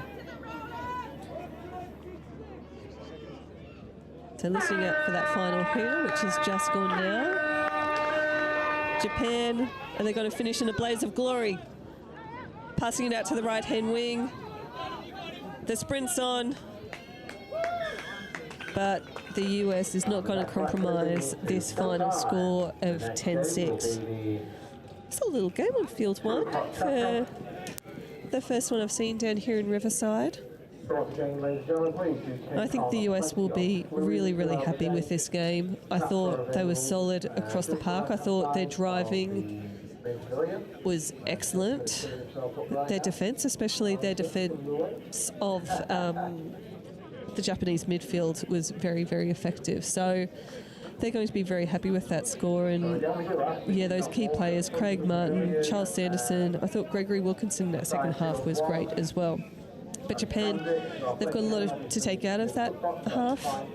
If there's one thing, I would just maybe focus on that midfield D and maybe push a couple of other players up in defence to try and force the opposition to work a lot harder to get out of their own half. But when they got within sniffing distance of the try line, Japan looked very dangerous, and Tsuji was outstanding, the number 6 for Japan. So the US winners at full time, 10-6 in the men's 50s pool game. And up next, we've got the men's 45s division, Switzerland versus the Middle East, and we'll bring you the action live from Riverside shortly. Join us in.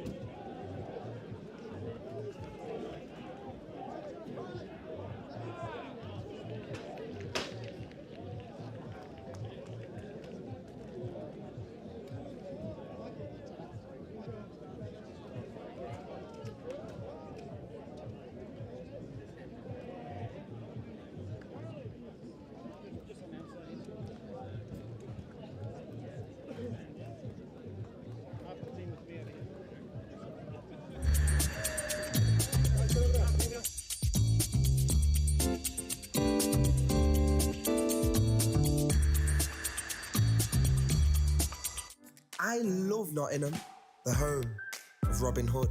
From the bright lights of Goose Fair to the peaceful nature of the Sherwood Forest woods. There's a feeling of togetherness, unity, pure, honest, love. And that feels great like a bright summer's day at the horses down by the lake at Colic. All I love Nottingham. The River Trent, the embankment, the Nottingham Carnival, different cultures dancing. The diversity, just walking down Columbus Street on a Saturday. The two lions in the square stand tall with pride. And when the markets in town come alive, it gives me life. Listen, as the council house clock chimes, and depending on how many times, lets you know the time. I've been to concerts at the Motorpoint Arena, and I've been to concerts at the Nottingham Caves. I've been here all my life and I'm still amazed by this place. I love Nottingham. Sometimes I stare at Hockley's graffiti colourful walls, and sometimes I gaze at the deers running round Woollerton Hall. Supreme thrills, from chilling up at Green's Mill or up at that castle on the hill. Nottingham, I love you, and I always will. Visit Nottingham today.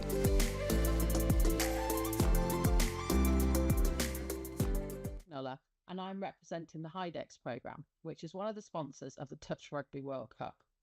Hydex is a collaboration of a number of universities based in the Midlands, including the University of Nottingham.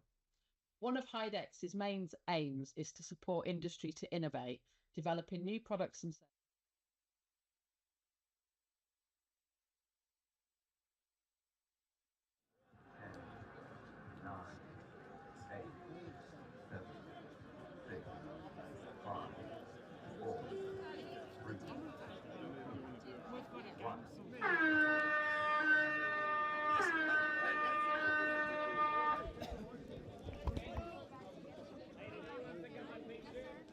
Well, the rugby continues to come thick and fast. Live here from pitch 1 at the second day of the Touch Rugby World Cup 2024.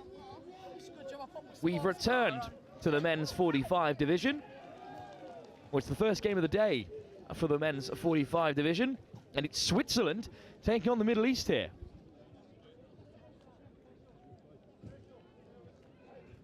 And well, before the changeover's even complete, what a start for the Swiss, of course, playing in their red with a white trim from right to left, and they've opened up the scoring here 1-0 against this Middle Eastern side. Well, the Middle East actually played the Swiss in mixed 30s competition yesterday. They defeated them as well. Switzerland's 27s women's side beaten by England, the hosts. Yesterday also at Highfields, but this is the opening of the 45s category. We heard from Gianluca Fecci earlier today, playing for Wales, formerly of Italy as well, 45s. About how excited they are for the competition, also how they do feel as though they could stand a good chance here. And the Swiss, well, from early opinions at least, could be a bit of a surprise package. Lovely work around the corner, and Prudence Wetford on the run. Wetford again into touch. Here's Kilminster. Here's Kilminster again. Men's 45s, men's 45 plus. Great carry by Wetford. He could be in here. Oh, lovely hands. James Weston goes over for the Swiss. And the Middle East are looking a little bit shell-shocked here. Beautiful soft hands. Carved out a lot of space in that link hole.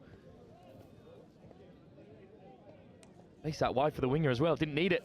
Great start for Switzerland. They go 2-0 up against the Middle Eastern touch side.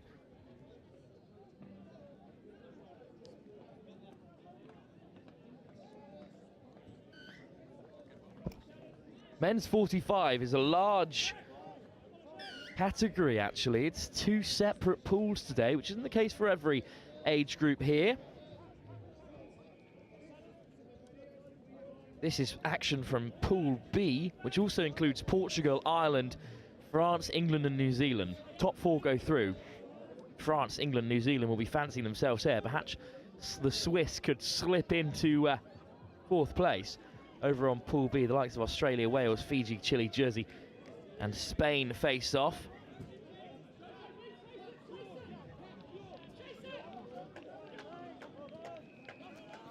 For now, though, it's the Middle East looking to get back on level terms. They've got some work to do to reach that margin.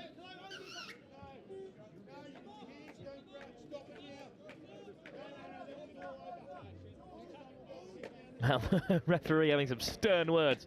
Middle Eastern player, just a touch a bit too tough there. Well, there's England-Ireland in the women's 35 up next here. That's a huge game in that round-robin pool before a men's 50 game between South Africa and a Fiji side who aren't looking the strongest according to a few of the on-watching officials. South Africa, on the other hand, really strong at 50s. And then Spain will take on Chile live on pitch 1 as we return for the second round of men's 45 action. And then after that, the action does continue for a little bit longer up at Highfields. Switch over to those streams, but that's how the rest of our day is looking. 4 minutes into this game, Switzerland can't convert their third attack.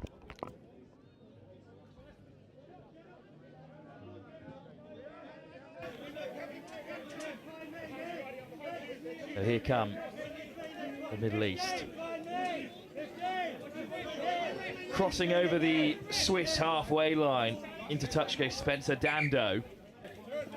He's got Andrew Tom there at the back, but it's a turnover, unfortunately. So here come the Swiss in response. Up over halfway, here's Buttshaw. Carried in by Jamie Nettleton. Weston. Ball back on the inside. Weston plays half and returns it to Wayford. Prudence Wayford is finding gaps all over the place here, and he looks to create again. Ball back on the inside, looking for Gavin Maloney. Finds him, but that's the 6th touch. The Swiss continue to trouble the Middle Eastern defence here.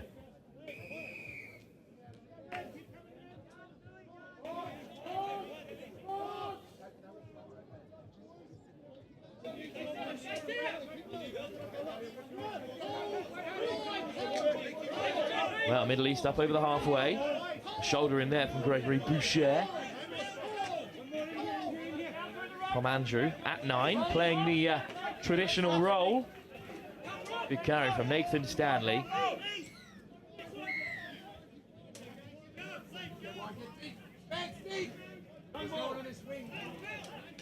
Oh, good carry, sliding in from range. But that's a touch. Penalty, however, 6 more. Daniel Walker almost over.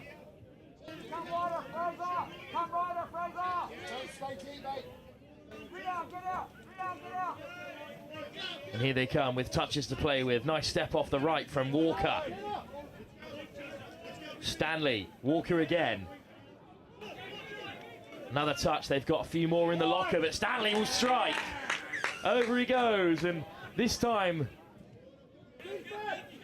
well, I was going to say this time the score is given and the whistle went, but the referee has given a forward pass instead. The Swiss even thought they might have conceded, and what a little show and go to get them started here. Oh, but they've been penalised on the ground. Disappointing. Big chance for the Middle East to strike. Still driving up through the centre. Here's Walker again. Little show and go. Looking to pick out Spencer Dando, but instead takes the touch. Alistair Thorne. There at the half. Oh, and he's just put it down. That'll be a turnover. Switzerland back with it. Desperate to get out of their own half in this first 10 minutes.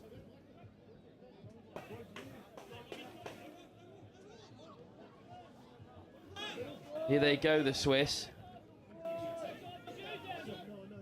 Lovely little weighted ball onto the inside. They've got a good handle on the softer passes. Well, Switzerland have a mixed open side, a men's 30 and a women's 27, as we saw in action yesterday at Highfield. This is their 4th side who are competing in the competition at men's 45 level. Well, hunted down in the end. Tui Malcolm Warua in the centre. Here he is. Malcolm Warua finds the pass out wide towards Pookie. Back inside for Warua. Juggle there, but Warua keeps a hold of it. Boucher. They go down the line here. Is there a bit of space out wide? Well, the final touch there was on Max Lowe, and it brought an end to that most recent assault.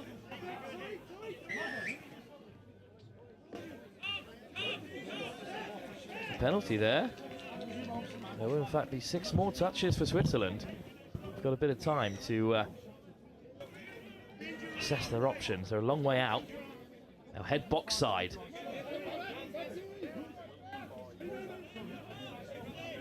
Good yards made on the transition. Switzerland with 2 early scores. Since then, it's quietened down a bit here on pitch 1 at Riverside. Lovely inside pass from Credence Wayford. And that's a good take as well. Looking to use up all 6. Quick pick-up.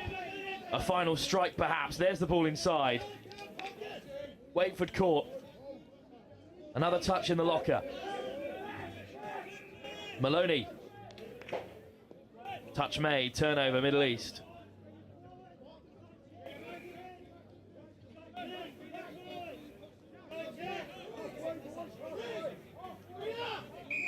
Well, we return to action for the men's 45 for the last game of the day. England take on this Middle Eastern side, while Switzerland play France in a pretty local derby. We, of course, have Spain-Chile, that all at 4:30.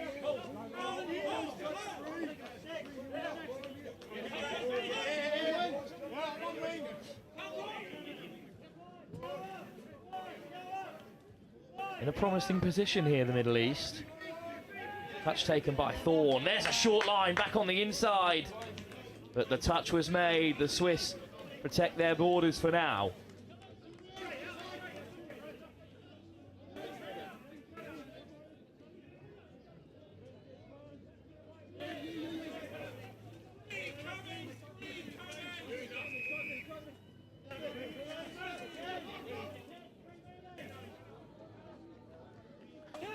Well, the Swiss have worked this really well into the 10.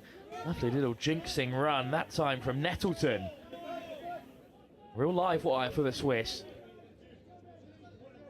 Weston. Good pick-up. Chance here. Weston back with it. Touch made. Kilminster's pass results in nothing but a turnover for the minute. Halfway through the first half. Bit of a stalemate after those two early opening scores for Switzerland, including one of the fastest in the competition.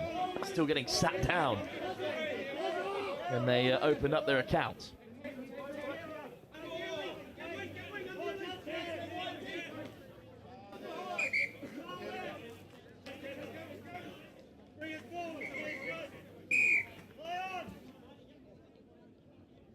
Turnover then, all touches used. Switzerland make it to the box, but they look content to play with their pod for the moment. They've lost a couple of players to the subs bench. Great footwork, and a lovely take as well from James Weston. But the Swiss have got a couple of players in there who look like they can unlock a defence. The Middle East, however, at the moment are contained.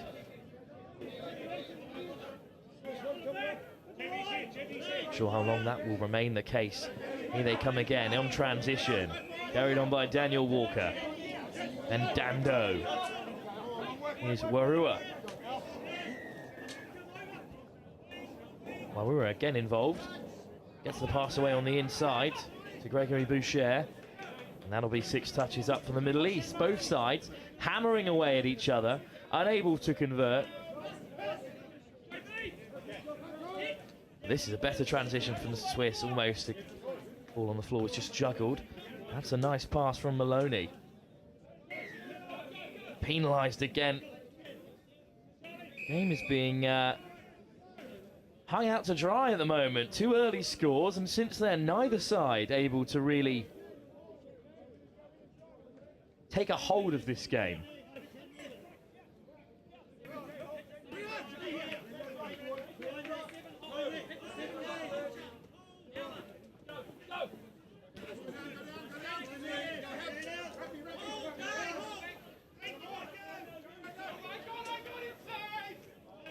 Good defence this time from the Swiss, but the Middle East in a threatening position. There's the long ball. One more pass outside perhaps, but the touch was made on Adrian Yerwi.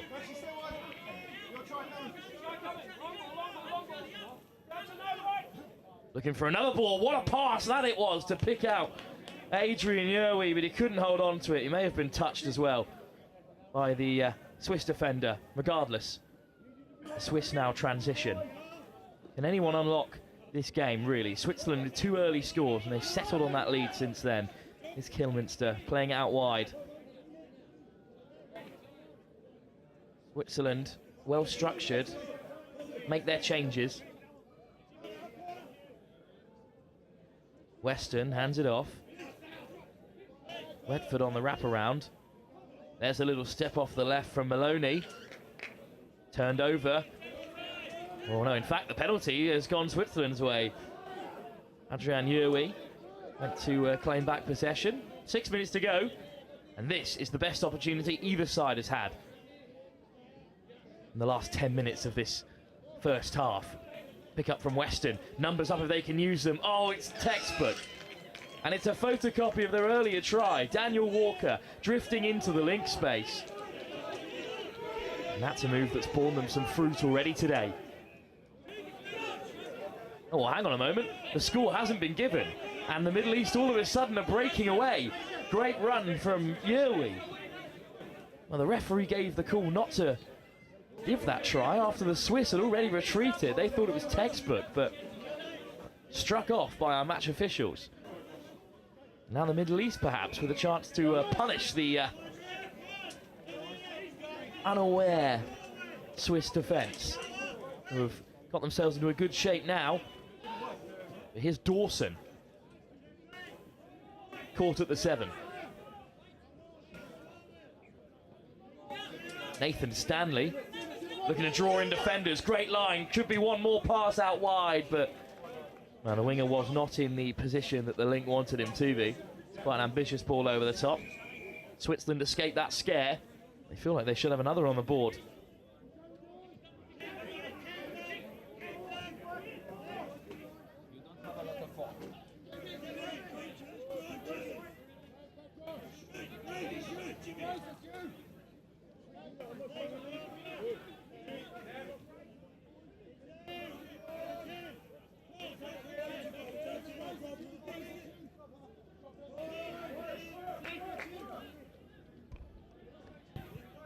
Little show and go.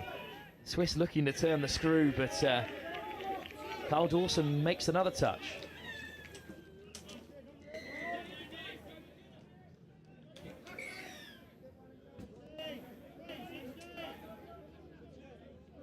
He's really slowing down a little bit here.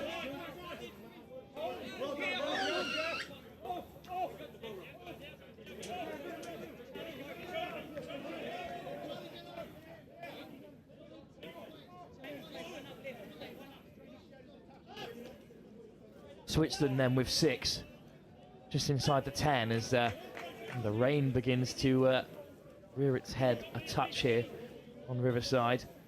Hoping the weather might hold out till the evening. There's a bit of sun cracking through the clouds, but the next hour or so is looking a little bit dangerous, as is this position for the Middle East. Here come the Swiss again. Lovely ball to the left-hand side. Kilmister goes over. Offside is given to the defender, so the Swiss do have a third. They've been knocking at the door for the last 4 minutes or so, and the persistent pressure has culminated in a third score. The Middle East now trail by 3. And they haven't looked too dangerous so far.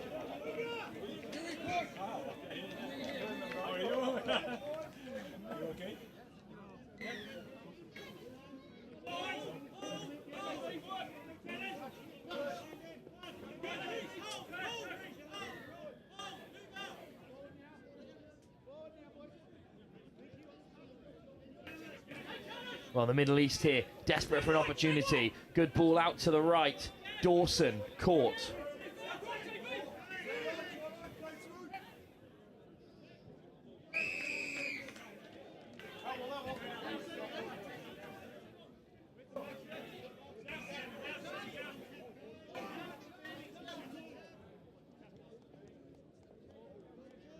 Big opportunity this for the Middle East on the stroke at half-time. They can really do with taking something into the break. Great line from Thorne. Thorne is over. But it's not been given. It's another touch. Middle East have a couple more in the bank following that penalty. Here is Thorne again. Boucher all the way out to Dawson. Lovely line by Boucher, back to Dawson. Surely now they will score. And it has been given. That's the first try for the Middle East with a minute to go in this first half. Good quick hands. Lifted off the deck by Max Lowe. A nice ball from Gregory Boucher. Carl Dawson over for the Middle East first score. They still trail by 2, but the Swiss will feel like they should have got maybe a few more on the board before half-time.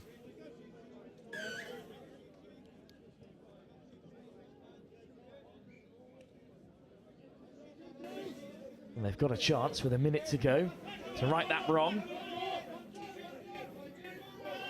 Into touch goes James Weston. Good pickup by Wetford. Wetford again, scoops it off the deck. Could be a chance here. Sliding in goes Kilmister. It looked like there was a touch made. Indeed there was. Back to the 7 they go. Wetford. Good line from Wetford on the inside. Gets Switzerland up to the 7. Good ball back across. Beautiful hands from Wetford, and he set Daniel Kilmister on his way for another try before the break. Prudence Wetford is having some game here for Switzerland. Look at that lovely pass to deceive Tui Malcolm Warua. And Daniel Kilmister, the beneficiary. That will take us through to half-time. The Middle East got one right at the death, but Switzerland still had time to respond, and that's left us where we are with a 4-1 lead in favour of the red and white.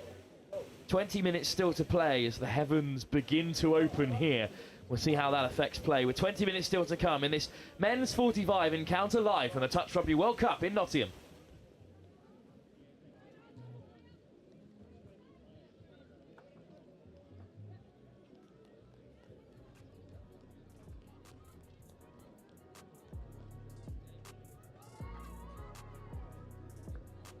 That klaxon, that means half time. Just a note to spectators and anybody who is watching any other games. Spectators. Throughout the day, I mean, I appreciate it's a bit late now, but we have 2 more days here and 6 more days of the event. If you are within the blue marker of the field of play and you are asked by a volunteer to stand back, please do so. This is for your safety, the player's safety, referee safety. If you are within the marked area and you are asked to move back, we ask you to do so. As the rain is coming down, make sure you stay content, stay dry so you don't get too cold. But still do try to take on plenty of fluids to stay hydrated.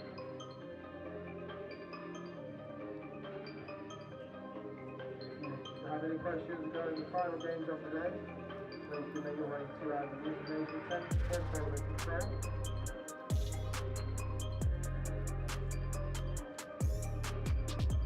Just to reiterate, the blue markers around the field of play are there for a reason.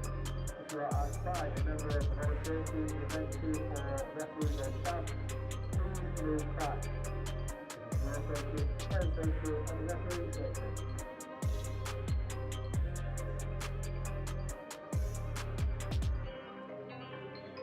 And as always throughout the day, in front of the Brazilian group one, we ask that you do not use this as a form of standing point.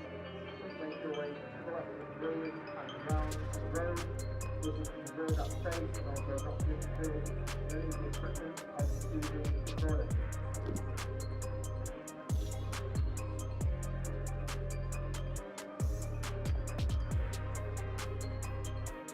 And as we're heading towards the 2-minute warning, don't forget we do have the fan zone with all beverages and also the screen for the program.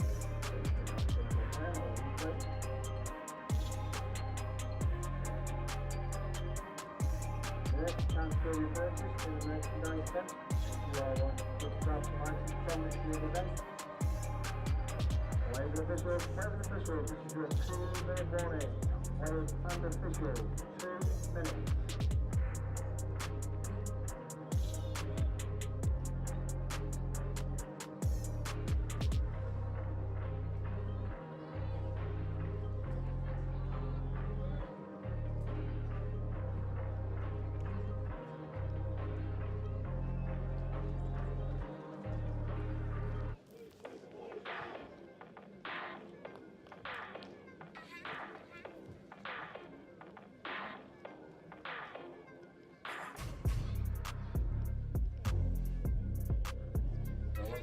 Time to go, ladies and gentlemen, so do be mindful if you are on one of the fields, get on cover and stay dry, stay warm. Ladies and officials, this is your 1-minute warning for the second half. Ladies and officials, 1 minute.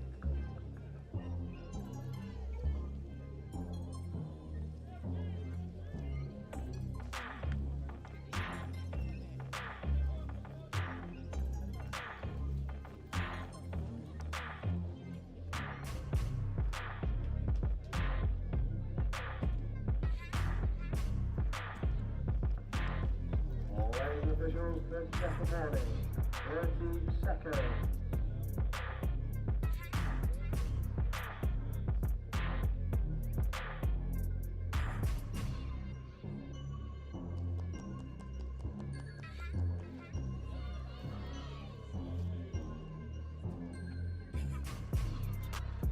Ladies and officials, stand by.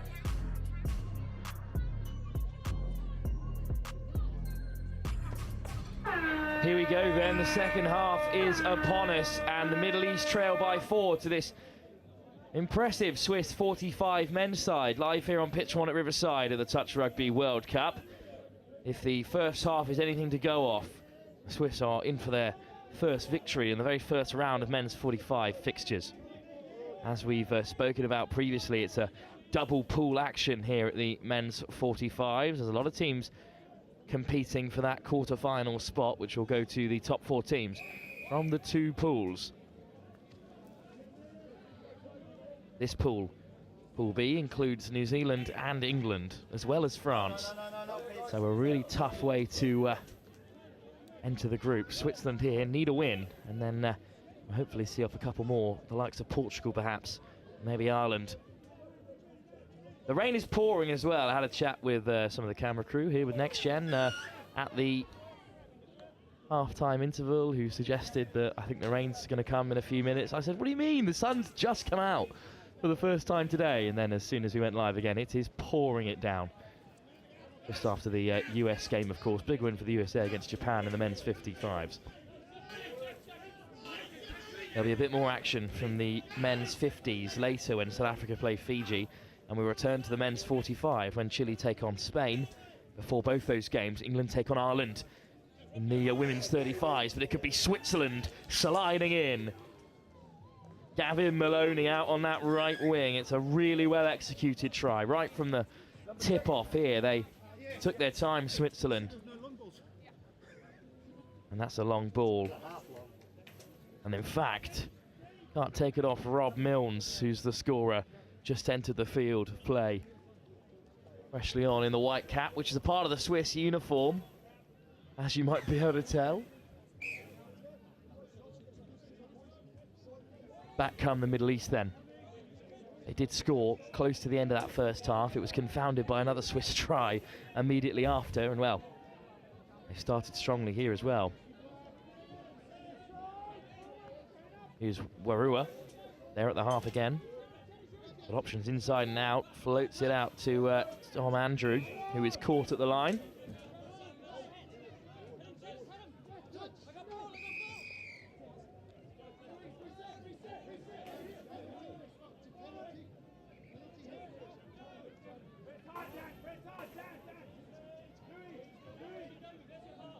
Switching on the transition, that just looks like a bit of a mistake on the ground. Instead, they've got the soft hands going again. Just clinical catch pass from the Swiss. They made it to the box, and here come the changes. Lovely ball on the inside as the rain persists. There's threat of sunshine somewhere in the clouds here. It'll blow over in the moment and let us play a bit more expansively. But Wetford again involved. He's over. And I think they're going to give the try.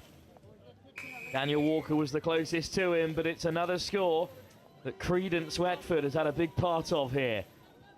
Got a great assist just before the break, and now here he is going alone. Just got enough pace to get on the outside of the flying Daniel Walker. Had a great game. Swiss number 10. 6-1, Middle East in trouble.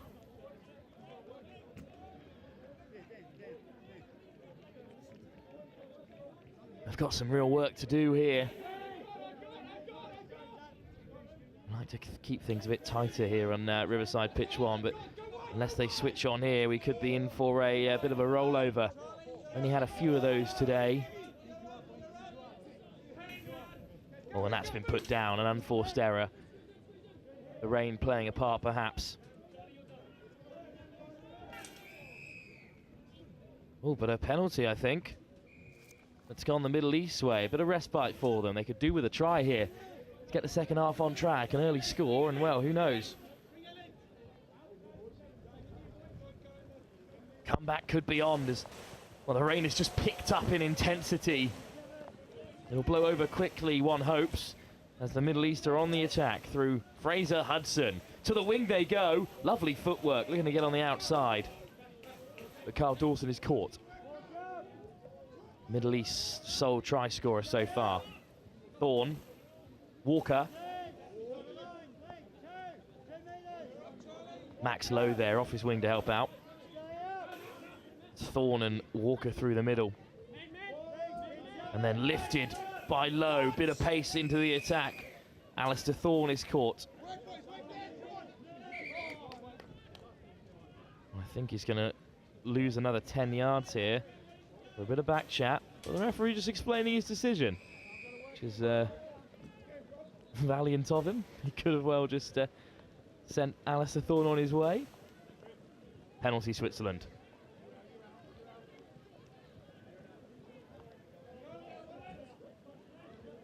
They head towards the box on that left-hand side. Good transition, there's the touch. Middle East were appealing for one earlier, but it wasn't given. Of course, honesty, a big part of the game of touch, but if the referee doesn't call it either, we'll role play on. Well done to keep a hold of that. Oh, lovely step. Beautiful work from Maloney. Almost away. Overran it a touch. He did really hold to keep a hold of that, Maloney, and then a little show and go. Oh, lovely step, but he's just got himself a bit confused there with James Weston, the two of them mixing up their lines. And the Swiss, they may have taken their foot off the gas in the last few moments as they were defending the Middle East deep, but got a little spark about them.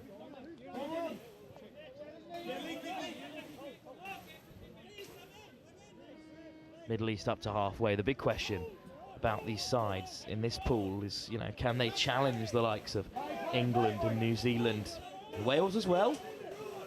As Jean-Luc Fetchy was telling us earlier, have a good side, they're feeling confident. So there's some talent in this pool. Now have to overcome one of France, New Zealand, England, Ireland. They want to get into this semi-final. This is the right way to go about it, though, for Switzerland. They hunt for a top 4 place and a berth in the quarter-final. Middle East attack comes to an end. Switzerland with a penalty as well, right by their box. Should be a clean transition for them.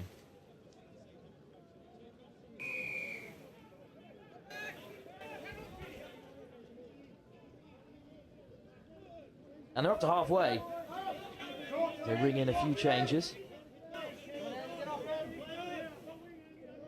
Ball back inside, and Kilminster. Kilminster as well, getting the return. Wetford finds him and keeps it alive. Good hands. Could have been a touch and pass there if Wetford didn't hold still. Flashed across the face. Would have been some take from Charles Robinson. He's right by his toes. And now the Middle East trying to open up the pitch. They're lined up on this touchline, as you can see. And here come the changes. A plethora of them, fresh legs to challenge the Swiss line. Thorne. Penalty Switzerland.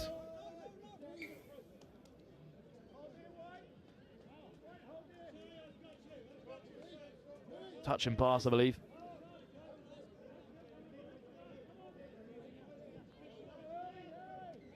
Well, they're over halfway. Once again, the Swiss invading Middle Eastern territory. Particularly Swiss of them in their history. Read it's Wetford running the show in midfield. Here he is again. Wetford, Boucher to his right, goes to his left. Lovely miss pass, 2-on-1. Well executed. Switzerland have another. A great performance from them today. This is about injecting in pace at the right time. Wonderful miss pass. Great work from Rhys Maber to set it up. 2-on-1, well executed.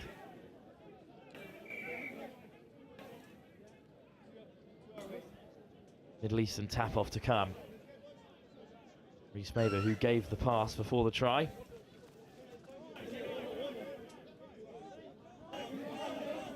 Here come the Middle East then. 10 minutes to go. The game may be beyond them.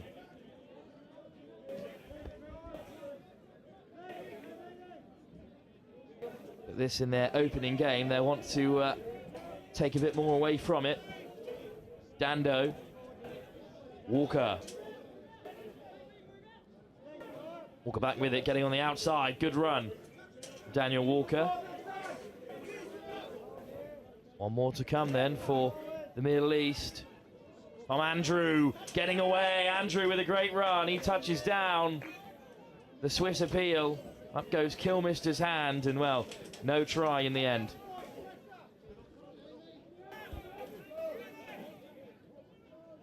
For the Swiss, in a well-structured fashion, work towards the box side. They've taken 2 touches. Here's their third. As the changes come on, but they're a little bit behind the gain line at the moment. Up over halfway now. Good pick up, but the referee's whistle goes. Not happy with the placement of the ball there. Missed opportunity because it was an excellent scoop. Not sure they'll be too troubled at the moment, at least, where they lead by 7-1.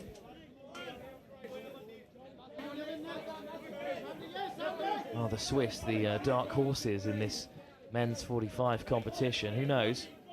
We'll see how they fare later on in the day when they take on the likes of England and New Zealand, the heavy hitters in this category. Good carry for the moment though by Warua, but he's been called back.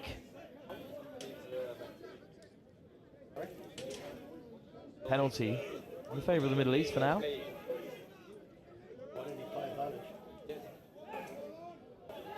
Boucher, Warua. Operating in the centre, here's Boucher. Warua takes the touch. Boucher runs a good line. Goes to the left. Interception! Here we go then. The Swiss are off to the races. Juggled on halfway, but I don't think he'll be caught. Excellent finish in the end, despite the best efforts of Fraser Hudson. What a pick-off that is. Coast to coast in the men's 45. Not something you see every day. And it was absolutely on. It was a good line run. He was in behind there as his support player fell, and then there's the little juggle. He thought, nope, I have done it. I have got a hold of it. What a finish.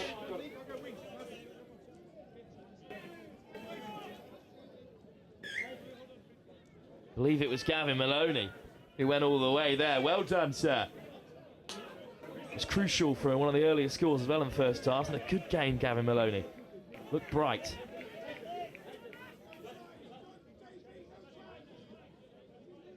Here's Alistair Thorne, one of the Middle East's real hopes of getting back into the contest. Nathan Stanley as well. Thorne looks to free the hands. It clatters off a Swiss player.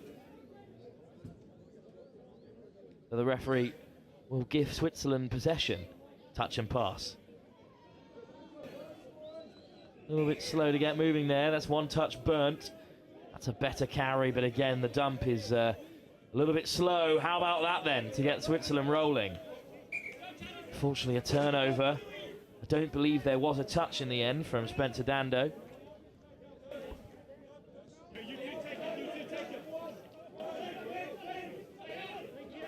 Five touches inside the 10 for the Middle East. Max Lowe lifted to Daniel Walker. Walker jinks the inside and out. Gets it on the return from Dawson. Dawson with a pick up. Walker to his right. He does find him. Down he goes. Touch made by Rhys Maber, but the referee calls him offside. So the Middle East do have one back. Good interplay between the two middles. That's a nicely weighted pass, falling as he caught it as well. Daniel Walker is the scorer for Middle East touch. About 5 minutes to go. Switzerland have won their first game in the men's 45 competition. And how can they finish it? Oh, well, there's a foot in there, perhaps from Gregory Boucher. Indeed, that's the referee's decision. 6 touches for Switzerland then. Talk, boys, talk, brother! Well, that ball was dislodged, so it will be a few more for Switzerland. Wedford takes the touch. Here goes Kilmister. Finds the pass to Weston. Sandwiched between a few white and black jerseys. Here's Weston. He'll challenge the line himself. He wanted the winger to run that inside line. Instead it's a turnover. That's all 6 up for then for the Swiss.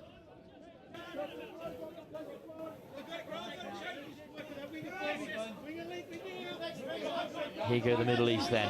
5 minutes to go. They'd love another one on the board. That's a good transition because it's a good carry. Murray Leslie. Unfortunately, that's all they will have to play with. Penalty on halfway for the Swiss. The penalties, they come thick and fast here. Can be for a touch too hard or a ill placement of the ball, a forward pass. Referees are always sharp with their decisions. Keen to get the game moving again. Here's Stefan Eskrig. Oh, that's another turnover, I'm afraid.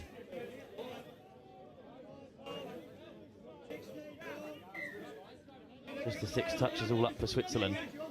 They won't mind. They're still defending in Middle Eastern territory. They cross the halfway. Low, into touch. Dawson. There's Walker again. Finds Dawson. Dawson with the scoop. Big miss pass. Almost an excellent take under a lot of pressure there from Spencer Dando.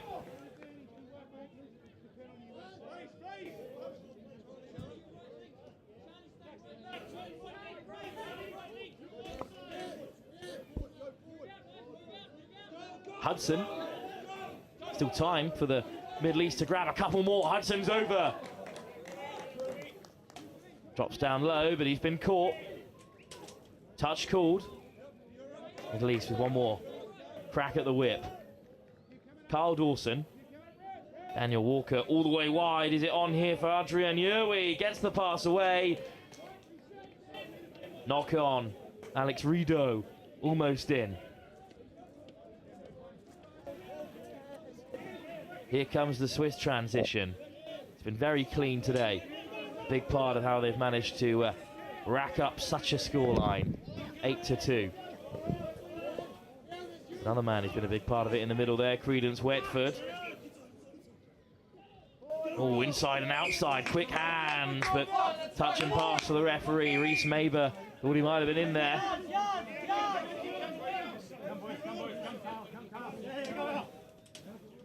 And the Swiss are in retreat.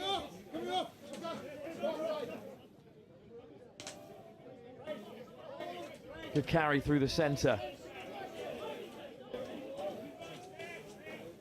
Boucher gets it back on the inside.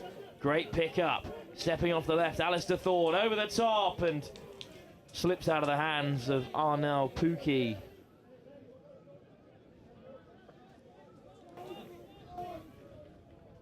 With a minute and a half to go, Switzerland have it back. And they will eat up their 6 touches, get some substitutes on and see off this game.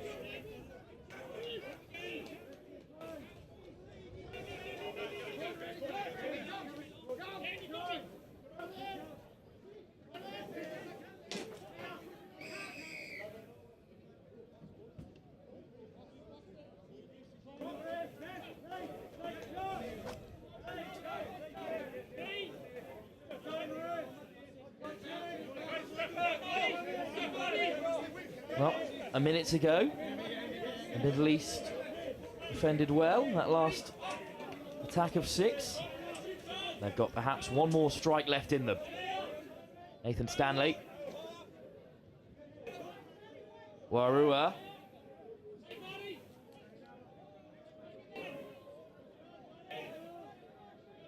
Warua still working through the centre, and well, that sums up the game perhaps, with a few bright sparks that have led to the tries, but all in all, it's been an efficient performance from the Swiss. Nothing special, perhaps, to see off the Middle East, but enough maybe to inspire them take on some of the big boys in this pool.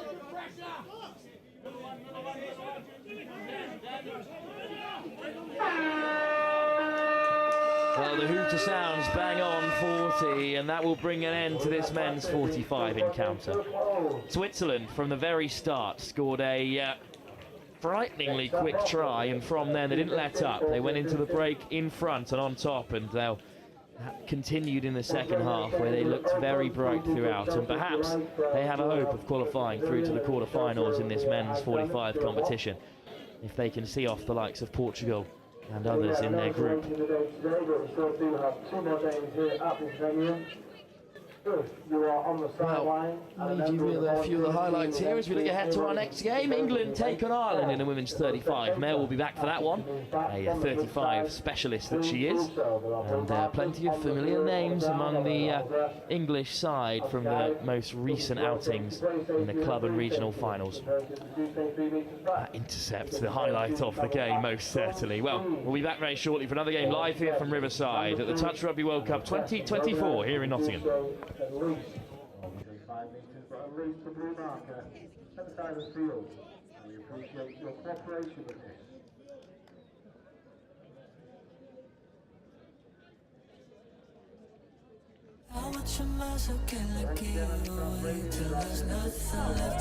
So we're here at Hillhead Sports Club, the third year of our annual Pride in Touch tournament. We have 16 teams, over 200 players. We've got about a dozen or so referees. We've had also a whole heap of volunteers. It's been brilliant to come to Glasgow after previous versions in Manchester and London, and it's ended up being our biggest tournament to date.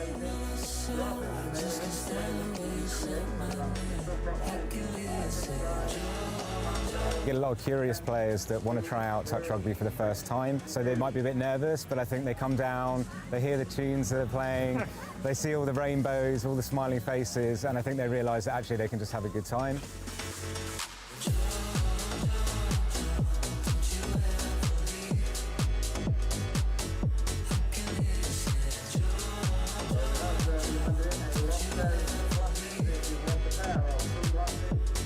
Our ambition is to make touch rugby one of the most inclusive sports there is. We want it to be super accessible to anyone. We don't want there to be many barriers or any barriers to picking up the game for the LGBT community. What's been amazing over just the 3 or so years that we've been running Pride in Touch has been the interest and the growth and the opportunity we've had to platform good practice from people across the world that are wanting to do more LGBTQ+ inclusive initiatives. Now more than ever, we certainly feel it's really important to make sure that we amplify the voices of inclusion, show people that team sport can be really good for their mental well-being and their physical well-being, and hopefully we've got plenty of those people who have felt like that through enjoying our tournament today.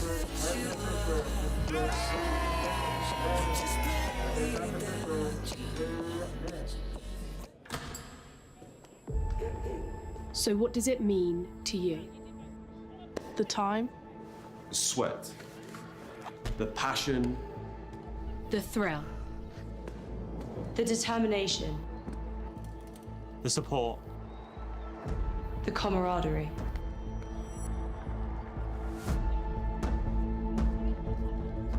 But there's so much more than that. We're playing for something bigger. You ready?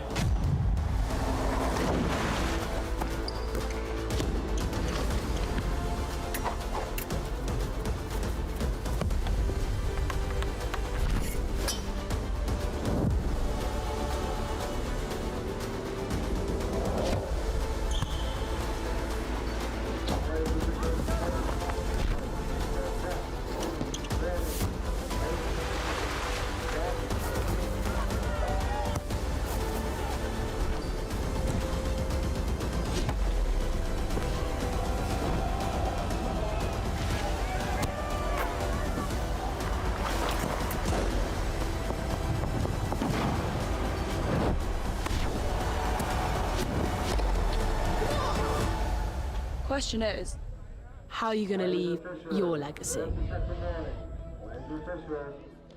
seconds.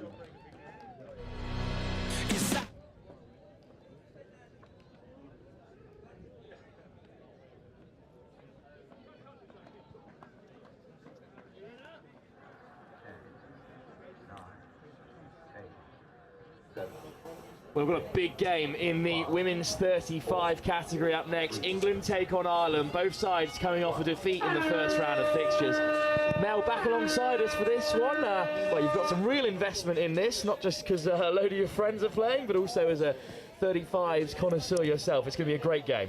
Former 35s connoisseur. I've moved it up into the 40s age group now, but Yeah, it's great to see the girls out there, and they'll be hoping to come back from that defeat against South Africa, which I've heard was a very, very close game, which potentially they should have won. So they'll be wanting to make a point in this game as Ireland lose the ball on the England 7 metres and Claire Waddell moves forward. A margin of just 3-4 in that South Africa game. France, on the other hand, beat Ireland quite convincingly by a scoreline of 7-3. And if we look a bit at the pool itself, there's a round-robin format, of course, with just a few teams entered. Wales and France themselves, as well as Australia, the high flyers. Australia with a 12-0 win in their first game. So England will be hoping to get through to the last 4, and a win here would help them do that. That's come forward, unfortunately, off of Nella Quinn. But good defence from England and a promising first set of 6 as well, Mel.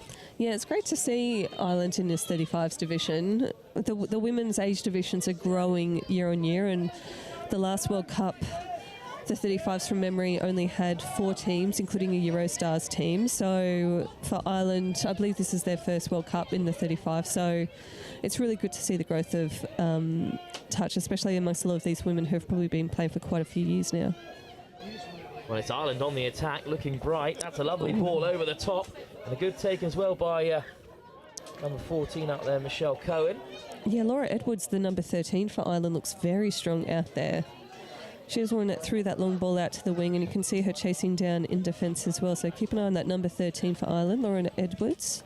For now, though, it's a change of pace from England as they work their way to the box and make some changes. Here comes Lois Lau, really impressive on the elite circuit across England as well. Great pick-up from Lau, looking to take on all comers. They've got a bit of space over there. What a lovely ball over the top, and they'll slide in for the first score. Sonia Lamb will dot down on the wing. England 35's in front, and well, that's just lovely to see, isn't it, Mel? The reunion between the players following the score. Absolutely, great strike up from Kylie Hutchison, the most capped England player.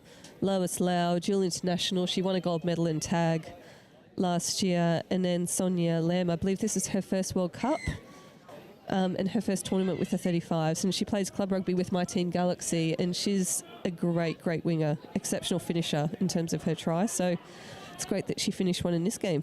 Great cook ball as well from Keisha Miller-Headley over the top. And yeah, getting the recognition she deserves after that fine finish. Here come Ireland, though. They've found themselves in a good position here. Serena DePauw at number 7, driving them on. Caught just before the line. So they'll have another stab at things from the 7. I'd like to see them test the defence a little bit here. Katrina DePauw. And they have done that with a couple of long balls. Very ambitious. But it just fell between Abigail Doyle and her nearest partner in Nisa Newell. Almost a quick break from England, but they've been turned over there. Loose from Nola Quinn. They're lifted by Susan Delaney. Here come Ireland again. There's always a temptation when you get the ball kind of, and unfortunately a bit of a coach killer there. I think that might have been a forward pass, but England very quickly with the restart. Claire Waddell, great yards by Claire. It's a couple of quick turnovers, but England look the brightest in transition for the moment. Another great run that time from Samantha Phillips. Great pick up from Phillips, going into the try zone herself, has just skipped away, and it's been dotted down, but I think we'll come back for a touch on the half. So they escape, but well, that's the first bit of Sammy Phillips we've seen today. She's really dangerous in this England 35s team.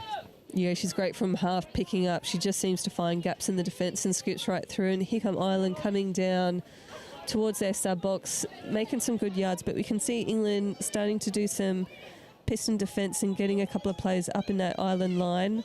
They've only just about made it over the halfway. Here comes Niamh Hogan. O'Malley.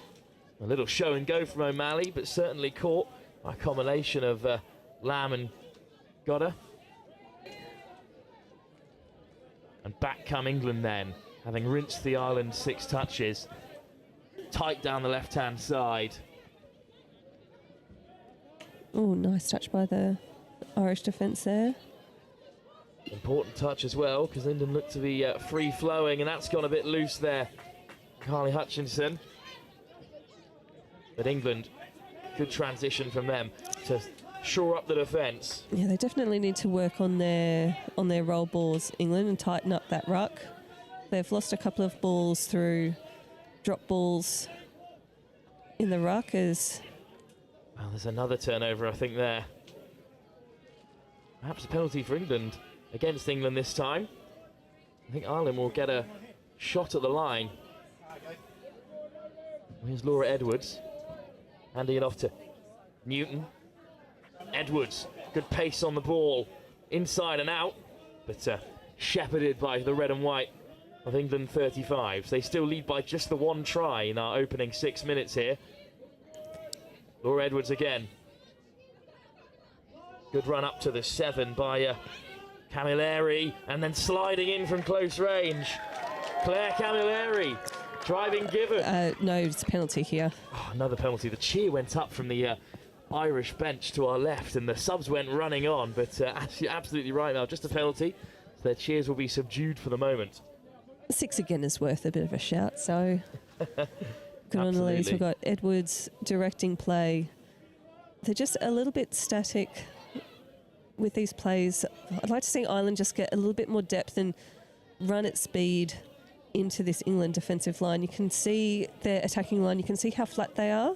I'd just love to see the Lynx take 6 or 7 steps back and create a bit of depth. They're looking very, very flat at the moment, Ireland, as Edwards passes off from half. Well, let's see what they can create from here then. They're getting awfully tight to the line, but once again, the options aren't really there, as you pointed out, Mel. They need a little bit more creativity, perhaps, in attack. That's the 6 touches, a missed opportunity for Ireland.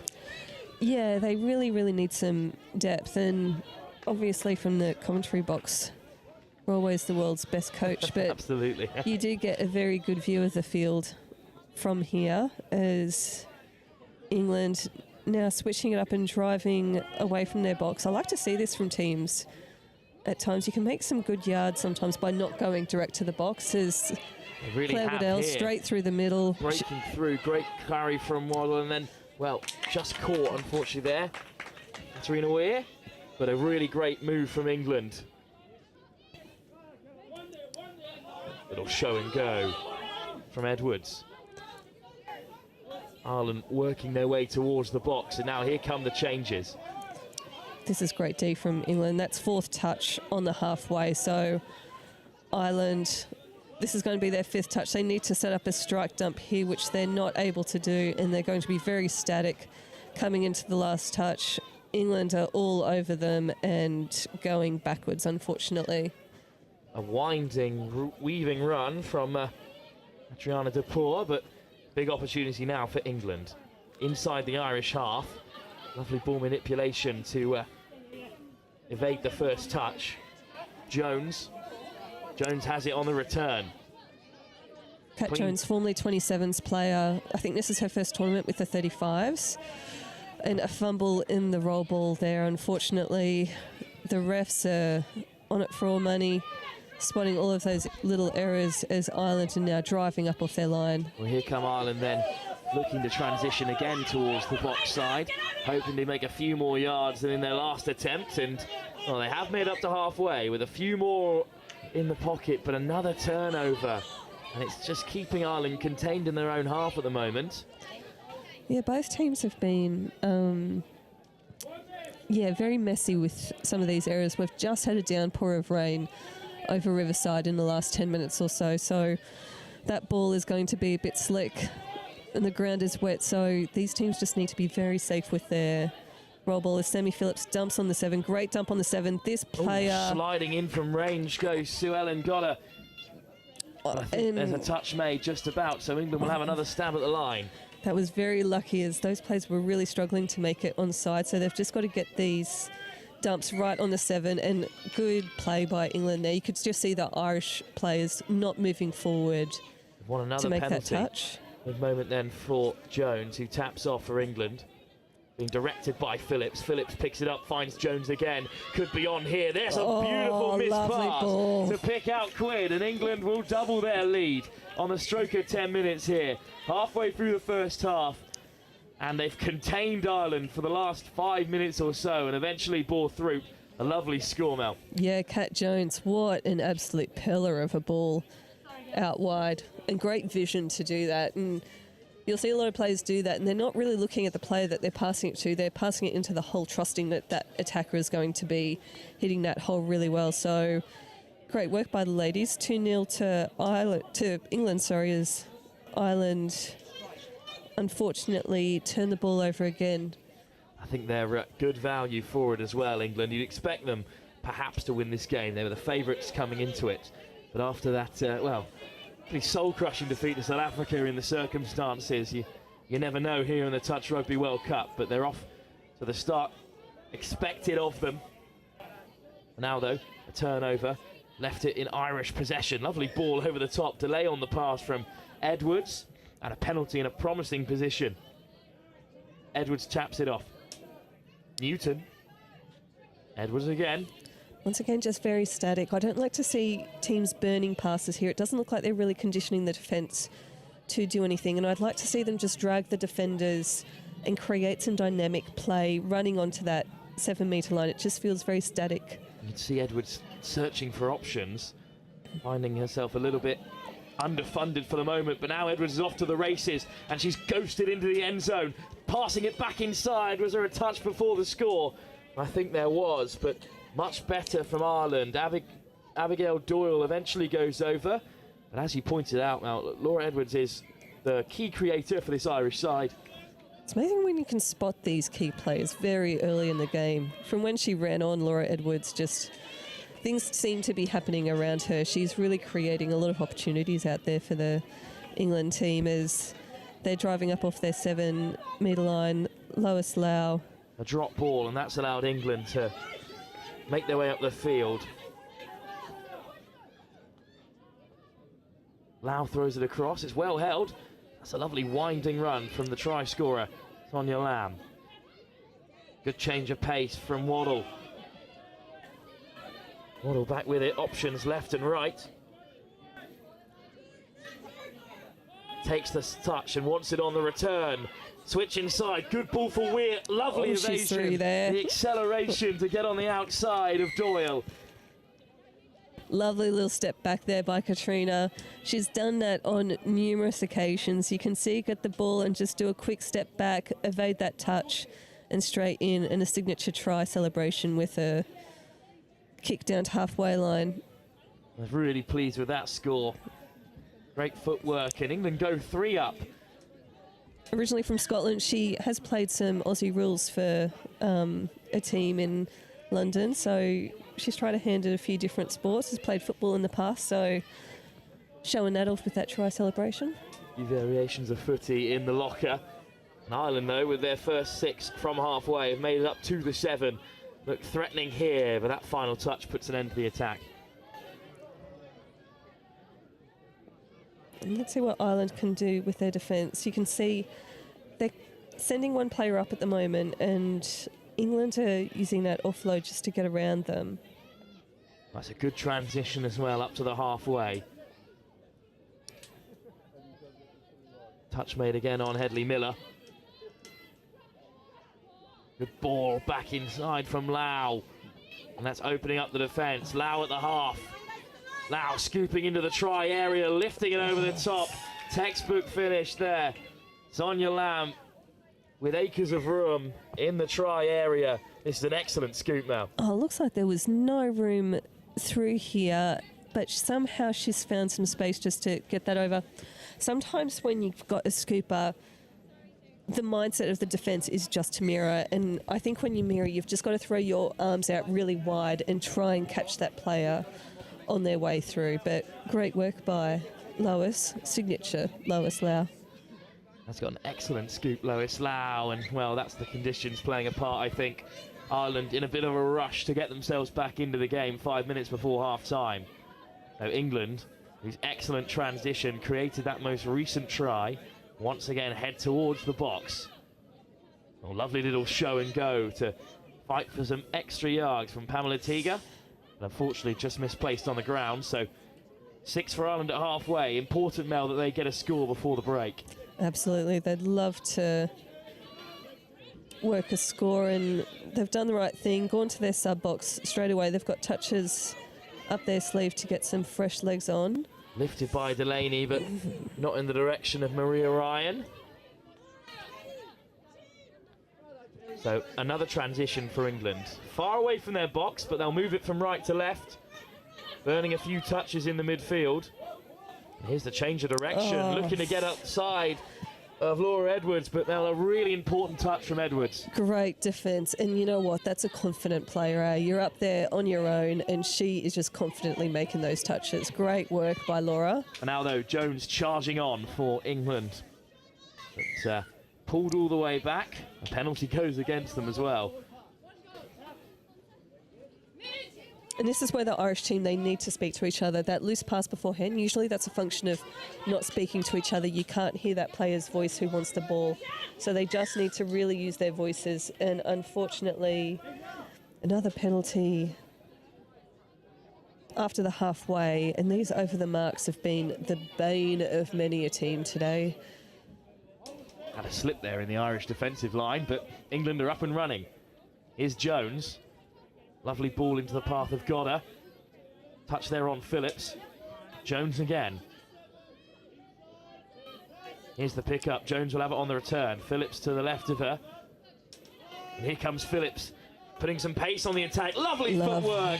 Phillips is over. England's 5th before half-time. Excellent finish. Tammy Phillips leaves her mark on this women's 35 fixture, and well, they're putting the South Africa defeat far in the rearview mirror at the moment. I mean, I don't think either of those defenders actually got onside. Just look at the way England are pulling that 7 metre line into play. That play the ball was bang on that 7 metres, and that's a way to exploit those offside defenders. It was class. Another disappointing decision though for Ireland. They've got to cut out some of these unforced errors, Mel. Unforced errors. If I had $1 for every over the mark today, I'd be able to afford one of those crepes in the Femme Village, I reckon. Maybe two. Got to try some of the Sri Lankan food apparently here down at Riverside. Joe was waxing lyrical about it earlier. But another loose pass. I think both teams just need to tighten up on their basic skills. They're over the marks and they're passing. Here come Ireland though. 3 minutes to go before the break. Yet to really trouble England in the latter stages of this first half, and well, would you believe it? Another penalty goes against them, and it's killing this game a little bit now, despite some of the great play from England we've seen. Yeah, it is, and it's been a pattern today. Even amongst like the mixed open teams, there were a lot of errors that wouldn't be typical of those teams, that we have seen the play broken down as we see another loss of control. Is it perhaps playing the occasion? The big stage, the World Cup? The thing is, the weather isn't that bad. We blame the weather, but a lot of these players are used to playing in all sorts of weather conditions. But I just don't think they're playing to the conditions. I think they're trying to play the usual game without taking the rain into account, and this is all within their control, all of these teams. Control of the roll ball, over the marks. I think they just need to tone down the intensity a little bit and regain some of the control. Discussing with Joe during the women's 27 game against Switzerland yesterday over in Highfields about the fact that this is a very long week of touch, and although we've got loads of it on the live stream, some of these teams, you know, will have only played 1 or 2 games even at this late stage, and I think that perhaps some of those errors will be weaned out of sides as the week goes on. Yeah, it is fair enough that I think this is the second game for both of these teams. So if you're going to make these errors, better off to do it now on the Tuesday rather than finals come the weekend. As Ireland, lovely dump just inside the 7, long ball out to the wing, just not quite getting there from the number 7. Katrina DePaul, she's been involved in a lot of different things. Niamh Kelly, the target over on the right wing. That's a really physical touch. Up through the centre, top work from Claire Davis. England up to halfway with a few more touches in the locker. What can they create on the stroke of half-time? This will be the last attack you feel for either team.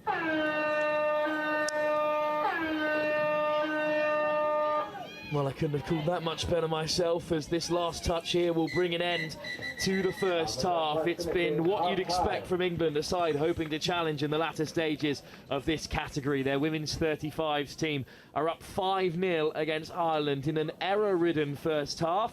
Now 20 more minutes for these teams to pull themselves together, perhaps. That's brutal. Error-ridden first half. I mean, there were a lot of errors, to be fair.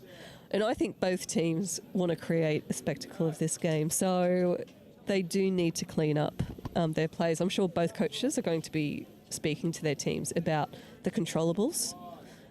And I think that's where both teams are lacking at the moment, that they'd want to improve on in the second half. England's individual quality, however, has still shined through to give them a commanding 5-point lead. Going into the break here, live on Pitch 1 at Riverside at the Touch Rugby World Cup 2024 here in Nottingham. We'll be back for the second half in just a moment's time.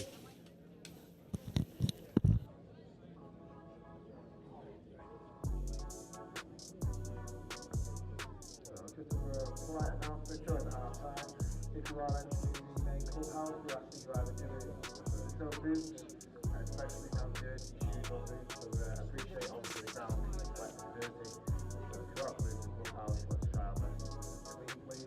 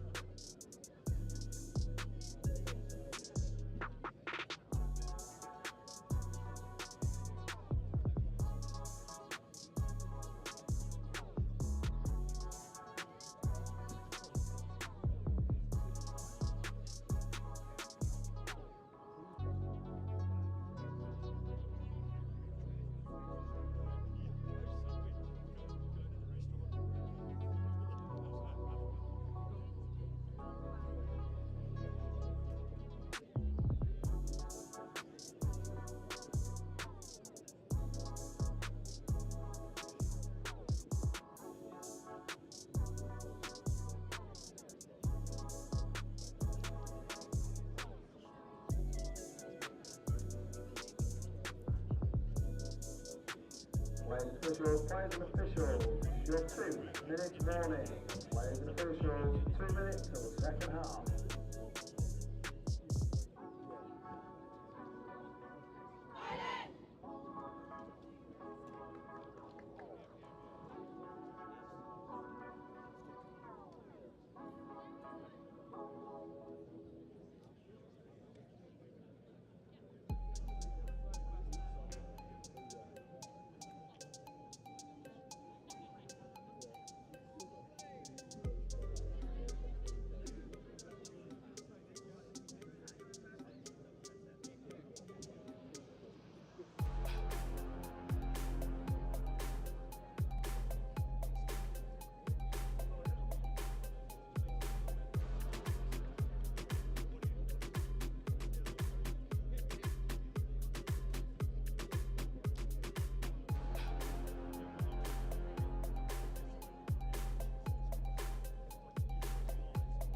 Players and officials, 1 minute warning. Players and officials, 1 minute.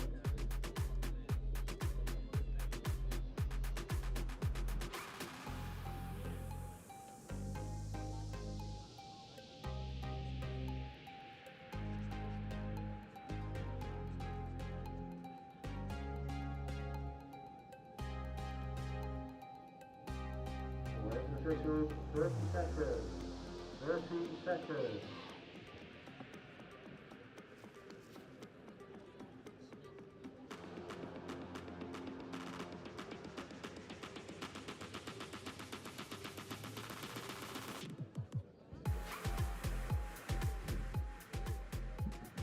Players and officials, stand by.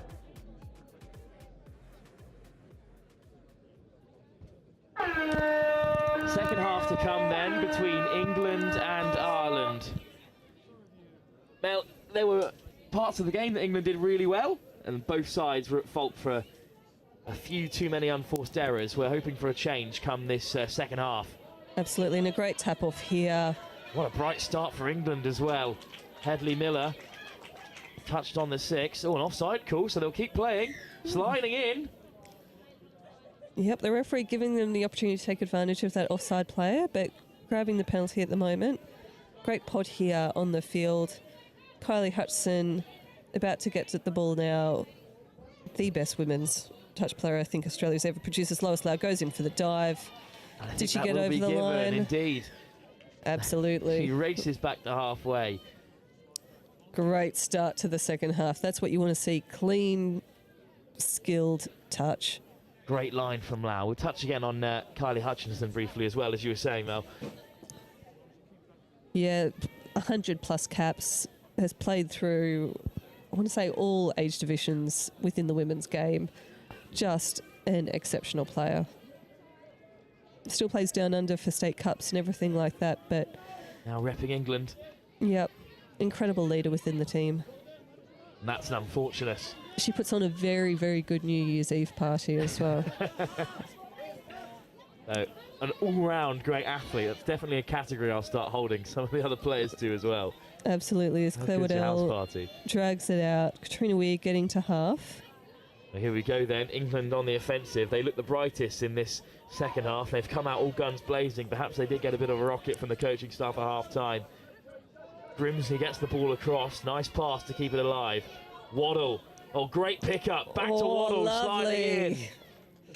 Katarina Weir. Try scorer, turn provider. That's Katrina. Of course, yes. Do it. Absolutely take me to the sword there. She would nail me to a wall if I didn't correct you. But absolutely. That's a great support play from Katrina. And what I really like about this England 35s team is sometimes in, I think particularly women's touch, you just see a hesitation in taking the ball in for the dump. And you see this team and there's no hesitation. There's a complete unselfishness with their play. They'll just drive that ball in really, really, really strongly. And that's how they set up these attacking plays. Ireland, though, with a chance to respond. What a lovely delay on the pass from Newell. And they do go in for their first score. And suddenly the game has come alive. Great honesty there by Sonia Lamb on the wing. Little dump in there, pick up by the number 12. What an inside ball. Nisa Newell, that little inside ball to set up Maria Ryan was an absolute cracker. Maria Ryan can just collapse upon it gratefully. But England from the half. That was classy. And to pass that ball backwards as well in such a perfect way. Oh, well, Lamb found Hutchinson. The hand went up that the touch was made. Hutchinson played on. Eve Hogan delayed England for now. But here's Lau again. Hutchinson changed the direction. Lau drifting in. Another good carry by Rylance. Yeah, little juggle there, but another good set by England. Much smoother start to the game for both teams. It's exactly what we wanted after that first half, which was full of bright sparks, but was hampered by penalties. Unfortunately, there has been a turnover here. England will get possession back on that 10-metre line. I assume there must have been a forward pass in there somewhere. In fact, it's all the way back close to the halfway that England have tapped up, as they're entitled to do so. They look to get the changes in. Now, though, Teager in support of Waddle.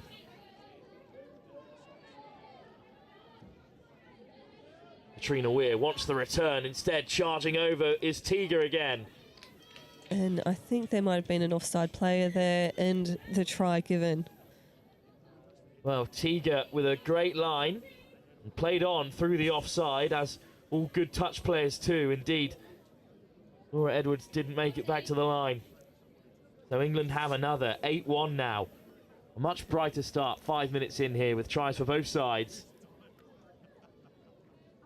And this is a bit more like the England 35 women's squad that we expected about Yeah, and Ireland did everything right on that defensive set. You could see they kept England from making that dump on the 7 metres. The dump was more like 1 or 2 metres off the 7 metres line, but just didn't quite get back. So if they can keep on doing that, they're going to prevent a lot of these scores. As we see Ireland dump the ball quite close by, but just a little error there, forcing their handover. Yeah, run out of touches there as well from halfway, and that's a spilt ball that I think is going to go Ireland's way. So a big opportunity for them. 6 touches to play with here. Newell, touch made. On the return, it's Camilleri. Here's Newell again, a bit lateral at the moment, Ireland. As you criticised before Mel in the first half, but that's better from Newell. Well, they're in the 7. England shuffling left to right. And it has Ireland in the retreat for now. And inches away, that's a good ball, but well, they're just a forward pass there, I think. And it's a turnover.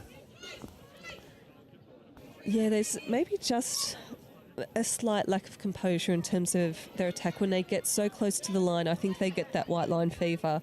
And what they need to do is just pull the England girls out, force the England girls to come up off their line and proactively make that touch and then attack from there. But they're just looking very, very, very flat in attack when they do get up to the England line. Great transition in response from England. Here's Lau. Oh, drifting through herself. Desperate to find support and does pick out Hutchison. And England score another. Trademark Lois Lau.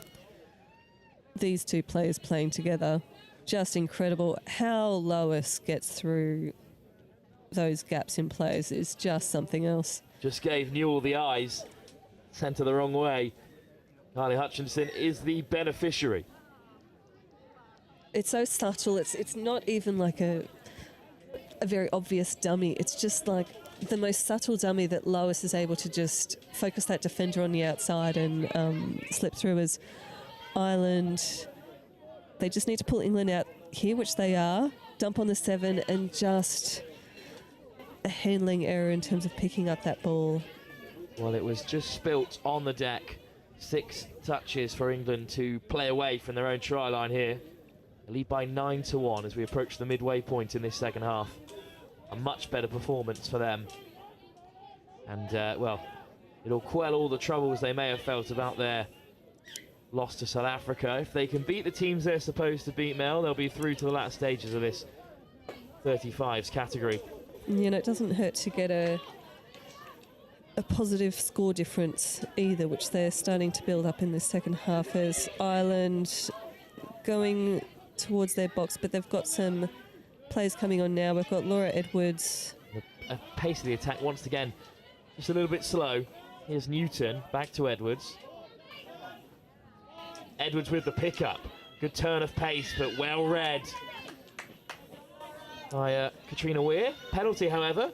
6 touches for Ireland to get their second try here against the hosts in Nottingham. Edwards demanding a bit of movement. You can see England keeping them well away from that 7 metre line. Laura Edwards guiding play.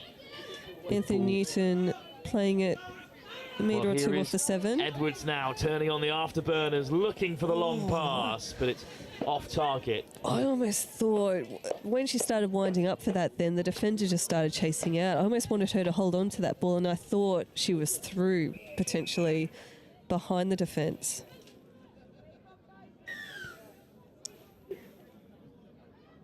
And a forward pass on that last one. So penalty to England. Katrina Weir driving it up, getting some easy metres there. It's a pretty simple transition from England, and now they look to open up the pitch. Oh, it's just been spilt there. Yeah. Letting Ireland back in the game, perhaps. There's still 10 minutes to play here.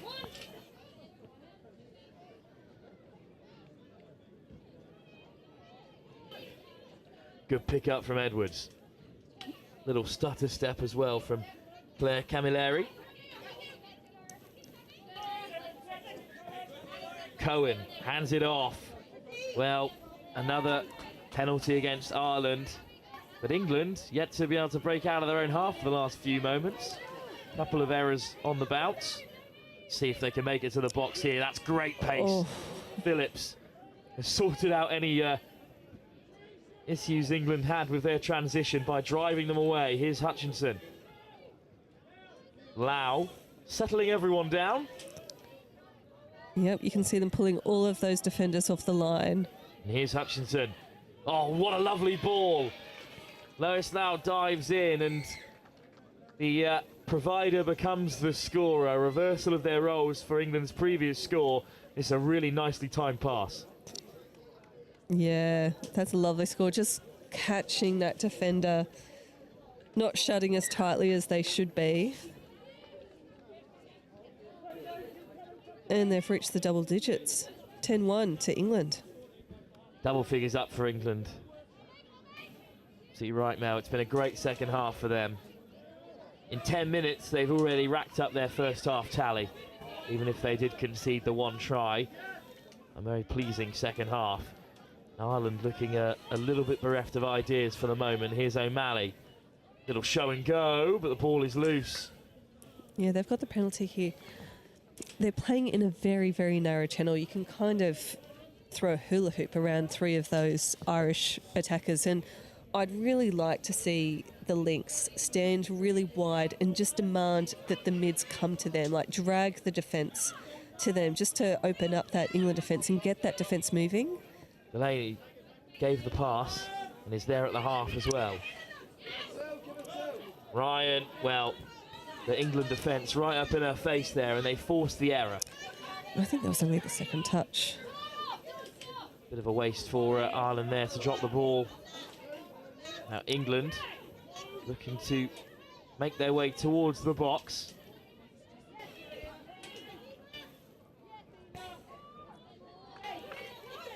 Decent carries from England, they're up to halfway. Yep, subs coming on now. Semi Phillips passing back in, keeping the ball alive. Jones opening up the legs. What a lovely pass that is. Good footwork as well from Lamb, the opening try scorer for England, way back in the opening foray of this game. Phillips, oh, lovely little dummy, looking to open up the pitch, and it's just ricocheted off Lamb. But she was well covered by the Irish defence. This is where you see the intensity of the England defence. You've got three players up, already two players set back, shooting up themselves. Ireland working hard to transition, but that was another miscommunication.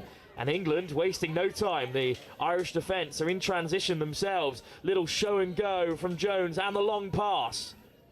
Back on the inside, well held by Phillips. Wonderful hands. Yeah, they missed a bit of a chance there. You could see there were no Irish defenders on the outside. A couple of the girls spotted it and tried to spread the ball, but they retained possession. They didn't do anything silly. Jones rolls it back for Amy Phillips. Jones, Phillips, good line. She's there in support. It clatters off of Laura Edwards. Unlucky there to get the six again. I don't think she was really playing at that.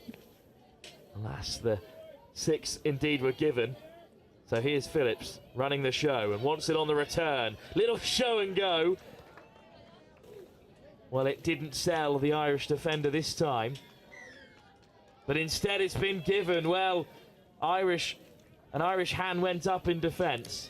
But Phillips has made her way through the Irish line and scored another. Yeah, I assume she must have been offside here. You can see the Irish defender had to get back to her line, and potentially she was just caught. It took a bit of deliberation between the match officials, but in the end, the try is awarded to Sammy Phillips. Oh, this is much better from Ireland. Strong drive from Newell. We need to keep this momentum going. Oh, David, that's it's a slide better in there from DePore. But the try hasn't been given. As you said, Mel, a much improved attack for Ireland in these closing stages. Camilleri. Well, that's the end of the Irish attack for now. But Mel, you were saying much better drive forward in transition from Ireland. Yeah, when they build momentum and they just focus on the go forward, I think they look very, very strong. And you can see that they got to the England line with one or two touches to spare. So I think the problem is when they're getting those turnovers within QE of the England line, they just get very flat, very static. And I think they just maybe need to go a bit deeper and to go with momentum to attack the line. Touch made by Claire Rylands. Ireland up to halfway. Cohen. With pace injected onto the attack by Doyle, but penalised there. England will have 6 touches from just shy of the halfway. Now, Mel, we're talking about the women's 35 division on the whole. It's grown a lot in recent years, as you said, but is this potentially a division that England could find themselves in the running for come finals day? Yeah, absolutely. I think they're definitely medal contenders. We don't have an Australian team from memory in the 35s division, or a New Zealand team. There, in fact, is no New Zealand team. New Zealand You're right, team yeah. in this division. So Australia, like most divisions, are the red hot favourites. So England very much fancy themselves a medal, but as we saw this morning, South Africa are going to be very tough competition. Singapore also beat Fiji 9-0 in their opening game, but yeah, Singapore, very, very strong country. So I think between those three, they'll be sorting out the medals between them. perhaps that's the top 4 then that we might see. We'll see how it unfolds throughout the week, of course, but this, a much better performance from England as they close in on the Irish line. Grimsey throws it inside. Good take under pressure from Waddle. And yeah, when it comes to those tough games for England, these errors are what they're going to want to eliminate from their game. If they're making those kind of handling errors against a game that, you know, they're winning by 10 tries, they're going to want to perform in those pressure games. This certainly is a good response following their defeat to South Africa earlier on today. Here's Grimsey back inside towards Waddle. Once again denied. Good defensive set by Ireland. Good to see, even though the game is beyond them, but they're keen to keep out England. Tiga. And you can see England here, see how they bring out the Irish defenders to come in at the line with a bit of speed, with a bit of momentum. That's what I'd like to see replicated up the other end, because when Ireland do that, they do it really well and have had plenty of scoring chances. Did rack up 3 tries in their defeat to France, conceding 7 on the way. So this will be their second loss of the competition, but that's a better transition and a good run from Emer O'Malley. Lovely ball on the inside, and Ireland take it down the blind side. Oh, I love that little bit of play. Camilleri. And they've got the penalty from it. Just that little heads-up play, something just a little bit against what they've been doing, and they've got another 10 metres here. Camilleri will take the first touch. Get it on the return. Anthony Newton dumping the ball. Newell plays half. Good scoop. Oh, looking to float it back over the shoulder, but didn't have the support on the right-hand side. Yeah, I think she should have had someone there as well. I think that was really good heads-up play by her, and I think that inside ball was definitely on, as we see England throwing a great inside ball towards Waddle. Yep, making some good yards.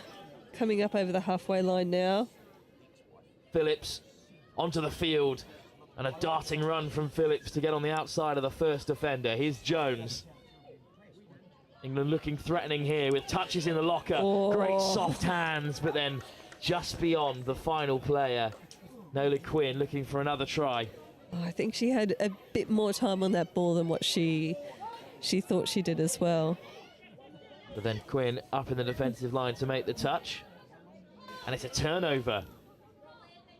Well, England need to get a shuffle on here because Ireland are in transition. Here's Jones. Phillips. She quickens the pace in this attack. Jones again. Phillips at the half. Well, they're right up to the line here. Flashed across, but it rockets off an Ireland player. So they'll have another 6 more.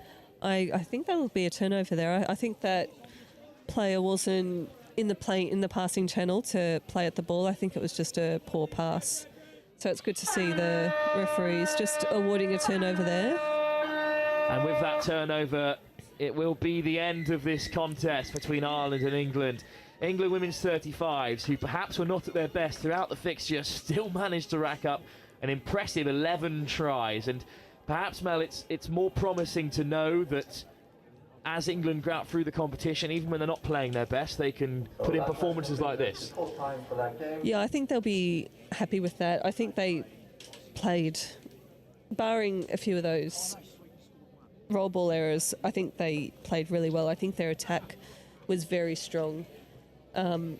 Very good attacking dumps, just nominating the player to do that attacking roll ball, setting up some very, very good plays from there. I thought their midfield D was very good as well, and Ireland have a lot to take out from it as well. I think they just need to roll into that attacking line with more depth and more attacking intent. And for them, Laura Edwards, I thought, was a standout player. I think she's got so much promise. Well, we'll see how it unfolds in the rest of the tournament. Perhaps if Ireland can win a few more games in the latter stages, they can sneak into 4th place. But at the moment, it's England who have got their tournament back on track and are hunting for a place in the semi-final. We'll be back very shortly for our next game, where South Africa take on Fiji in the men's 50s competition.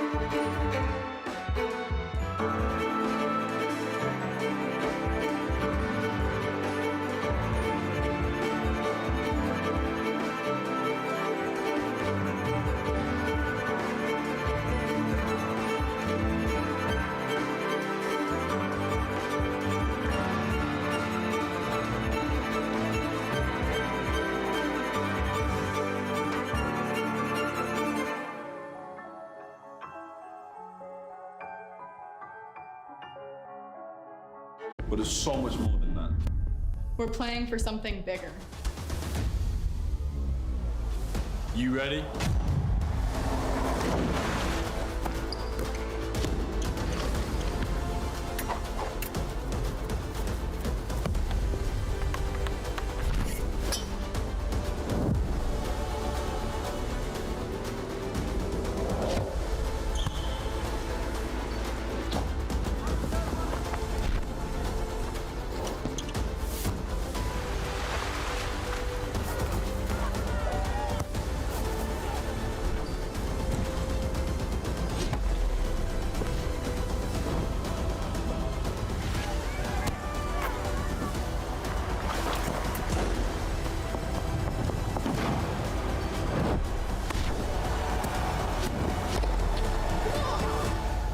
Question is, how are you going to leave your legacy?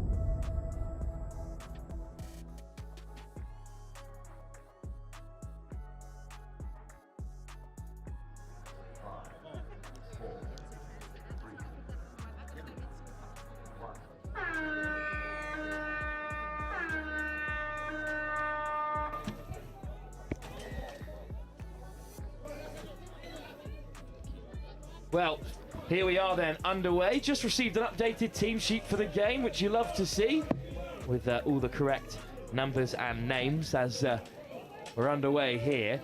Fiji, who, according to the official guide, were beaten in their opening game. They were beaten comfortably in the end by Singapore. Or sorry, they were beaten comfortably in the end by England, 16-1. South Africa, on the other hand, put 15 past Malaysia in that opening game.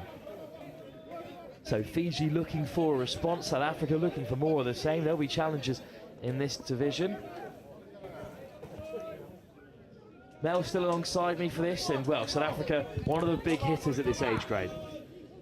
Yeah, absolutely. Their age grade teams have been phenomenal. I watched their women's 27s play yesterday as South Africa slide in for a very good score on the wing. Their women's 27s were class. It was like watching a women's open team with their speed. So, yeah, South Africa have definitely come to the World Cup to play. As they open up the scoring here, we can see little short runner, and then the winger just not covering his opposition number.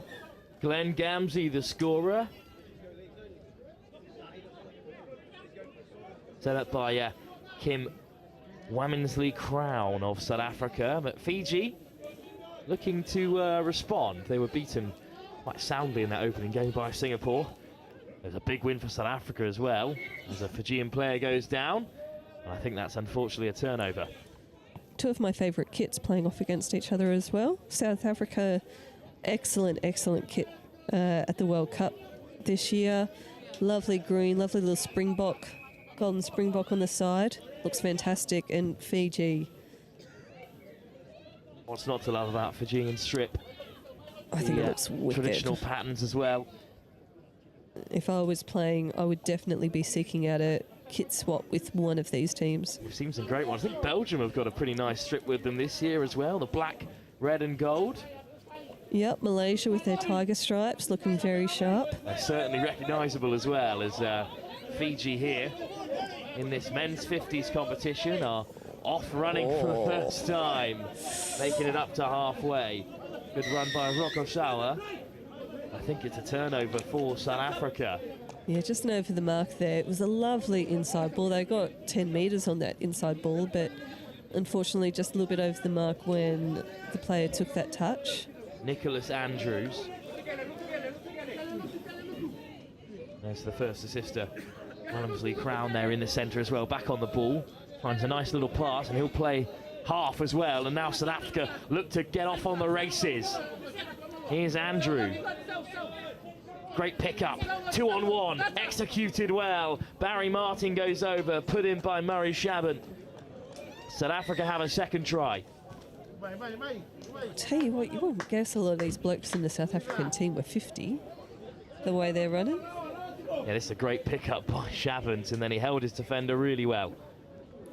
Not much that Tamisoni Rokosawa could do about that one. Yeah, it was a lovely delay on that pass, wasn't it? Absolutely was, and it's got Fiji backpedaling. They will tap off from the half. Tap by Joshua Volau. He plays it out to the left. Bareti Fonmanu. There he is. Fonmanu again. Volau. Fonmanu at the half. Good work from Fiji, making their way up the field. Some really sizable players in this Fijian side. You can imagine they're pretty impressive union or league players in their time as well. Yeah, now taking the field with touch. A couple of touches up their sleeve here, Fiji. Nice split of the ball. On the pace. There you go, diving in close range. I think they'll have their first score. Lovely. Over goes Joshua Volau. And Fiji have their first score. Just watch this split off the ball by Joshua. Straight to the right, in chopping that hole very, very nicely. Fed by Bareti Fonmanu.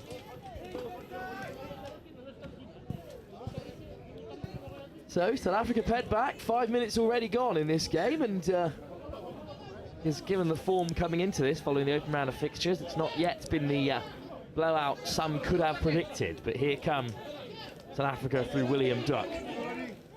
Good pick up from Martin. Try score already today.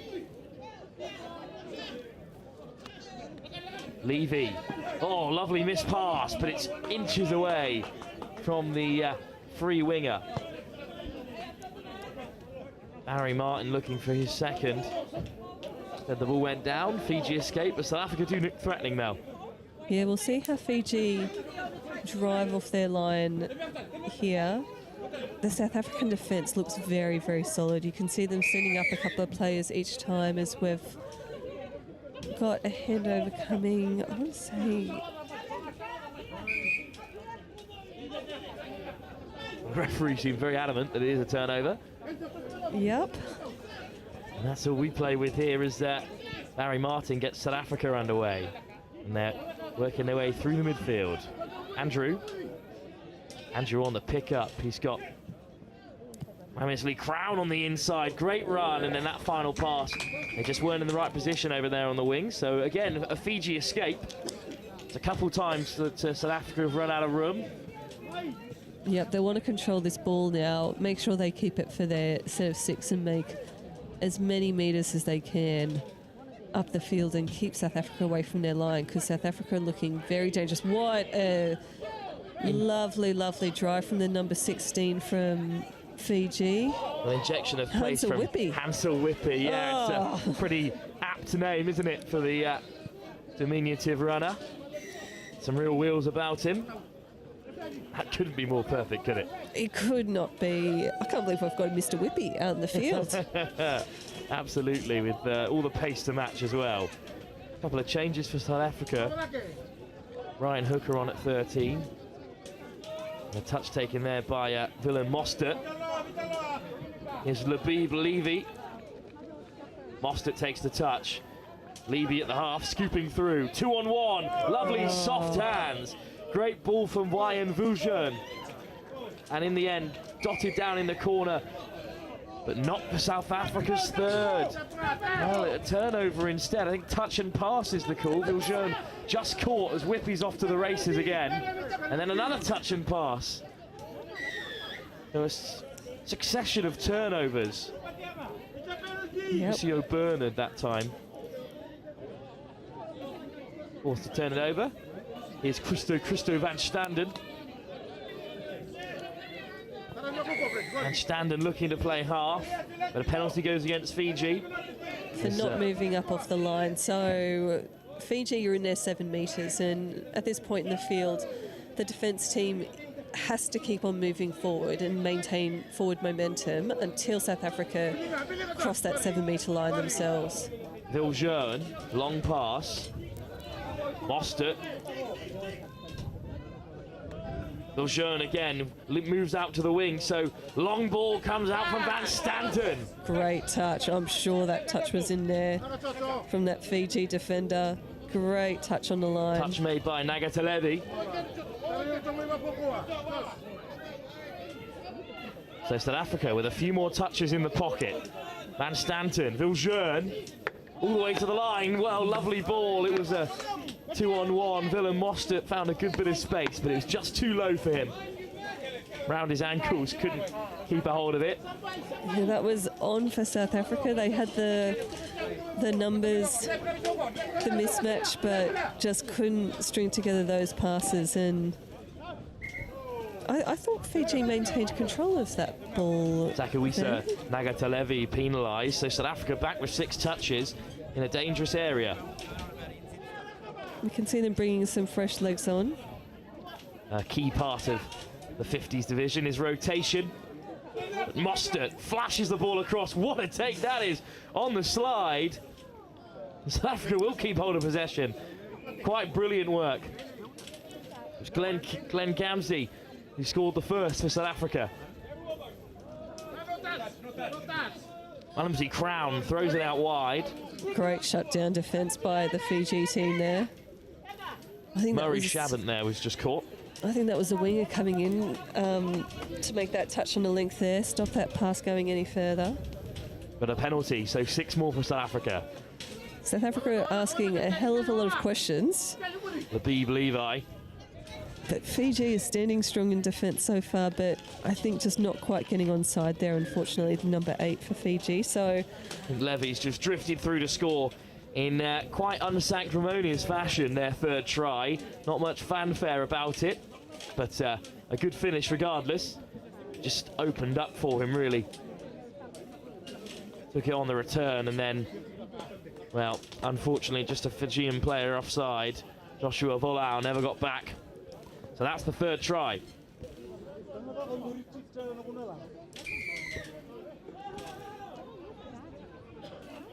So Fijian tap off then, right on halfway.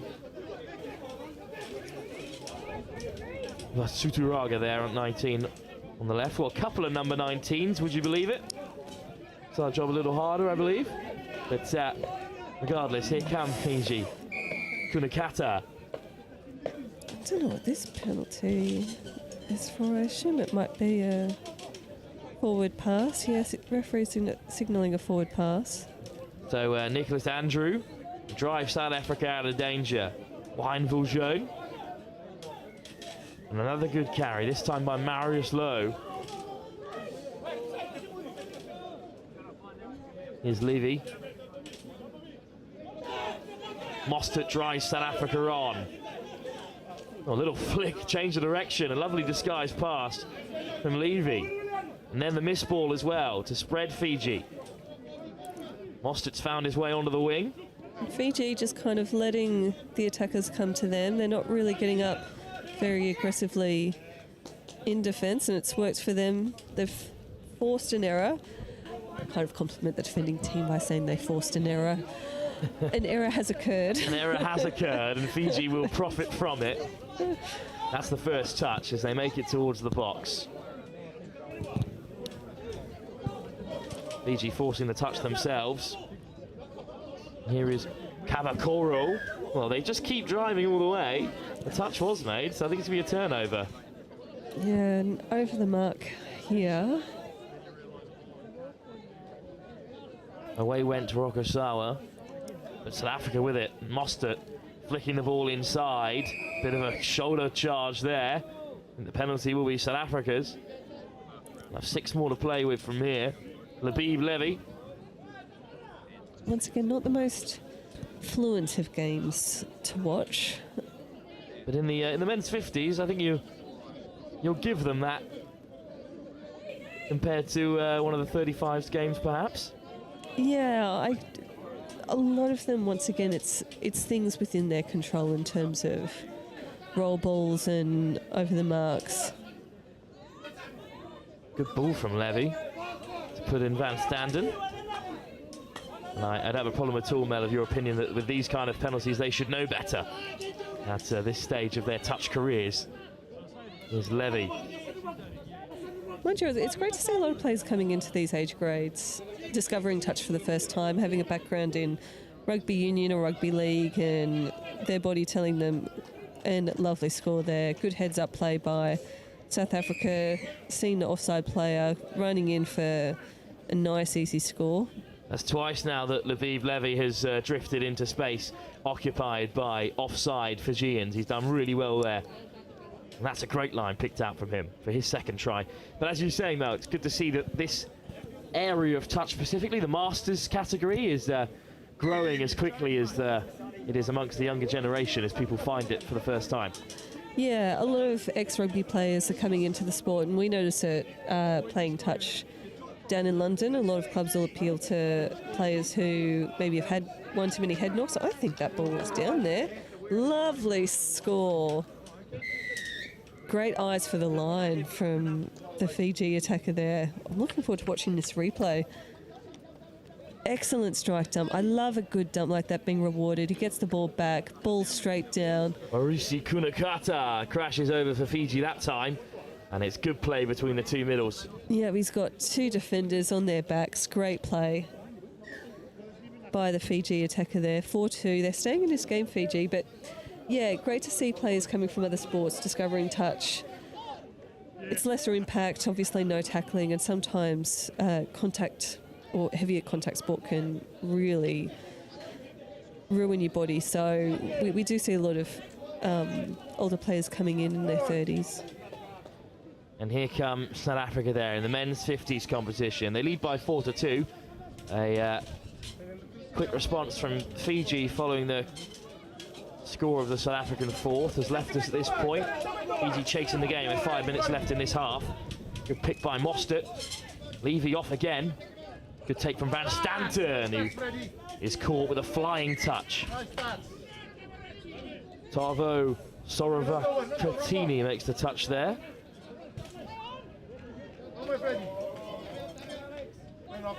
And heads off the field. A very relaxed exit from the field. Lovely deception on the wing there. I love that style of play. Lovely stuff from Vasuturaga. Oh, these are some nice drives coming from Fiji here, targeting this left-hand wing. Lovely little ball. Well, they're just a few inches out now. Lovely turn from Burnham. Gave the pass. And down went Tawakilai. And that's a try given. Creator of the Fijian second, Lorena Tawakilai. Set up this time by Musio Burnham. What a little place. Lovely pass. Dumping the ball 50 centimetres off the try line.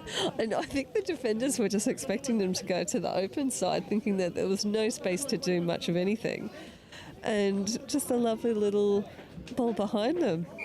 Well, Matisuela Lituana Bogi is now wearing number 12 after the recently updated team sheet. So Lorima Tawakilai can be credited with the Fijian third. All of a sudden now they're within one score of this South African side. I mean, and they're doing it in such a subtle way.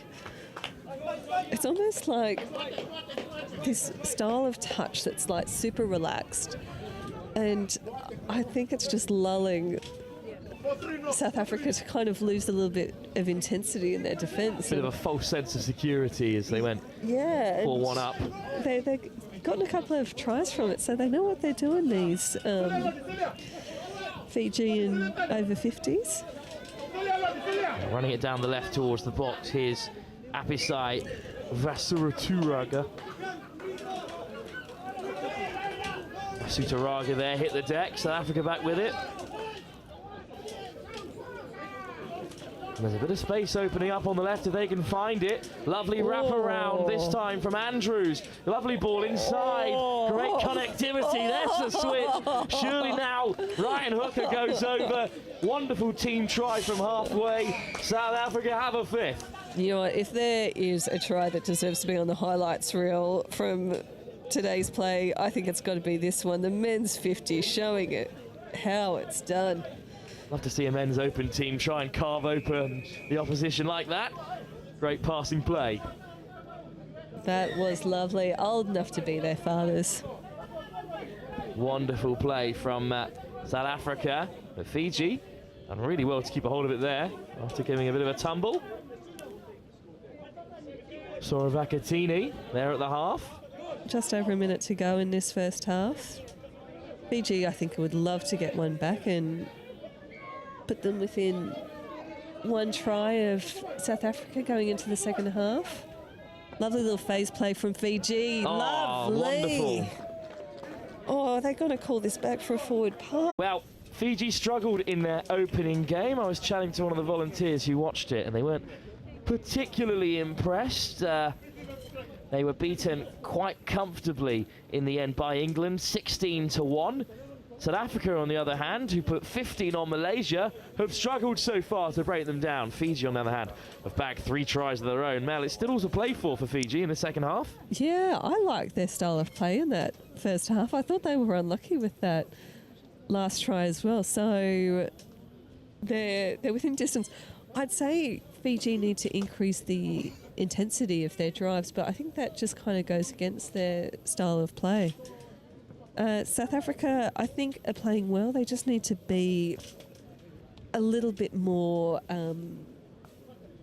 disciplined with their defence. I think they're kind of running at the Fiji pace, and Fiji are running quite relaxed into that attacking line, whereas in South Africa, just missing a couple of key touches to let Fiji back into the game.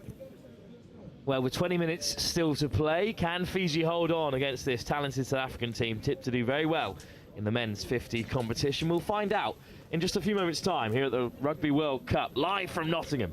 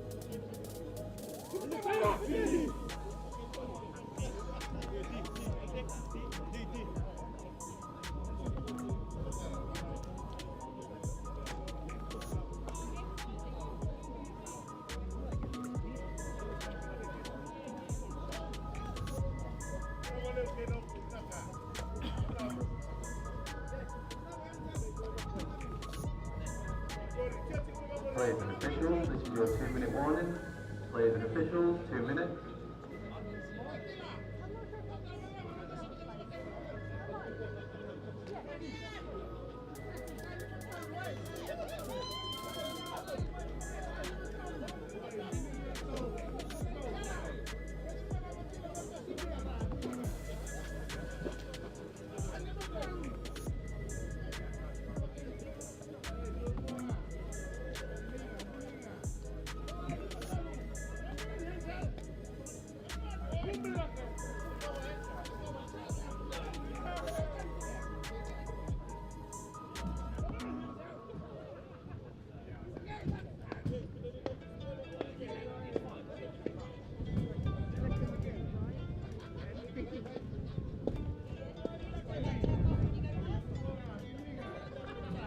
Players and officials, this is your 1 minute warning.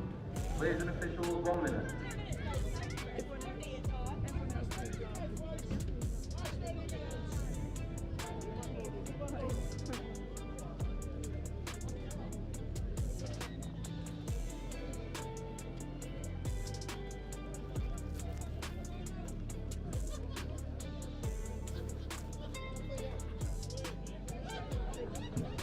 Players and officials, this is your 30-second warning. Please take to the pitches ready to play.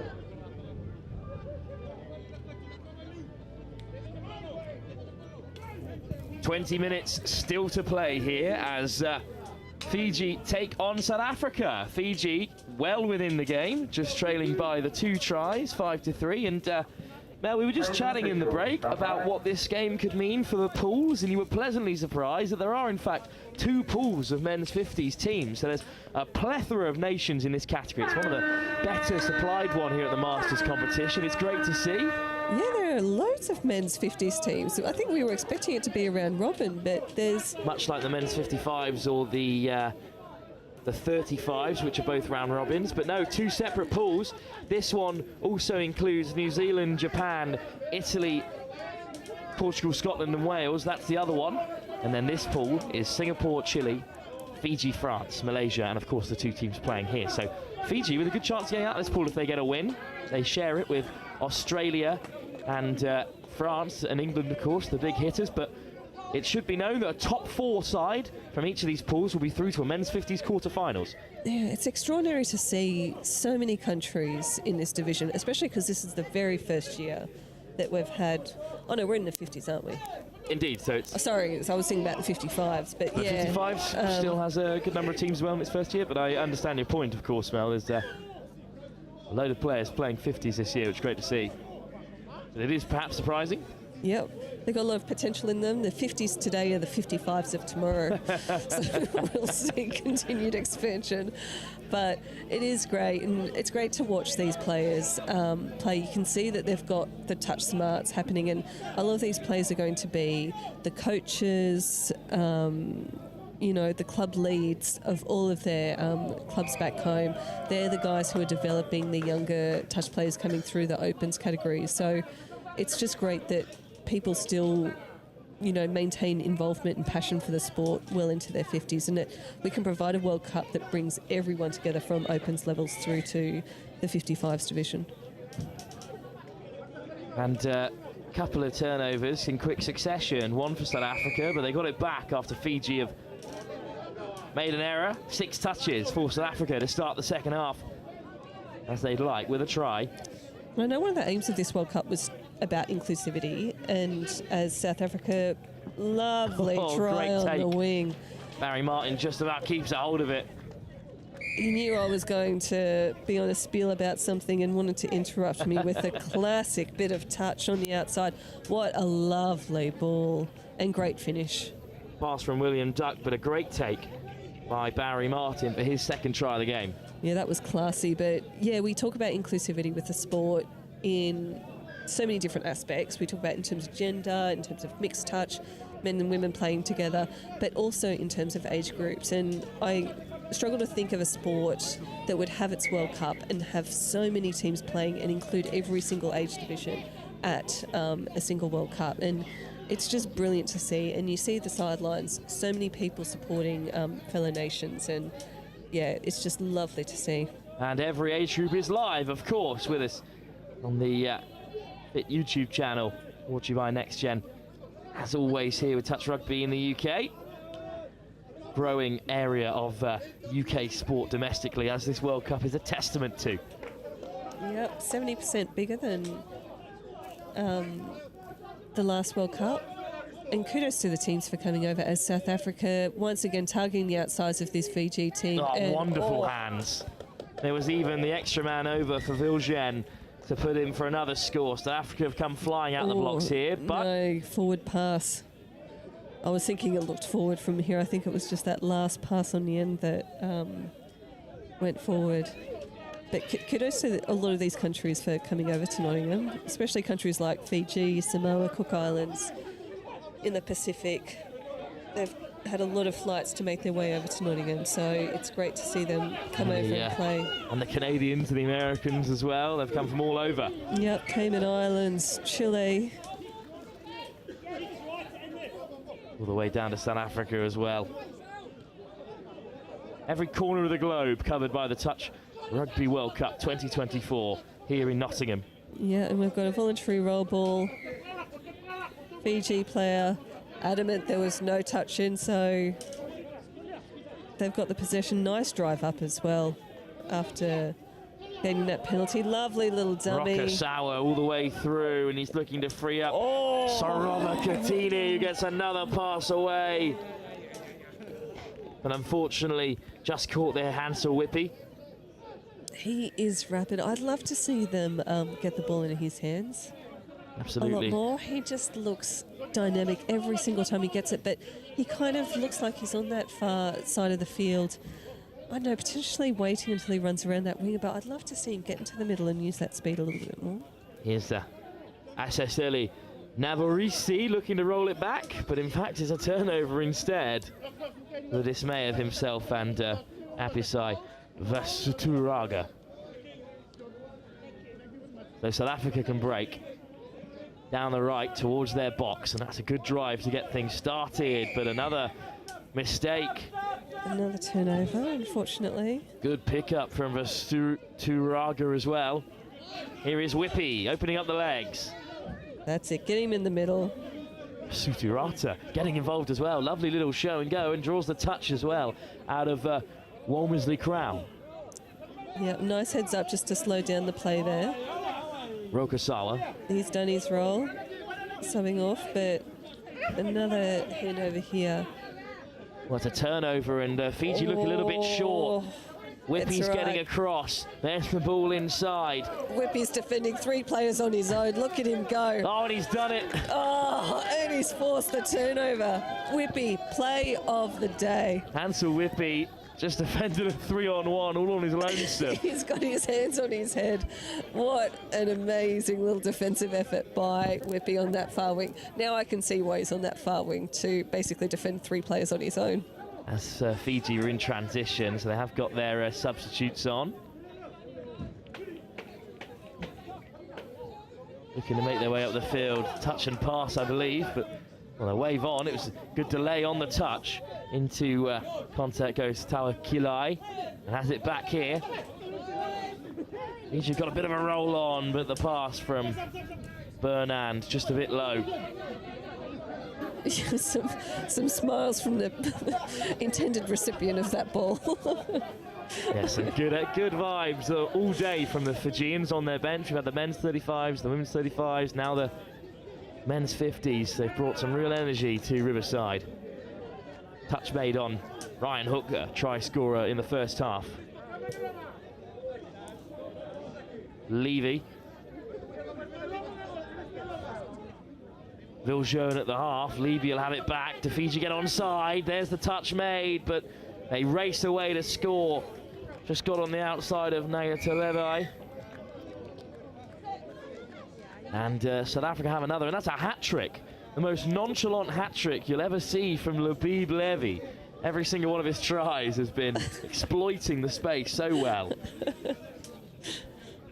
Very relaxed stroll over the try line. And he's third as well. South Africa leads 7-3. Fiji yet to score after the break. South Africa have added 3 more to the tally. Yeah, they're starting to stretch away now. Or twice even in this second half. Here come Fiji though. 4 more touches inside South Africa's half. Spreading the play. Yeah. Tawakili. Nice yards here from Fiji. Lovely inside ball back. They're in the 7 now. Pick up from half. Oh, lovely switch on the inside. And another. Tawakili looking to free the hands. We've got a tap-off play in my club called a goosey double buller. And the double buller is basically a double switch, and I think Fiji were almost just there. pulled it off on the... Tawakili had his hand out for the next one as well. But they've got a few more touches to play with, but it's just behind Lurima Tawakili. Some defensive work then. Good touch from Asesele Navarisi, but South Africa are transitioning well. Hard line this time from William Duck. Flying through, but South Africa will roll on. They've got numbers over here. I think they might go all the way. One more pass. It's Barry Martin's turn to score the hat-trick. Just when you think the game is just passing at a sedate pace, South Africa just put the accelerator on. Let's look at this passage of play. This ball out was an absolute belter, and just in time to get that pass out to the winger. Ratutila Kabakoro got across to put the pressure on Kim Womansley-Crown, but gave the pass. Good timing. Hat-trick for Barry Martin as well. 8-3 then. The score ticks over for South Africa.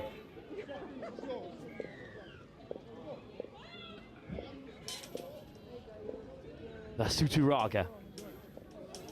Burnand and Whippy getting around one. Oh, look at him go. Little stutter step into the hands of Apisai Vasuturaga. Whippy again. He's creating chances everywhere he runs, isn't he? Just off a South African player there. Oh, they got very lucky here, Fiji. I thought that was going to be a touch pass, but the referee has got South Africa off for offside. 6 touches then for Fiji. Big opportunity for them. Yep, they're taking the time with the restart here. Vasuturaga with Marcio Burnand to his left. Yep, we can see the winger in front of our commentary box on the right-hand side calling for the ball. Oh, it's returned back to... well, it's a very encouraging play on the sideline. Returned back to Vasuturaga, who just crashes over, but they'll have to go back for another set. Yeah, we talk about a lot of these guys being ex-rugby players, and we've just seen a demonstration of it on the far side of the field. Now Fiji will look to be a bit more expansive. Touch made. Into the line comes Sean Kama. And Kama loses the hat and the ball, unfortunately, there. But he's back into the defensive line.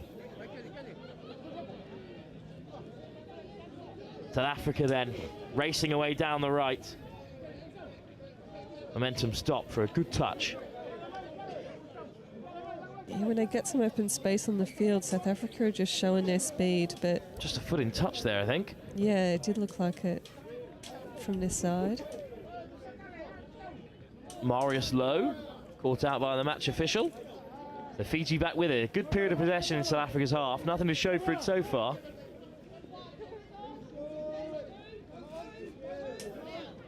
Good yards here through the middle for Fiji as they pick up from half. Pass back out. They've made a good 20 metres in the last 2 touches. Oh, lovely pass back to the right-hand side by Fonmanu. And down they go, but Burnand sent back to the 7. Loretti Fonmanu, long lofted pass, and they look to spread it from right to left, and that's a lovely ball. Whippy into the corner, but a great touch on the cover as he looked to cut inside. Kunukata. Yep, Fiji getting some massive fresh legs. pass. Well held, little show and go. Tawakili kept a hold of it and then looked to free the hands. But in the end, Joshua Volu caught.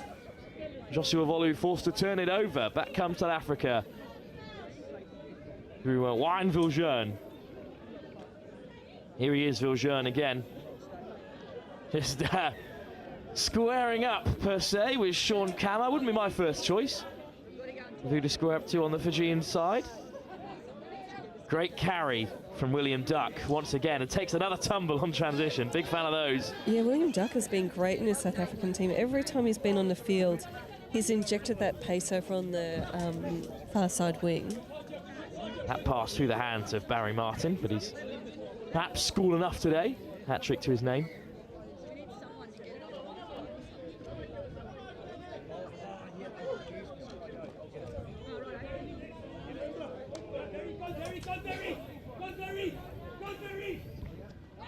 Freshly onto the field is Boggy. Oh, what a penalty for South Africa.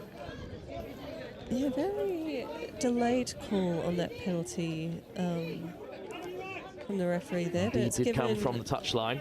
South Africa possession. Womansley Crown lifts it. Oh, that's an excellent run from Shabant. Great ball. Berry taking them all on. Ball back inside. And then sliding in from close range. The try not given, but a great effort from William Duck.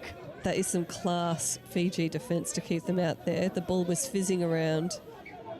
Here's Kim Womansley Crown. And a loss of control in the roll ball there. So Fiji with the ball back. Just over 5 minutes to go in this game.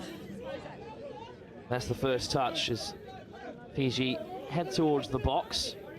5 minutes to go. It's been a long half an hour of rugby. These 50s players still driving on the South Africans with good line speed. Kabakoro onto the field. Plays it to Larima Tawakilai. Rolls it back. And now Fiji open up the pitch. Good hands. Yeah, nice spread of the ball by Fiji. Touch made on Nagatalevi.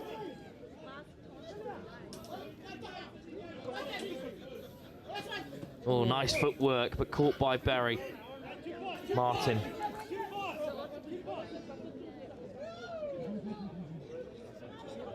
Touch there on Womansley. South Africa make it to an edge, but they do factoring in the changes. Beeb Levy on there at half. Got Nicholas Andrew there with him. Levy will go back to Andrew, you think? Last 5 minutes, South Africa keen to see out this game after a first half scare. And that's a lovely wraparound. Good ball. Oh, juggled and held. Flashed across by Mostert. And Marius Lowe kept a hold of it. And he has got the score. South Africa 9, Fiji 3. A very flat pass out here, good but ball. lovely hands. Even better take. Ratuchida Kabakoro came flying across, but couldn't lay a hand on Marius Lowe. His first score of the game.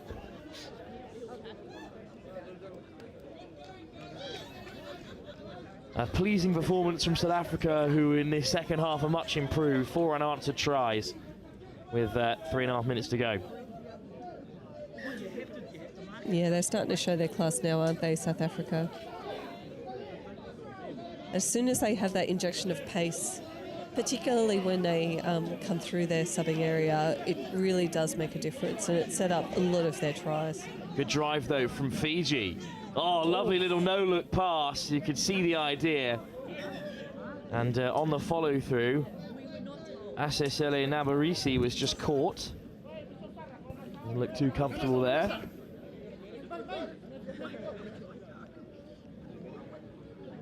Three minutes to go. And then our final game of the day. We return to the men's 45 division.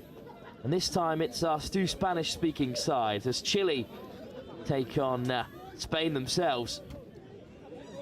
Very passionate Spain in the opening ceremony and in their support. Their women's 27 side took on France and beat them yesterday, and the support for the Spanish there was raucous, even overshadowing England, who were taking on Switzerland at the time.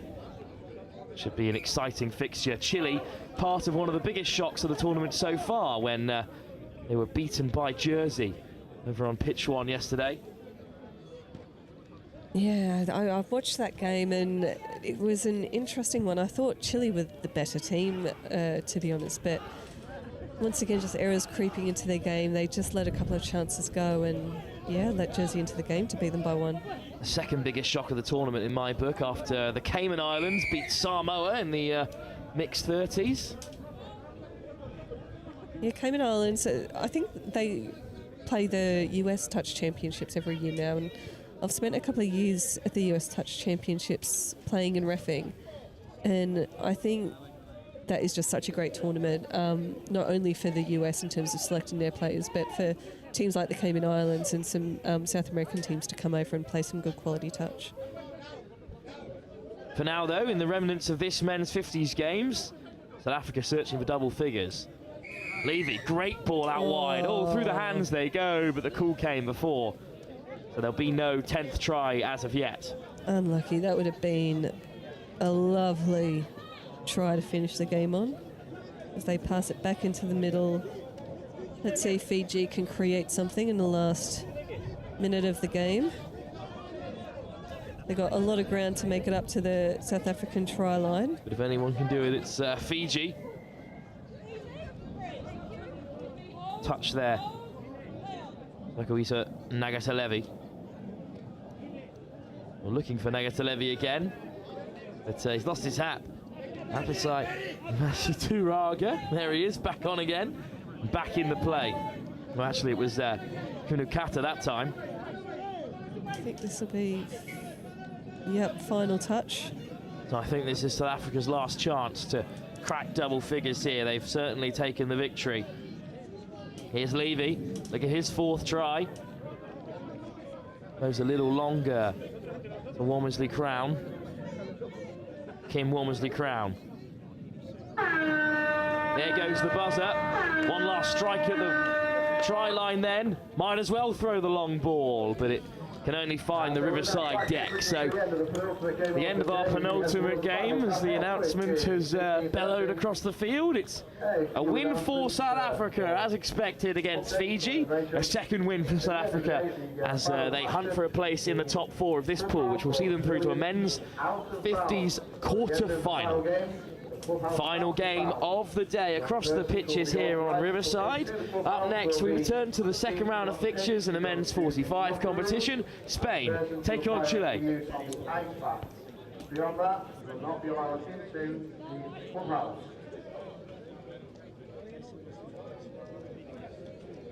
So once more, before you go, please do frequent the merchandise tent. It looks like it's going fast, so if you do want to get some items for this event this week, you better hurry up and get there soon.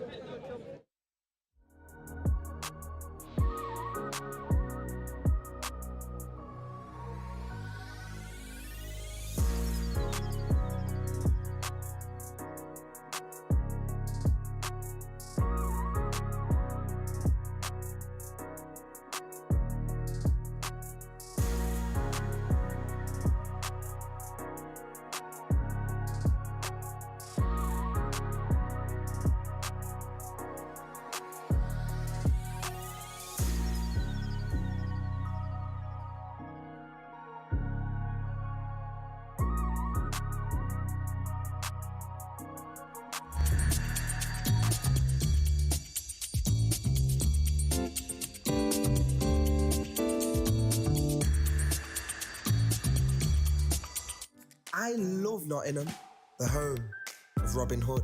From the bright lights of Goose Fair to the peaceful nature of the Sherwood Forest woods. There's a feeling of togetherness, unity, pure, honest, love. And that feels great like a bright summer's day at the horses down by the lake at Colic. All I love Nottingham. The River Trent, the embankment, the Nottingham Carnival, different cultures dancing. The diversity, just walking down Columbus Street on a Saturday. The 2 lions in the square stand tall with pride. And when the markets in town come alive, it gives me life. Listen, as the council house clock chimes, and depending on how many times, lets you know the time.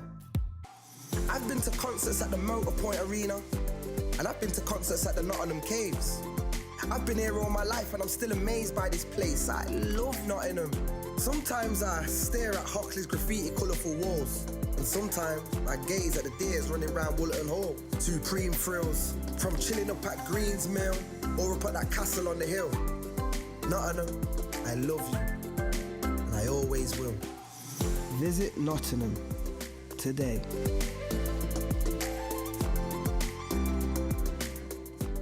Nola, and I'm representing the HIDEX programme, which is one of the sponsors of the Touch Rugby World Cup.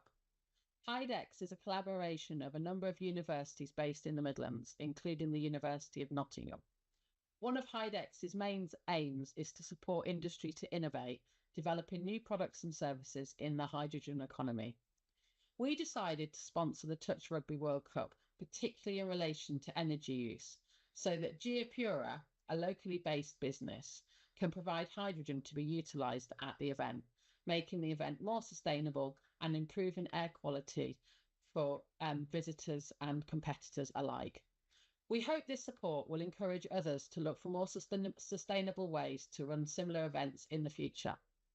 Finally, just to say, we hope everyone that's involved in the event has a great time. Thank you. So we're here at Hillhead Sports Club, the third year of our annual Pride in Touch tournament. We have 16 teams, over 200 players. We've got about a dozen or so referees. We've had also a whole heap of volunteers. It's been brilliant to come to Glasgow after previous versions in Manchester and London, and it's ended up being our biggest tournament to date.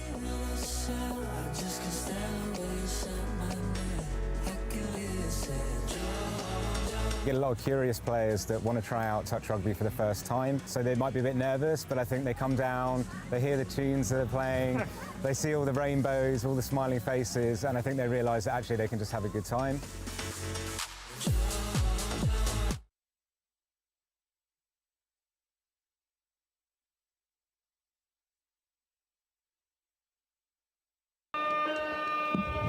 Our final game of the day here, live from Riverside at the Touch Rugby World Cup 2024. And it's Chile in the red and blue taking on España in the yellow and blue.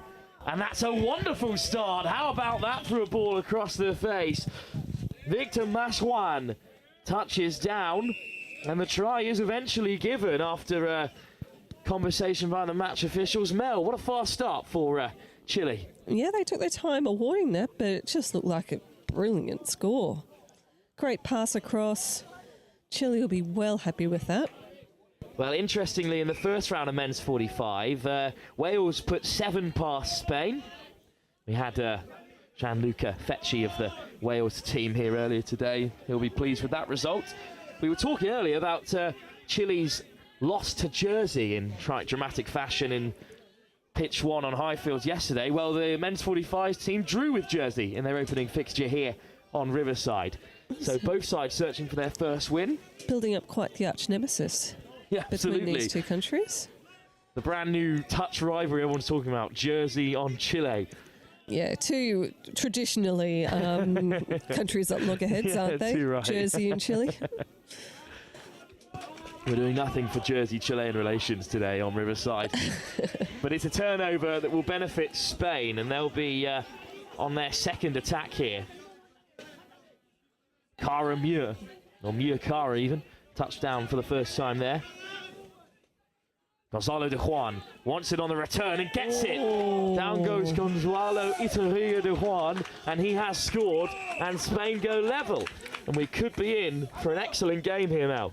Yeah, at first I thought this pass back in was slightly questionable, but he must have gotten it in line. A very flat ball inwards. Oh, actually, that did look very nice.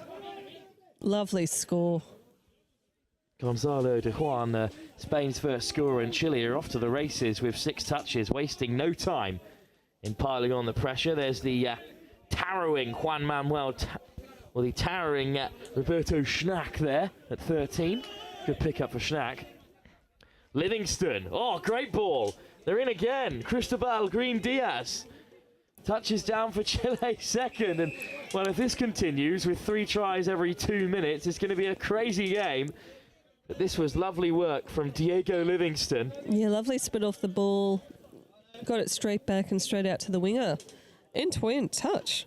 Brilliant. At least they're getting plenty of tap-off practice, both teams. Chile have scored from both their first attacks so far. Here comes Spain, who was, I'm sure you've heard 100 times on the commentary already. They've had quite the week in terms of sporting success, and they were vocal and passionate at the opening ceremony as well. They're here to take some names, are the Spanish. Jose Maria Esposito. There's the pass to Ramirez. Ramirez gets it back. Esposito. Well, Cara Muir has the turnover, and I think that is a commentary curse of some kind. That's coughed Chile up the ball. Normally when I do sing, people do lose their hands. Immediately lost the ball. Not in a very positive way. So I'm not surprised. But Chile now driving towards their box. And you can see the difference in pace this game compared to the 50s that we've just had. Very flat ball from the number 9 in, which he gets the ball again. Carlos Diaz at number 9 running the show there. Good ball inside for Cristobal Garcia Huerdebar. Some nice pronunciation coming from my co-commentator here. Well, there's Andrew Holmes, which I'm not going to struggle with, as he flashes one across to Carlos Sorrenti, and then into the corner they go. Juan Enrique Aguirre is just caught.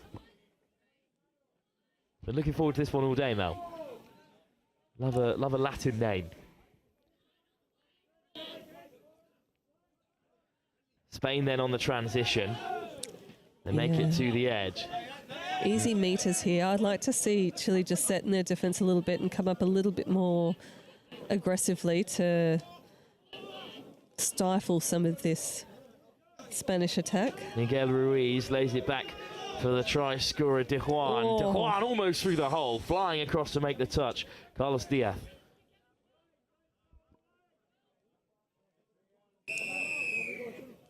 Oh, and a penalty here for a delay of play, I believe, with the return of the ball. So Chile getting an extra 10-metre leapfrog up the field. And here's Andrew Holmes, who will tap off for the Chileans.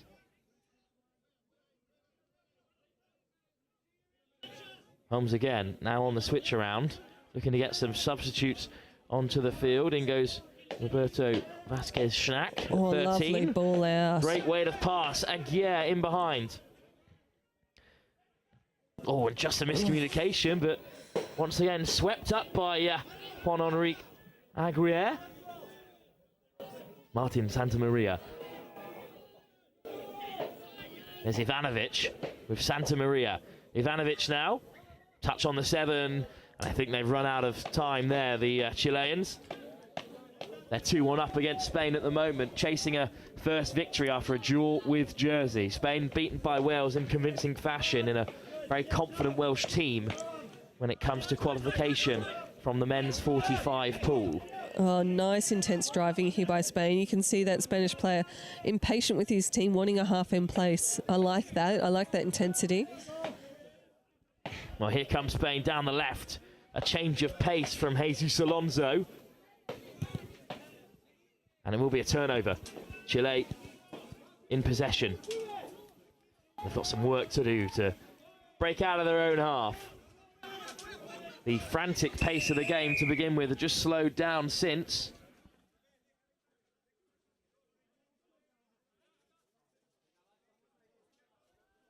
Two tries in the opening 2 minutes.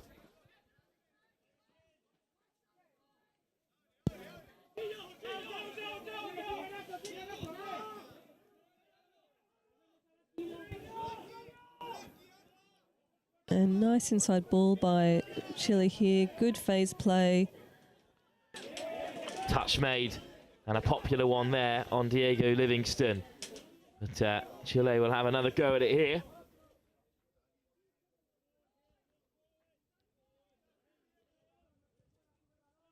Pablo Rock. Great Good name, by pick the up way. from Livingston. Rock, oh, he lifted off the deck at the very last minute. And I think that'll be 6 touches up for Chile. Or instead, it's a penalty against Spain.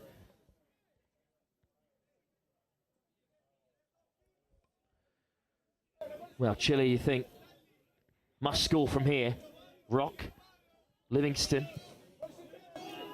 Pick up from Sorrenti. Rock on the inside, but across comes Jesus Alonso to make the touch. Need to be a little bit more adventurous here, Chile. Pablo Rock. Diego Livingston on the wraparound, searching for Cristobal Garcia Huidobro. Spain was stoked with that touch there, deservedly so. You can hear them on our near side touchline, just a few inches away from the commentary box. But now they're off to the races, and a hole opens up, and Cristobal Garcia Huidobro goes sauntering in. A very popular score. Yeah, we can hear the celebrations here. Sound like a vuvuzela? Something along those lines. Not sure where it's being played from.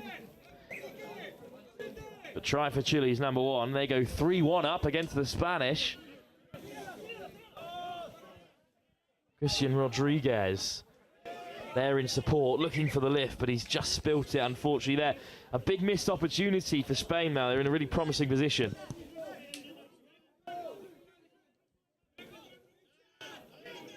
Oh, lovely footwork. Opens up Chile really well, but that is a bit of a coach killer now. Yeah, just undone by the half. It's so tempting to look up for where you're about to pass it, but you just need to pick up that ball safely initially, and it's so tough when you've got someone who does a great play like that, as we see just a drop ball from the Spanish side. Jose Maria Esposito fortunately puts it down. So Chile with a second opportunity to transition. Andrew Holmes just overruns his line. Christian Rodriguez finds the number 9, Carlos Diaz. Here he is again at the half, Diaz. Holmes. Diaz again, he's got a good turn of pace about him. Oh, a turnover, however. Roberto Vasquez Schnack forced to cough it up for Spain. Could do with a try pretty soon to try and address the imbalance here. A trail by 3-1 as we approach midway point in the first half. He's just got to watch his marks there. Oh, and the referee's called it. Just a slip on the way through. Yeah, he's kind of making that touch, initiating that touch, which is a really positive thing to do, but then just taking that extra step, and the referees have been on that all day. I'd say Chile the grounds there with a are few all touches. dried out now, which is good to see. I think that's the end of the rain forecast for the next few days, and the fields have held up very, very well. Oh, there's a slip there, however, so Spain in behind, and Chile forced the touch. Bit of moisture in there still, but... That's a lovely long ball, and that's what's been unlocking Spain all afternoon so far, live here on pitch 1 at Riverside. That's a great ball. And Chile have another score. Just unleashed by Juan Pablo Ivanovic. Juan Enrique Eguer this time is the man who profits from it, and Chile go 4-1 up. It's a strong Chile side in the men's 45, Mel. Yeah, showing their class there. That was a brilliant ball, and they haven't been throwing a lot of long balls, which is probably why that winger was standing very narrow defensively. As we see Spain play it on the 7, little pass back in, but the Javier Arroyo goes down. Another touch, so one more for Spain. Bless you, Mel. Thank you. As Spain power on here. Arroyo. Oh, it's just it behind David Irreola.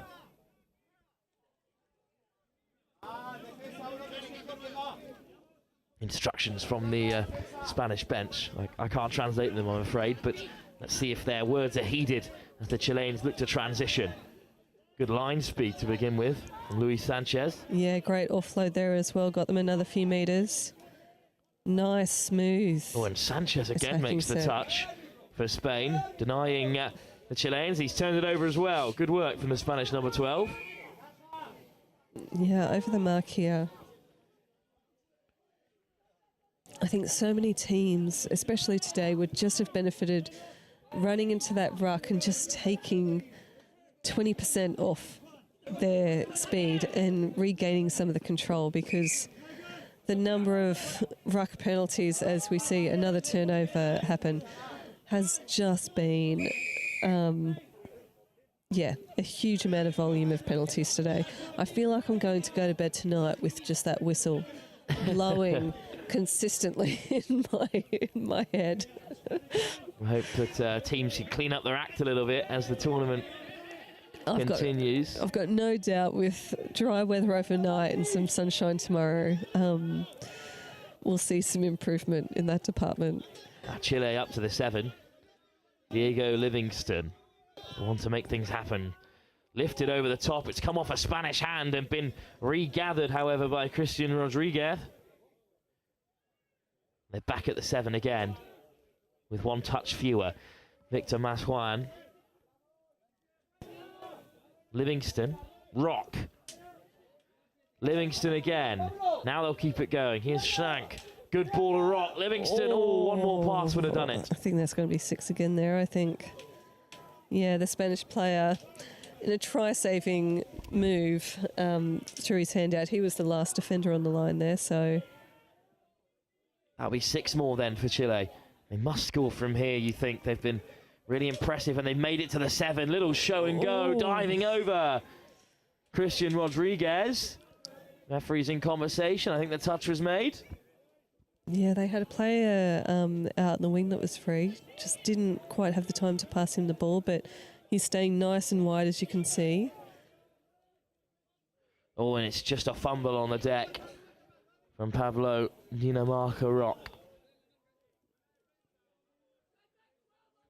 Good evasion as well, and then they just lose possession of it. The touch was first, but I think it'll be Spanish ball eventually.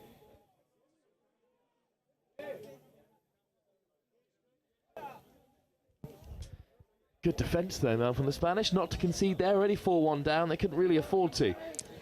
Yeah, it was good defensive set on the line. They were put under sustained pressure, but they did hold them out. And to be honest, I think they're starting to learn from the earlier scores that it didn't really look like the defence were really threatened in that set, which is saying something. But unfortunately, just another infringement here by the Spanish team.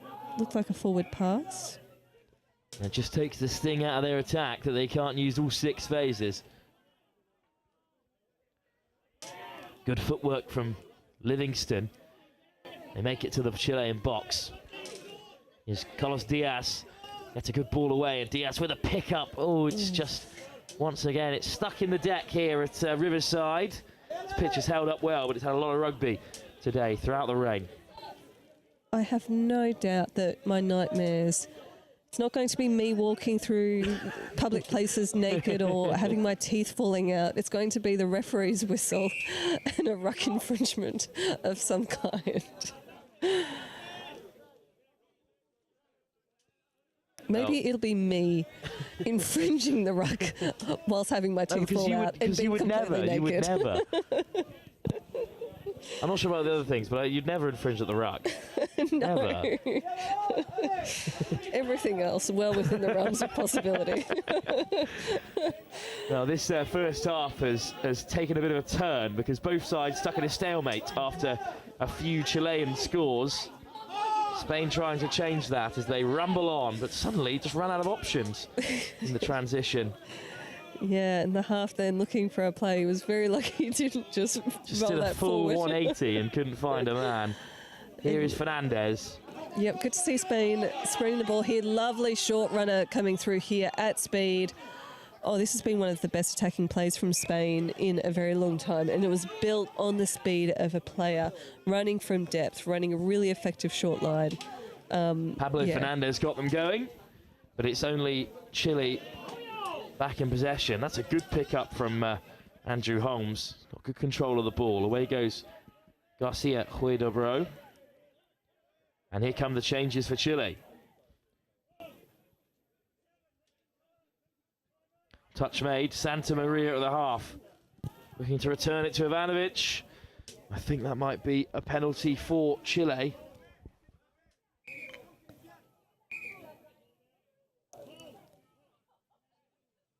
Yep, a repeat set on the line. I think the referee is talking about the touch potentially just being a little bit over physical, like getting the shoulder in the touch there. So Chile have 6 again.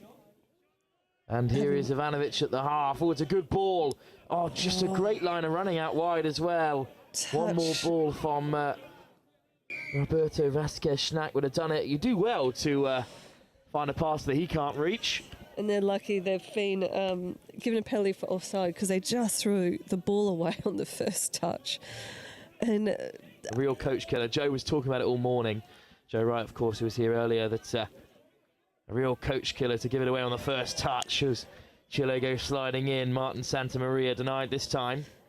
And I think what Spain need to do here, they need to nominate a defender to come up and make this touch. That first attacking phase before, you saw both middles coming up to make the touch. So there are 2 players involved in the touch, 2 offside players right at the side of the ball, and that's when players can just scoop through, target the offside player. So what Spain need to do is nominate who is going to go up and make the touch, and for the other players to come in and support them and make sure they can get back on side. Another touch taken. Here's Ivanovic. Yeah. Oh. Well, that was their final touch, and it hasn't been given as a score. The score remains 4-1 to Chile with 2 minutes to go in the first half. Spain desperate to get back in the game. They've just looked a bit uninspired so far, going forward at least. They made it to the box. What can their substitutes do? They failed to score against Wales in their 7-0 defeat. They've already done one better than that here, but they'll be looking for more. It's their Spanish-speaking rivals as Gonzalez takes a tumble. Good to see he's okay. Looked like his head hit the deck quite hard, but obviously with the rain that we've seen in Nottingham over the last 24 hours, it probably felt more like a pillow than concrete, which is positive to see. Well, there goes the buzzer. Chile will almost get away, actually. Oh, no. What a time that would have been to go end-to-end. Instead, it will be half-time with the touch. Well, it'll be a forward pass, so they'll play the penalty up here, and Spain will be looking to pull out a little bit of Spanish magic. Will they go for the try? Yes, they will. Little cut. Just caught, unfortunately. It was their try scorer, Gonzalo de Juan, who was touched in the end. And that brings us to an end of the first half in this final game here on Riverside. As Spain take on Chile, they trail at the moment by 4 tries to 1. They've got a lot of work to do, Mel, to get back into this game, because they've yet to really threaten Chile enough. Yeah, their defence has held up very well in the second part of the first half. I think they'll be happy that Chile had a couple of repeat sets on their lines, but Spain held them out. But we've seen their best success in their attempts to score is when they're going at pace at the line. So I'd love to see more of that in the second half. 20 minutes left to play in our first day of live streaming here at Riverside on day 2 of the Touch Rugby World Cup 2024. We'll be back for the second half in just a moment's time.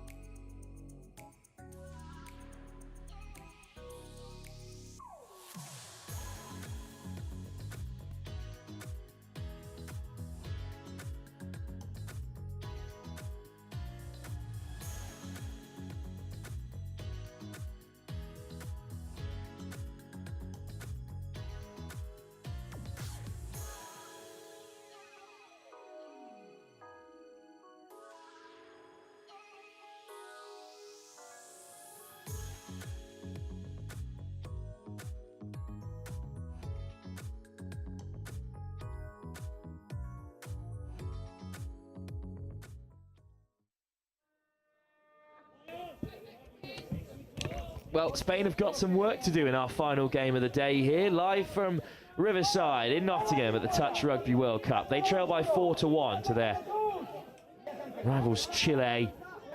Sliding in though, that might be a perfect start. I think the try has been given. What a start it is as well. Well, Chile got off to a flyer. Little try celebration. Well, they know exactly where the camera is. Lovely to see.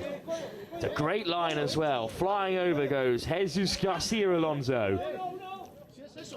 I assume he must have a little baby on the way or something like that. Wonderful if so. Or he fancies a large plate of pasta and he has a gluten intolerance. One or the other. Well, regardless, it's cut the deficit to just 2 tries as Chile comes straight down the other end. That's 2 really early tries in this game on either side of the half. And it's much better from the Spanish, just a bit more intensity that you're after, Mel.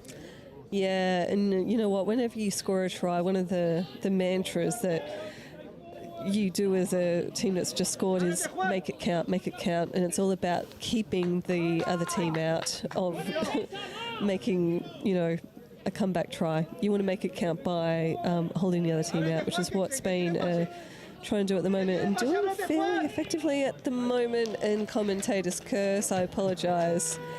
Well, Spain. Can you believe it? I mean, we've seen a couple of commentator curse moments today, a couple of knock-ons, maybe some infringement of the breakdown, never immediately conceding. Cristobal Garcia Huedebro flies over for Chile. Livingston and Rock involved, and well, we're back to 5-2 and a 3-try deficit. Now, I think you owe the Spanish people an apology. Okay, so if I was Chile right now, I'd be saying to my teammates, let's make it count. And by make it count, I mean, we've just scored. Well, let's see. We don't want to let Spain into our try zone. We started off with 3 tries in 2 minutes in the first half. We've had a similar flow of scores here as once again Spain go flying in. Miguel Raya Ruiz at the 7. Spain with 1 more attempt. Oh, but the whistle goes. Unfortunately, it's a turnover. Oh, that's unlucky. I was looking forward to having my commentators work both ways. For now, though, Chile escape. It was Chile who went up 2-1 in the early stage of the second half. We're level at 1 apiece in the second, for the moment at least.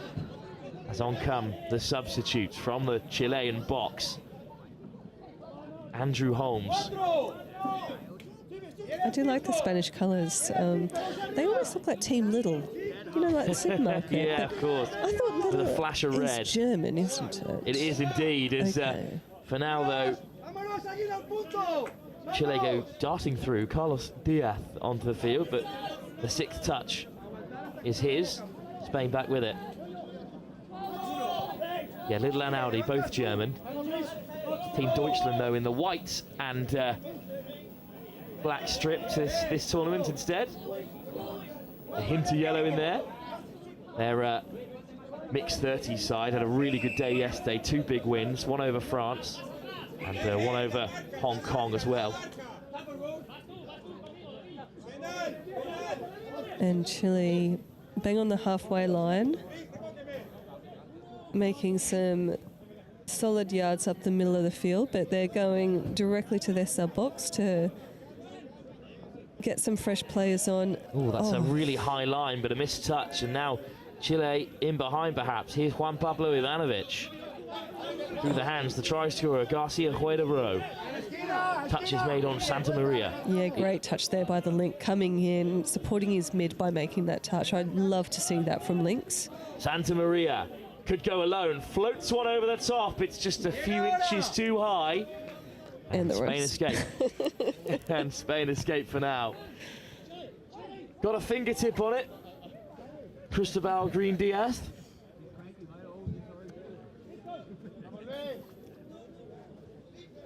Spain now with 6 touches to clear their lines. They're quite away from their box on this short side, but they've got plenty of players stacked up to come on.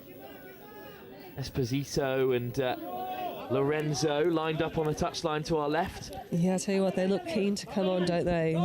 It's great to see we're well into the second half and these players are rearing to go, and they've come onto the field.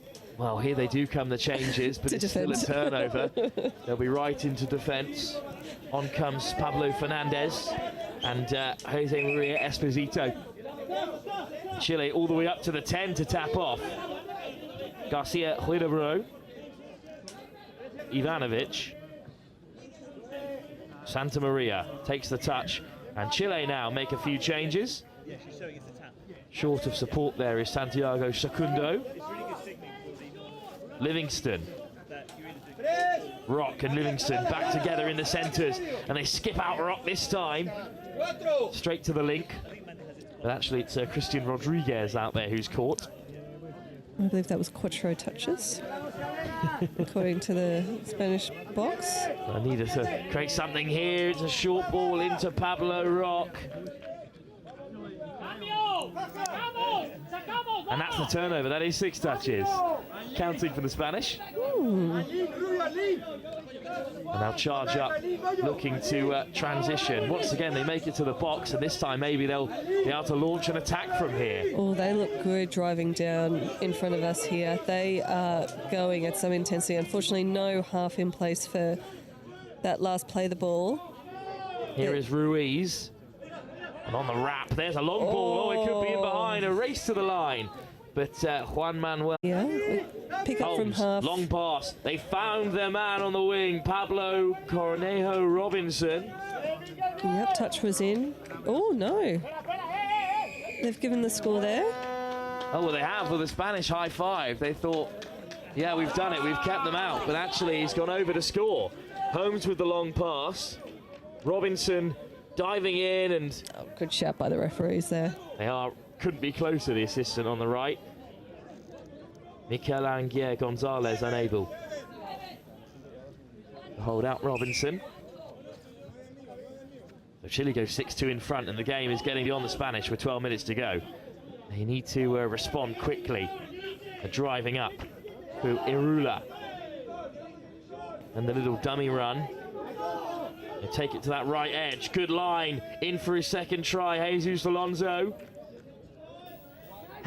Held at the 7.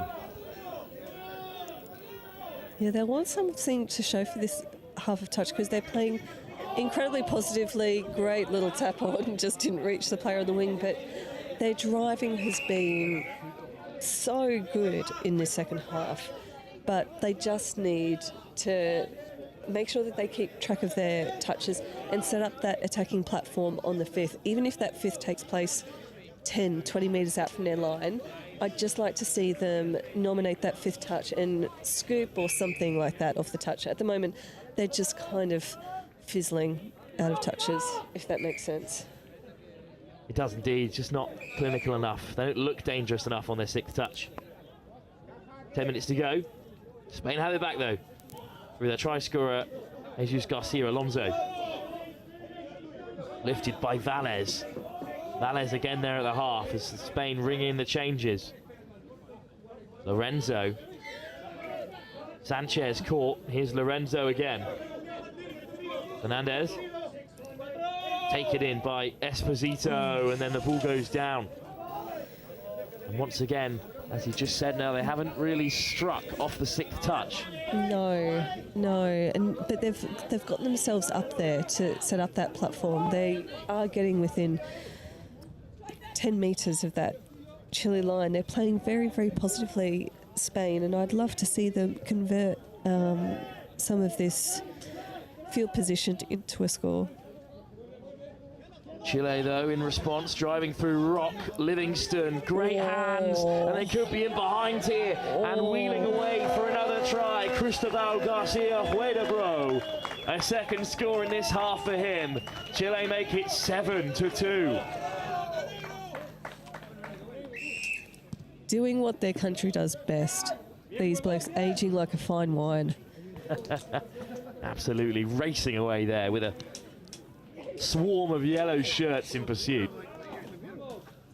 Yeah, that looked brilliant. And that little step back happened right in front of us here, and it looked sublime. Ignacio Valles there at the half again, number 1 for Spain.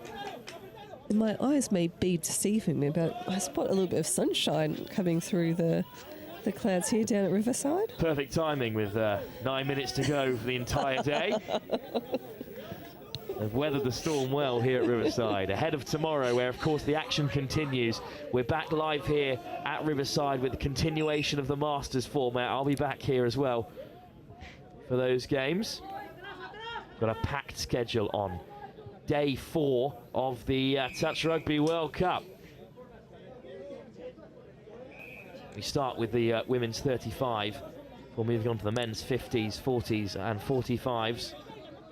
Who's playing in that 35s game? Wales, France at 9 AM tomorrow. Oh, that'll be a good one, I think. I think it'll be a cracker, I hope, as well. We've got action all the way up until 4:30 again, where Hong Kong take on New Zealand in the men's 40s. Our final game of the day tomorrow. Final game here is Chile-Spain, and it's been a really good half for Chile. Spain started the brightest with an early score. Chile responded with 2 of their own. Quite a physical touch there, not to the liking of Miguel Ruiz. Yeah, it's starting to get very physical in some of these touches. I think end of the day, you get a little bit tired, you get a little bit of fatigue, and sometimes it leads to a bit of lack of control in the touches. So players will just have to watch how they're coming into each of those contacts. Lovely tip on. They're into the corner. But across came Andrew Holmes to make the covering touch. I'm not sure how intentional that was. I think we'll give it to Pablo Fernandez. Oh, you know what? If that ended in a score, that definitely would have made the daily highlights reel. Almost an excellent score.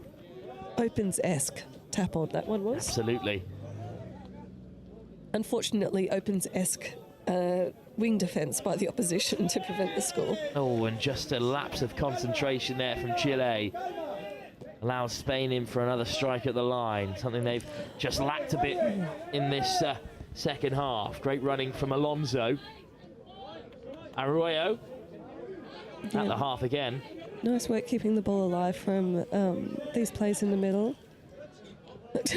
Well, a bit of a panicked ball away there. Unfortunately, I think they're going to call a touch pass or a forward pass. Well, disappointing. Spain just ran out of numbers, so back comes Cristobal Garcia-Huedro with a barnstorming run. They made great yards here. Need to keep the momentum on. Good step from Martin Santamaria, and through Chile go, but they'll be called back for a penalty. Going to maybe play the advantage there. Chile will have 6 touches anyway, they won't mind. Looking for their 8th try. Looking to do one better than Wales, who put 7 past the Spanish this morning.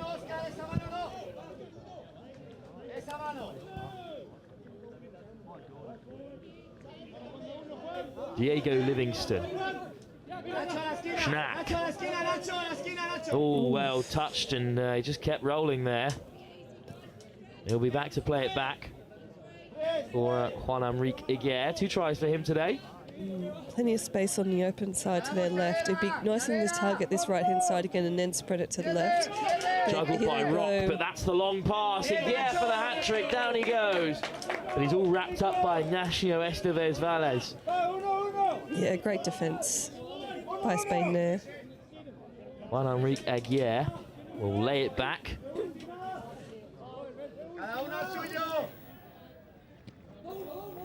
Oh, and Schnack takes on himself and dives in from range.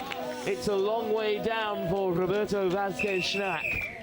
But he's flown in from way out, sliding across the Riverside turf.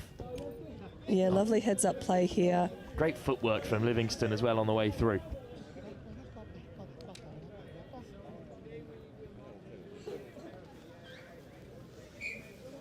Chile do have an 8th.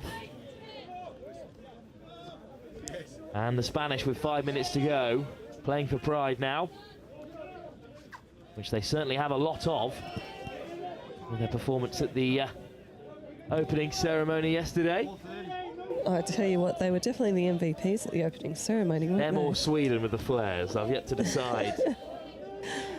Yeah, the Flares were a good shout with the ceremony. Not what I was expecting. Long ball out to the right, intercepted by Chile. Must have got touched on the way through. I was waiting for the turn of pace. Exactly. From Pablo Robinson, hunting for his second try at the half there. Rock, physical touch, and he leaves the field. Here come the changes for Chile. Fresh legs. Yeah. Carlos Diaz amongst them. Some of the fizz leaving this game now. I think both teams are just starting to relax a little bit, probably thinking that this is only the second day of a very long tournament for them. Good hands from Holmes. Oh, he's through. And Garcia Huertabro is not taking his foot off the gas. He races away for another score. And I think it has been given. Oh, just when I say the fizz has left the game, all of a sudden it gets carbonated on the outside here. Second half hat-trick for Cristobal Garcia Huertabro. Nice work to stay inside the game. Just about there. Racing down the touchline. Around 2 Spanish defences. Chile have a 9th and they'll hunt for double figures here while Spain search for a response. Arroyo. Alonso is there in support, but Arroyo goes himself. I would say the ball was down there. I'd love to see a replay. Oh yeah, the ref's got to give it. Good on him. Javier Diaz Arroyo is the happiest man on pitch 1 here at Riverside. He slides in for a score. Well deserved. What a score. Just saw the defenders were just standing on their line. They weren't up at all, and lovely cheeky little dive. The threat of Jesus Alonso with 2 tries already today was there and looming. Javier Arroyo is the try scorer this time. I think he knew exactly where the camera was as well with that little try celebration. Wonderful to see. We wish more were at it, to be honest, across the gate here at Touch.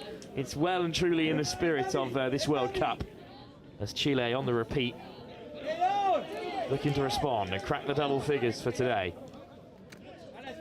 Big touch, here comes Ivanovic sliding in. Oh, I think... No, the referees are pulling it Juan back, Pablo Ivanovic, they're out of touches, I'm afraid. So here come the Spanish. Will they get one more before the end of the day? Minute and a half to go, and that's just clattered off the inside of the leg of Esposito. Yeah, just lack of control on that roll ball there.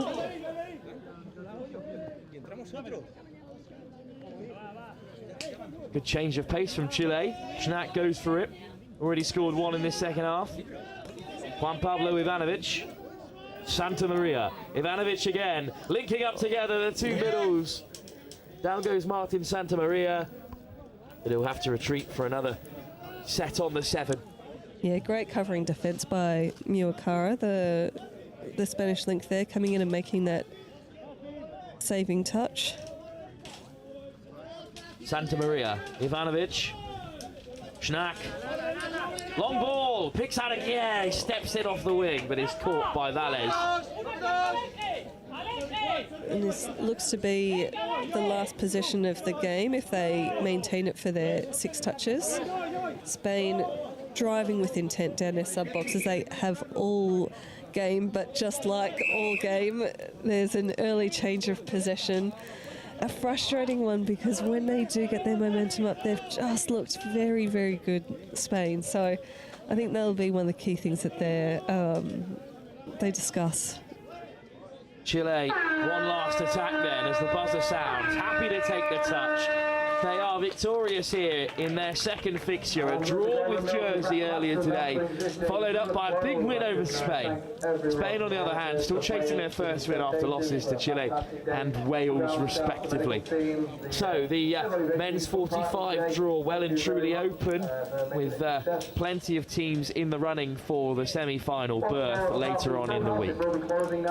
Well, that brings an end to our coverage of day 1 here at Riverside, day 2 of the Touch Rugby World Cup. We'll be back tomorrow at 9 AM for a women's 35 encounter between Wales and France. That's the next game for you live here on the stream with Next Gen and FIT, Federation International Touch. Thanks so much, Mel, for joining us this afternoon. Thank you. It's been lovely to be down here at Riverside. And thanks for everyone for listening in. I've been Wilfred Kemsley. I'll be taking you through the action tomorrow, live for day 3 of the Touch Rugby Rugby World Cup here at Riverside. See you then at 9 a.m.